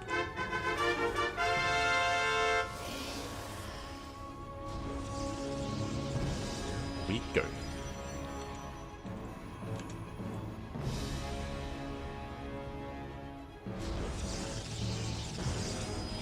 Papi's still grinding. Did we sleep after Pegasaur? No, we've been casting, Papi. What do you mean?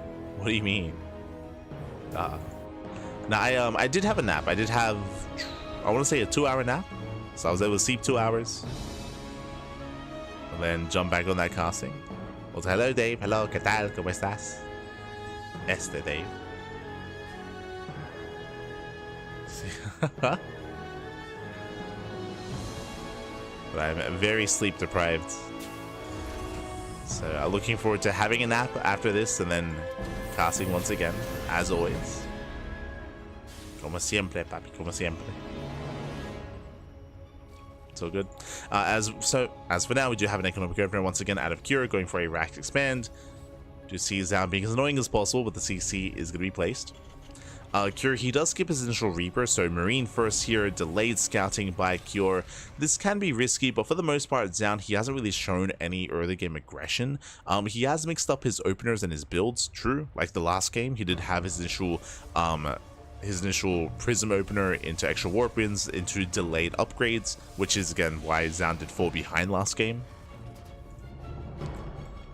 Did fall behind. But we'll see what he goes for this time.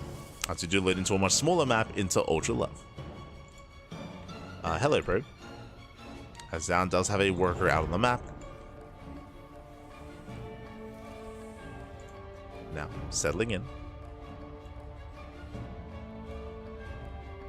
I will give him basic. So just catching up with the chat. Miguelito. Cálmate, papi, cálmate. Ay, ay, ay. You're also an animal. What are you doing awake right now? Go to bed, papi, go to bed. He never sleeps, only StarCraft.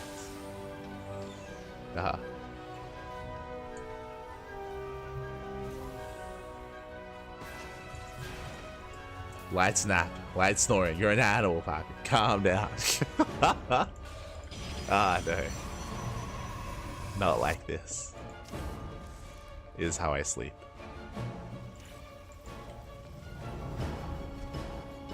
Now though, nothing too crazy to have our 1-1-1 follow-up into a Widowmine drop. Again, this is how we've been opening up so far. We'll see if we do move out with the additional Marines as well, as this has been a Marine opener into Reacted Marines. So this could be a little bit more committed here by Cure. Oh! As my shot goes off. Zoun, he gets some scouting information, is somewhat aware. As back at home, he does get a Sporter Pylon. Setting up here back at home, 3-gate blink. 3-gate blink out of Zoun. And he does get eyes on the additional Widowmines. So double Widowmine drop. Marines, they move out alongside this. And we'll see what Cure can get done.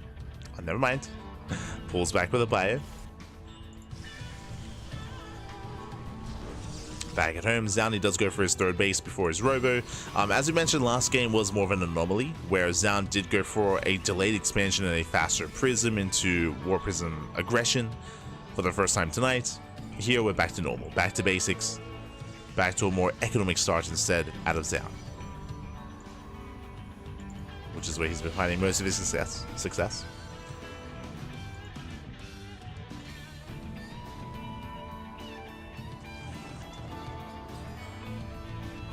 Ahí está. You're an animal. You're an animal. God damn. But now Zoun is keeping up with the draw play. We do have our Bio Army outside for Cure. I believe this is pre-stim. Yes, stim is not yet done. Oh! Catching out the Stalkers. Cure, he set the trap. Got a volley off and didn't kill any Stalkers yet. As he does reinforce with a second tank. Okay. You have my attention. Cure, he gets spotted, is moving out. And again, this is very committed here from our Terran player. As a reminder, these are vanilla Marines, no stim, no combat shields. The main bulk of this army here, the main DPS, is going to be the tanks themselves. And the tank does take a lot of hits. Oh my god. Takes a lot of damage. Observer is on top of this. Zoun pulling away. And Luna coming from behind. Catching out that tank. Oh, blinks in. Nice snipe. Takes down one. Takes down one of the tanks. Pulls away. And this push has been deflected, has been dealt with. As Curious racing back home. Throw TC's on the way. He's expanding. And he's forced back. Whew, okay. So after an intense start here, we're calming things down. Curious expanding, getting a third base. Likewise, Zoun saturating his own third, getting into charge, into +1, and into the Colossus follow-up. So standard mid-game here by Zoun. Meanwhile, Curie, he's contained on 2 bases. And we'll see how much longer he's going to be contained for. As he has to wait for Stim, wait for his upgrades, Medivacs.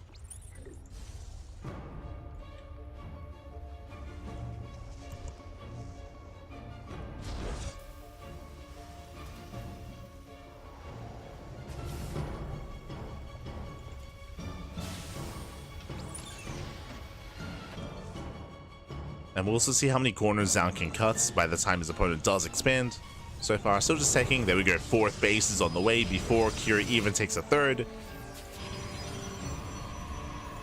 Again, Zoun is being greedy. So far, so good. Skipping Warpins. Getting to his Colossus production.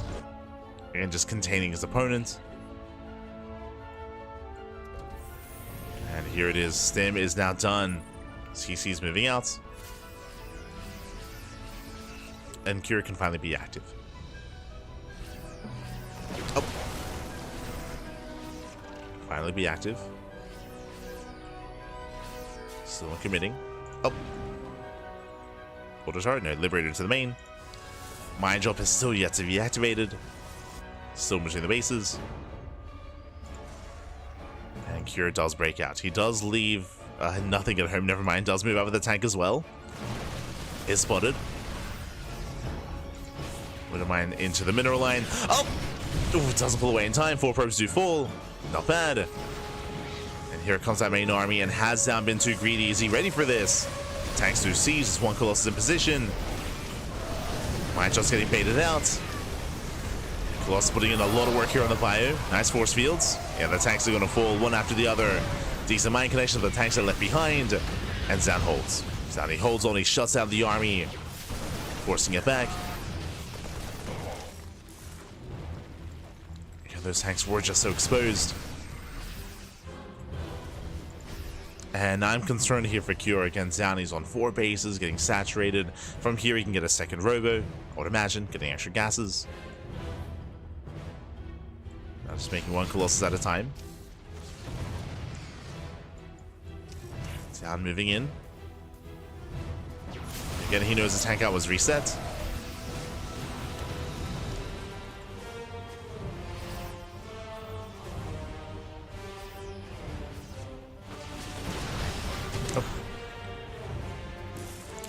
He's trying to get ready for this. He's getting his own... Oh, I thought it was a CC.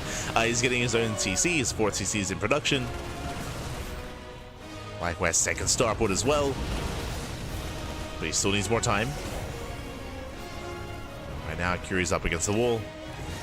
Building up more Vikings. Oh god, the Colossus wipes. Oh no! As Curie does take the Colossus shots to the face. Stalker's out of position. Vikings, they move in. They get 1. Yeah, 1 Colossus goes out. Late reaction there by Zoun. Takes down all 3 Vikings. But alas, he has too much. Yeah, he breaks through. He breaks through the defensive line here. Zelze busts into the middle line. SCV's going to be going down. And Curie cannot sustain this. GG gets called. He has nothing left. And Zoun, he will take a 2-0 lead in the series. GG. Whew. GG, well played. Again, Curie, he had some strong moments in this game, but unfortunately, time and time again, Zoun, he saw everything. He saw the move outs, he saw the timings. He was able to slow Curie down, pick off tanks, pick off marines, engage with the main army. Of course, the big moment was when Curie went for the 4th base, when he committed to the assault, and he just got completely shut down. I was very impressed by how Zoun was able to bait out those mine shots, the greater concave, the greater setup. GG. GG, well played. From there, Zoun did snowball into a win. And this leads us here into our next game, into game number 3. And I'm hoping that this isn't a 3-0. I mentioned this before. I didn't expect this to be a 3-0 in either direction. But Zoun has a lot of momentum. And Cure is in trouble. Is in trouble here. The pressure is on. Can he bring it back? Game number 3 is going to be on Amygdala. Ooh, we've been here before. Ay, ay, ay. I think the last time we were on Amygdala, that was what, like a 30-minute game? No. It was a solid half hour in Amygdala. Let's go. Let's do it all again. Let's do it all again, Pat. Oh, hello, Smoldering Wolf. Hello. Look at that.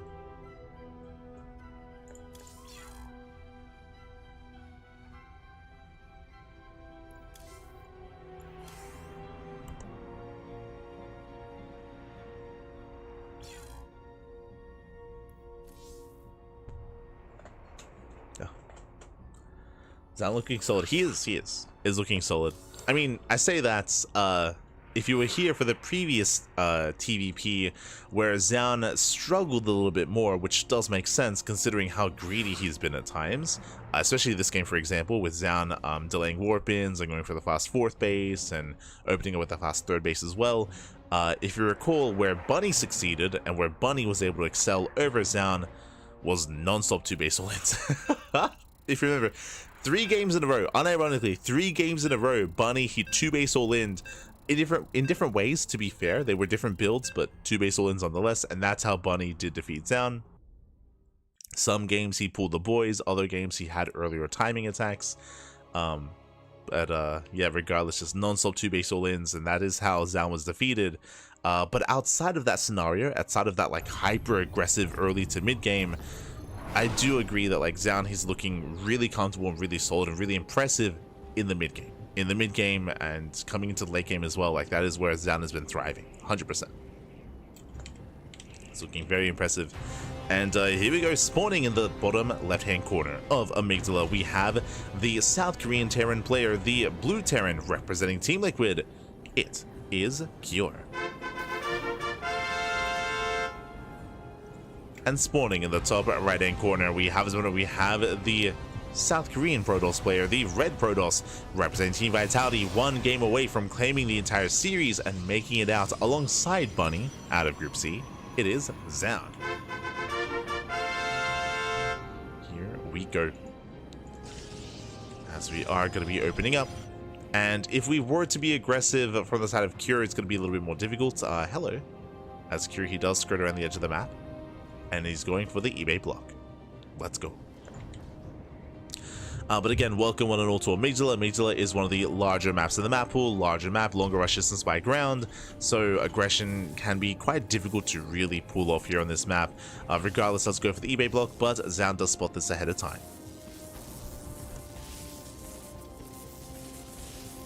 Zoun does spot this, and Zoun will force a cancel. So nice pick up. Will deny the expansion. Likewise, Cure back at home, going for his own racks into factory, into a delayed CC. Zoun does expand.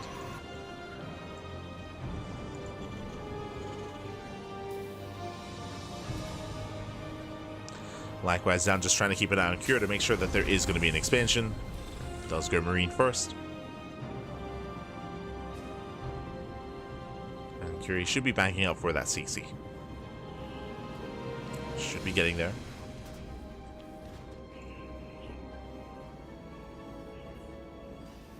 It does move on to low ground. Likewise, on a larger map like this, we could see Zoun mix it up and go for a Stargate opener. As I mentioned before, we have seen Zoun play Stargate once tonight. That was on Frostline against Bunny. He was able to pop up.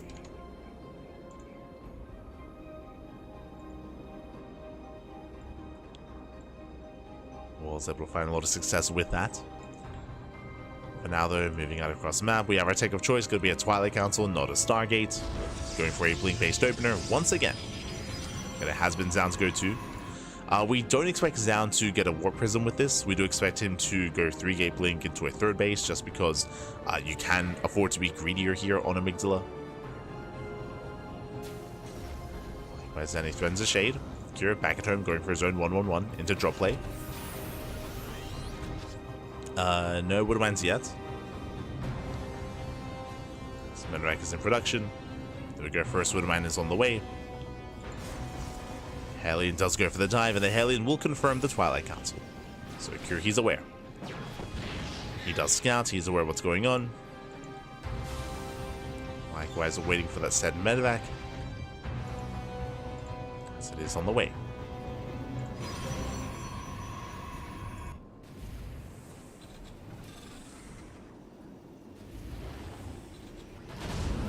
Okay, medevac has arrived. Here he commits across the map. It's going to be, what, 7 Marines here in the medevac. Likewise, the Widowmine does waddle across as well. We be waddling. We be scuttling. Beautiful. He's going to be spotted. Meanwhile, Marines, they do head towards the main, going for the pylon. Toasted pylon under fire. Zoun, he won't be able to save it. Massive pickoff that will delay blink. And Kiri gets away.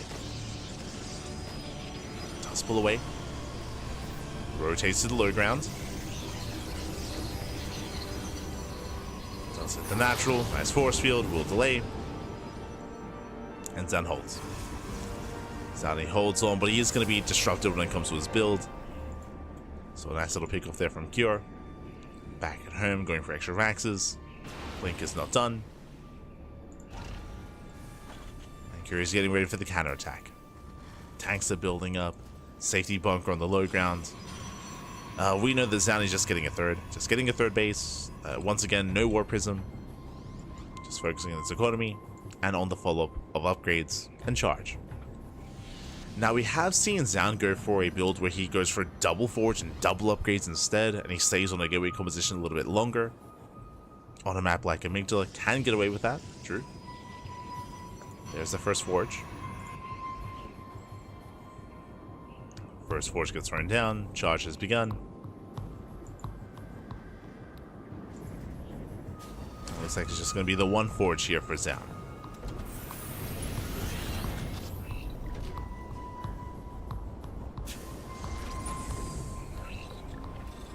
Once again, Zoun looking for an opening, but the tank was spotted. Curie should be fine. Should be okay.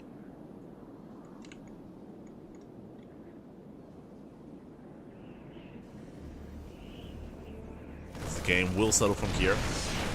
We mentioned before that the last time we were on this map, it was a 30-minute game. I mean, there's a reason for that. The map is large, long rushes to spike ground, defendable bases. So we get sniped. But you can fortify yourself quite well here on like a 4 and 5 base setup. So time to strap yourselves in. Let's go. There's the gateway explosion. We have an 8-gate setup into Colossus, into the bay. Just building up into the mid game.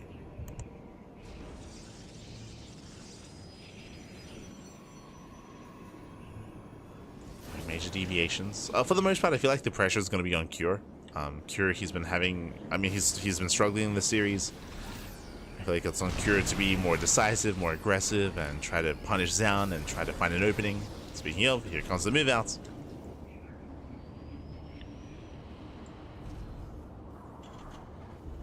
And this Thursday is done. And while Cure moves out, he does expand. Assuming he does push. The observer does spot the army.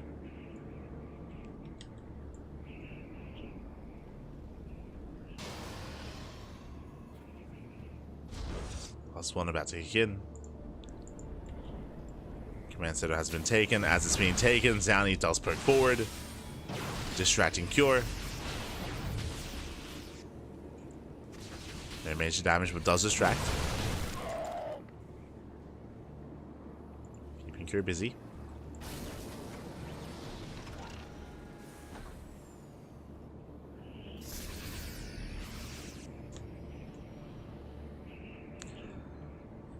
He finally does push out across the map. He breaks left, headed towards the expansion.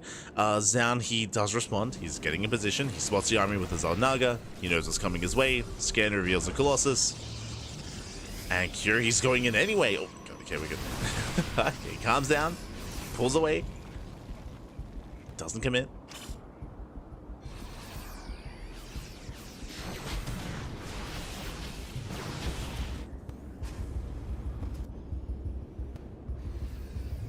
Zoun so far is keeping up with the main army. Now getting a second robo for double Colossus eventually into disruptor production. Likewise, that one medevac drop is still between the bases.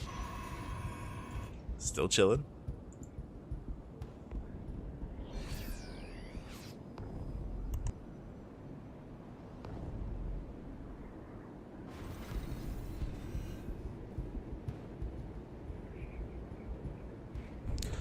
Zoun, once again, he does go for earlier disruptors. He only makes 2. So only 2 Colossus, then bam, into second robo, into disruptor production.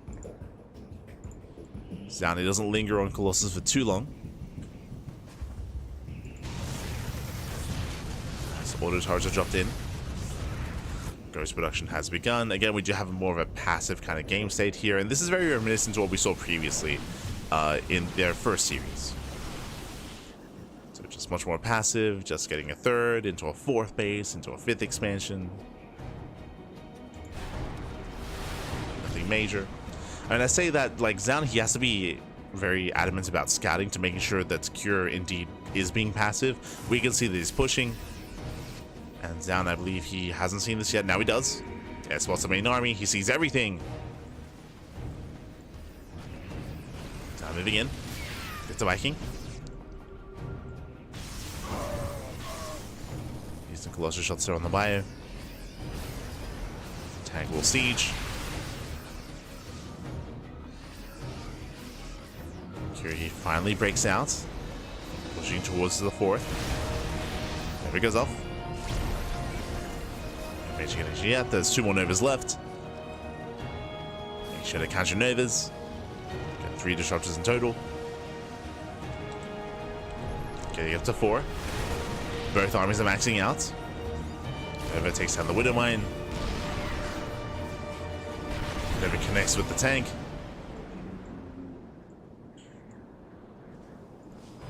So far, so good.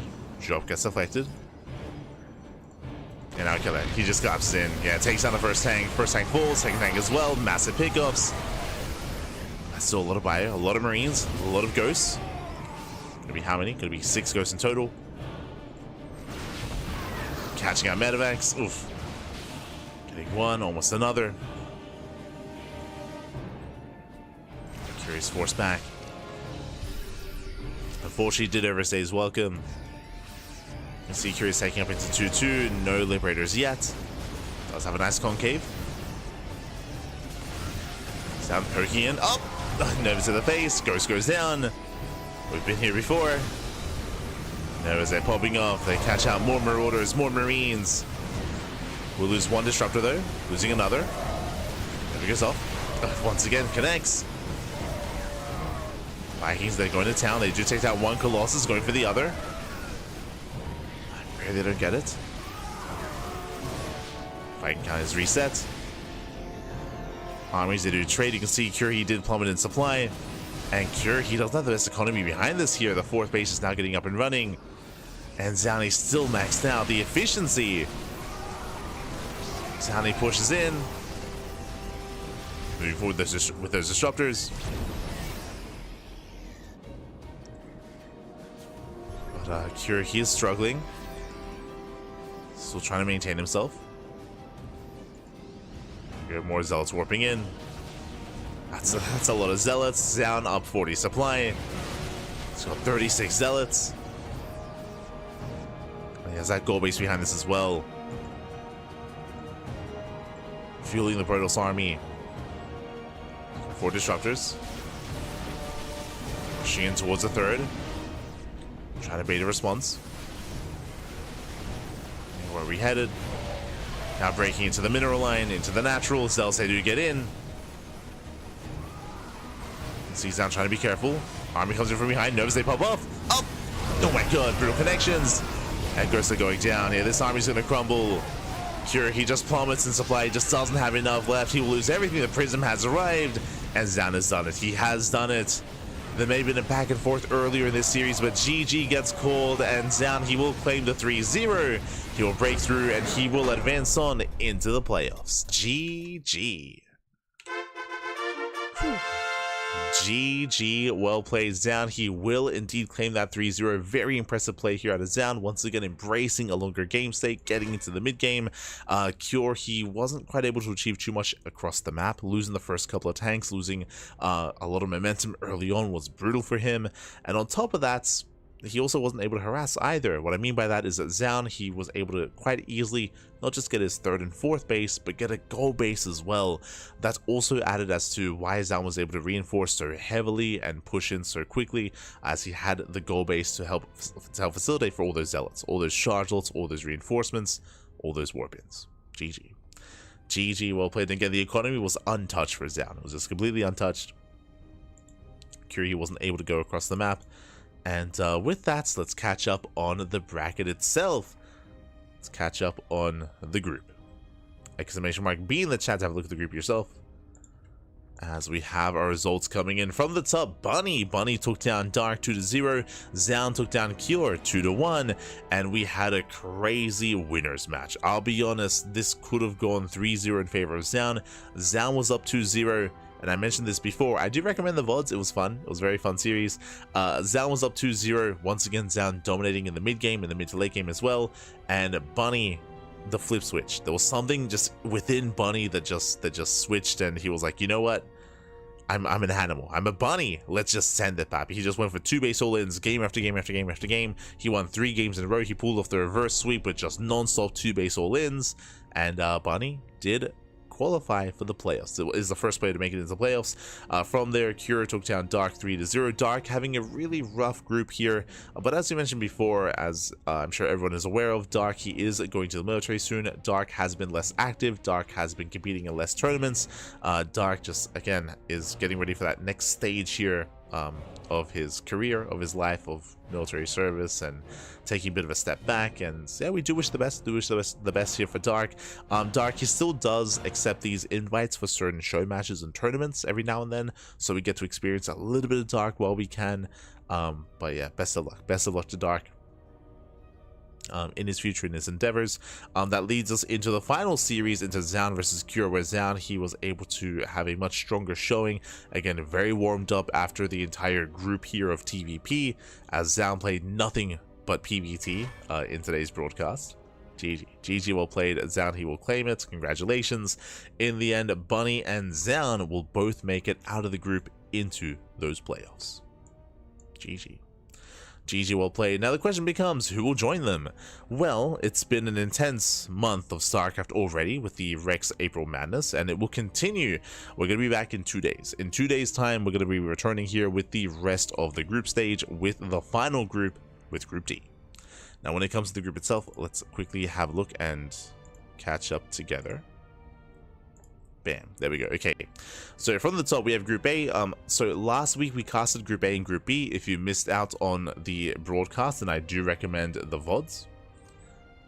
They're all on YouTube. But we casted Group A. Group A was Hero and Solar. Hero and Solar, they made it out of the first group. We had Clem and Classic making it out of Group B. We likewise had Bunny and Zoun out of Group C, which we just casted. And in 2 days' time, as you can see here, we have Group D. Group D is going to be Max, Bjorn, Rogue, and Ryung. A very intense group here. I think I predicted Max, and Bjorn, and I think Yaku might have slipped in with some Rogue prediction there, I think. But regardless, it's going to be an intense group. No, I think he went for the tuna. He went for the tuna.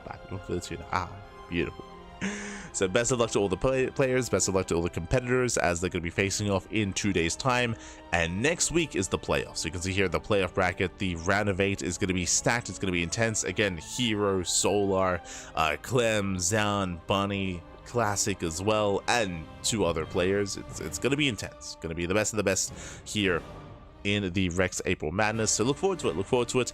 Shout out to Rex. For those who do not know, Rexy is a Taiwanese Zerg player, recently turned caster. Rex has been doing a lot of casting, doing a lot of content creation, a lot of streaming, less playing, taking a bit of a step back from competing and a little bit of a step forward into content creation instead. And of course, Rex is a near and dear friend to the CranKy Ducklings, so much love to Rex. Do wish them the best. And again, big shout out to Rex for allowing us to cast as well in English, for hosting the event itself, and for running this on a regular basis. Last month we had the March Madness. This month we have the April Madness. I can't wait for more madness. Otherwise, GG. Otherwise, GG, well played. With that, hope you all had a great time. Hope you all had a great broadcast. A 5-hour cast, papi. I was hoping it would be a little bit shorter, but no. We had some long games. Some long series. Back and forths. Shout out to some of them being a little bit shorter than others. Otherwise, this could have been like a 6-hour cast very easily. I can see this being 6 hours. If we had less all-ins, for example, and more longer games. But regardless, GG, well played. And we're going to be back in a couple of hours' time with our next broadcast. Bam! As you can see here, we have our weekly schedule. From the top, we just wrapped up with our Tuesday evening broadcast of the Rex April Madness. We're going to be back at 9 AM KST. That's going to be at 10 AM AEST with Code for Giants Cup. That's going to be Code for Giants Cup in 8 hours. In 8 hours time, we're going to be live with our next broadcast. Likewise, we have the Pondcast tomorrow evening. If you are curious, what is the Pondcast? The Pondcast is our weekly talk show where we go over all the news of the week in StarCraft and StarCraft adjacent news. There's a lot to go over. There's a lot of player pickups, a lot of player signups. Not just that, we have some more news coming in as well. Let me just quickly double check what's been happening. We have news regarding the Pigsty Festival. We have news regarding the TLMC, the ladder map pool. True. We have news about the ladder map pool and about moving forward, how that's going to be approached and how that's going to be impacted and influenced regarding the upcoming EWC. We have the latest patch for StarCraft Evolution. True, there was a new patch, a big patch as well. There's a lot to go over, a lot to indulge in when it comes to StarCraft Evolution. Other news is Cheesedelphia. True, Cheesedelphia was announced. We got interviews. We got a lot. We got a lot to get into. So again, if you want to tune into the podcast, we got you covered this week. That's going to be tomorrow evening in 24 hours time. We have Little League Cup on Thursday and Friday. We have more Rex March Madness Thursday. We have KSL, Firegrow Cup, MSO. Plenty of content, plenty of StarCraft. As always, here on the CranKy Ducklings, 2 casts a day, every single day. We cast more than any other channel out there. We take our pride in the quantity of StarCraft that we do. And we have half a day off on Friday. We do have half a day off, which really means we just stream. We just stream some Final Fantasy. We stream some StarCraft Ladder. That's typically how we approach Fridays. But I look forward to the month of May. I look forward to May. May should be a little bit leaner, should be a little bit... I should be able to properly sleep 8 hours in May. It's gonna be crazy. It's gonna be crazy. Look forward to it. Regardless, GG.